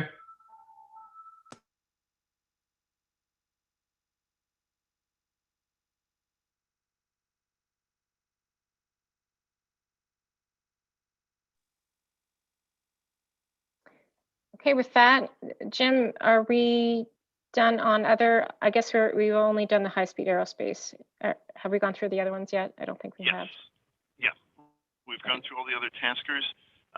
So if there's no additional comments on that, I will turn it over to you and Karina for closing remarks. Back over to you. Sure. I just want to give our members an opportunity to speak up now on topics that you feel the membership should be either aware of or add to this list. I know there's been a lot of talk about spaceflight safety today. We could discuss that. Several other items that were brought up. Eric? Hey, Charity. Just for the tasker that Paul had mentioned, or the potential tasker, I'd be happy to share with everyone the report that I co-chaired for the Aviation Rulemaking Committee on airspace integration. It's not very long, but it might be helpful to get an idea of some of the issues that are abound, with the integration of the airspace. With we looked at it from 3 different perspectives, from aviation, UAV, and space, but it was great input from all aspects of those communities. So I'd be happy to share that if anyone's interested. That'd be great. Thanks, Eric. Yeah, definitely like to see that. It'd be great. Yeah, I'll definitely get it to you, Paul. Tom, I'll send it to you as well. Tom Broder. It is Chris Hassler. I'd like to see that as well. I think this high-speed issue is going to be a big deal, because once they're all lifting bodies, and so once they're on re-entry, they're limited in their ability to maneuver. So people are going to have to accommodate their re-entry and landing, I think, right? Do I have that correct? Somebody correct me if I misunderstood that. Yeah, absolutely. I mean, if it's something, if we look into the future of truly operationalizing truly long range flight, it's not far from an orbital launch and an orbital reentry, just as a half rev. I think where some of these more ambitious programs are going right now is to effectively operate offshore, and that I believe that helps move their technology forward without having to potentially deal with some of the regulatory stuff that eventually we'll have to do if we're talking about coastal and inland spaceports. Somebody correct me if I'm wrong, but I think last year Boeing had 2 lifting bodies that had been in orbit for in excess of 100 days, in space, and then they came back autonomously and landed at Kennedy, okay, as lifting bodies, you know? So I think you're going to see more of that. The Sierra Nevada cargo lifter that's going to replenish the International Space Station, I think, returns as a lifting body as well. So when we're going to have to accommodate that when they come back and re-enter the atmosphere, and its impact on surrounding air traffic control could be significant. Yeah, indeed. And I think we have some heritage with that, with the shuttle, as what you're referring to as X-37 and Dream Chaser. Yeah. There are some concepts out there that do sort of blur the lines, because some of these vehicles are going to be either on top of the atmosphere or just above it, or actually skipping in and out of the atmosphere. So as you look at the domain, part of it's traditional FAA, some of it may spill over into what we would consider AST.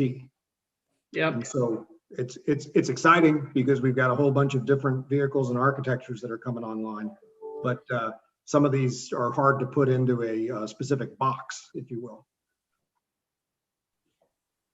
Well, what's the timeline for this sort of technology? 5 years, 10 years? What do you think?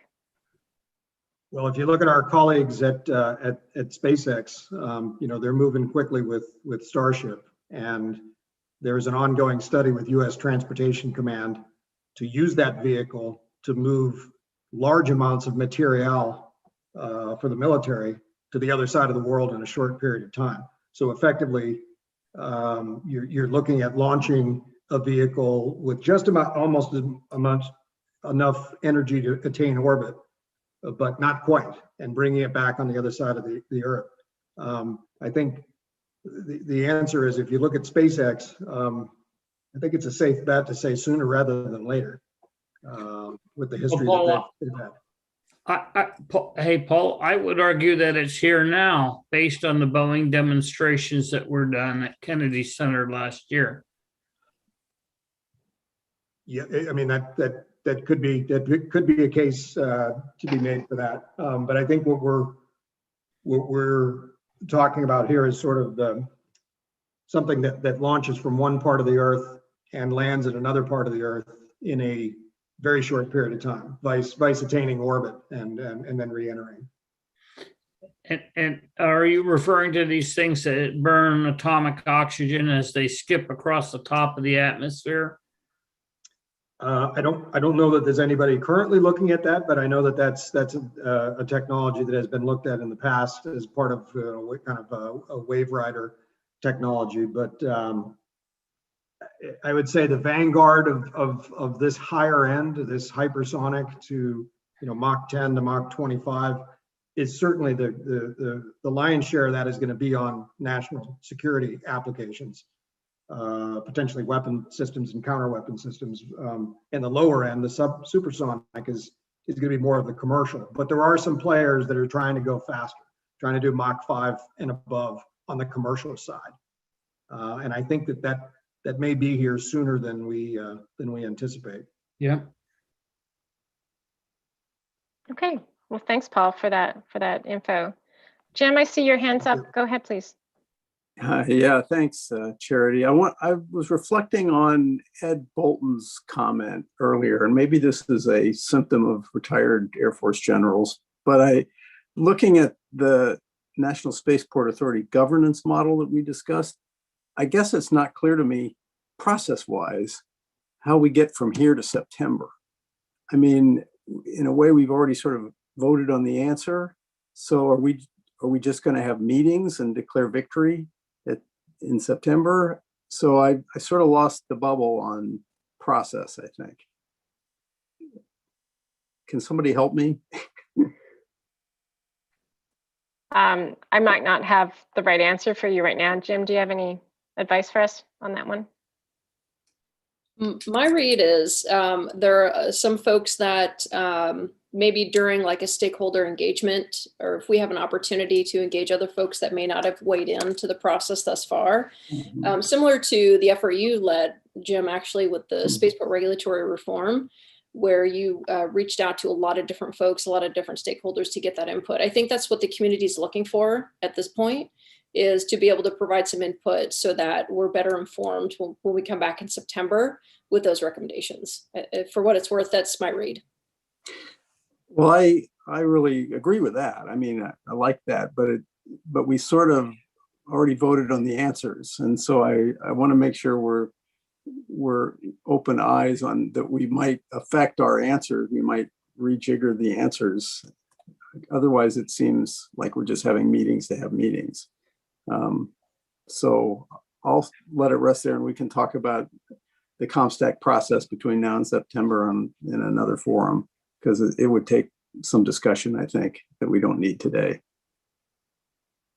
Ed, did I hit your issue? I think yes, you did, but I think I'm happy to fall behind these two outstanding leaders and see how they want to run it and see how I can support. I mean, Roger that. I agree. Okay, thanks. That's all I had.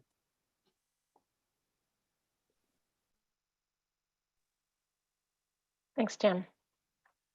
All right. Any other topics of discussion, new business from our members?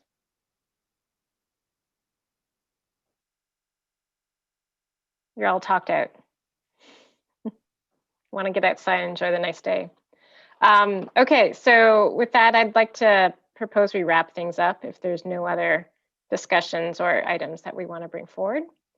And I just want to thank everyone for spending their day with the COMSTAC and walking through and discussing these really critical issues to the FAA and for industry, commercial spaceflight transportation. I do realize that 6 months comes by quickly, or for our next meeting. And as we enter into the second year of this cohort of our membership, I see us not slowing down a bit. We are hopefully staying the course, if not accelerating. And I know I put this out there before, but I really, really hope next time we can meet in person. I do anticipate finally us being able to do that. So we will certainly make that a priority as we prepare for the next public meeting. Just want to ask if anyone has any last minute questions, comments, guidance, lessons learned. I'd love to hear them. I'd like to comment that, a month or so ago, there was a lot of talk about issues regarding our regulatory environment. I think this meeting and everybody engaged should give the public an understanding of the level of success that's been had to get our industry to the point where it is today, which the commercial space industry is in an amazing boom. Global operators are trying to come to the US, and see the professionalism that's involved from FAA, AST, and from the COMSTAC. It'll never be a perfect regulatory environment, but it's certainly among the best in any government in the world, and the best in the space industry. And we should be proud of that and dedicated to keeping it that way.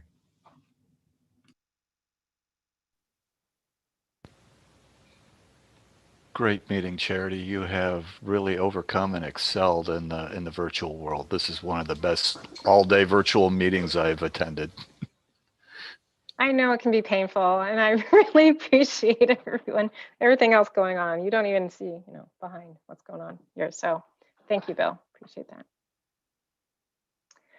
Just one other point while I remember it, regarding these new taskers, let's get together, let's shape them. There is room for shaping these. Some of them initially, I think the timelines are a little aggressive, and we might want to spread them out over a year instead of a half a year, but let's get to that when we get to that. Okay, Jim, back to you.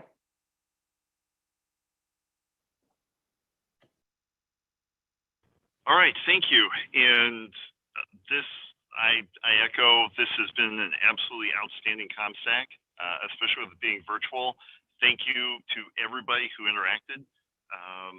Just a couple other quick thank yous, not only to Charity and Karina and the whole COMSTAC, but to Tom Murata, who's done an excellent job of prepping and working and getting all these things together and coordinating all the COMSTAC, this public as well as other meetings, to Janice Kaufman and Tara Halt, Leslie Welsh, Jack Fino. We have a captioner who is capturing our words so they can be out on YouTube. Brantley Story. What a great team here at the FAA that has been on the backside of this, making sure that everything goes smoothly. So thank you to them, and thank you for our speakers from state and from NASA, Bob Cabana, etc. Absolutely great. And with that, I would like to bring Kelvin Coleman back. Charity, do you have some things to say before we close out? I have one kind of weird thing I'd like to ask. Okay. For those that have video, would you please put your video on? I would love just to get a picture of all of us. We haven't done that yet. So just an idea. Thank you.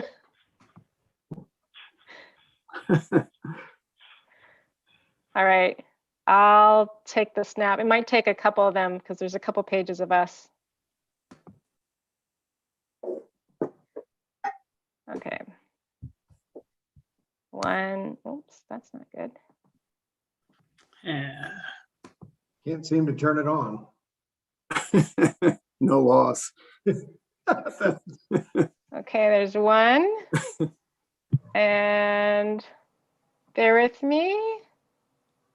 I'll do a second here. And two. Thank you. Appreciate it. All right. With that, let me bring Kelvin Coleman back, the Deputy Associate Administrator for AST. Sir, some final words before I adjourn the meeting. 2 words. Thank you. Thank you to Charity. Thank you, Karina. Thank you, COMSTAC members, for your great participation today. The recommendations and the discussion and all the conversation, the dialogue have just been invaluable to us in AST. And we look forward to continuing to partner with industry as we move the industry in this sector forward safely into the future. So I know it's been a long day as we sat in front of the Zoom cameras all day long, and we appreciate the fact that you've taken the time out to do this very important work to give us the very needed advice that we value in the FAA and AST. So thank you, and have a great evening. All right. Yep, Chris, go ahead. No, I was just going to say goodbye, everybody. All right. Thank you so much, and be safe, and the meeting is adjourned.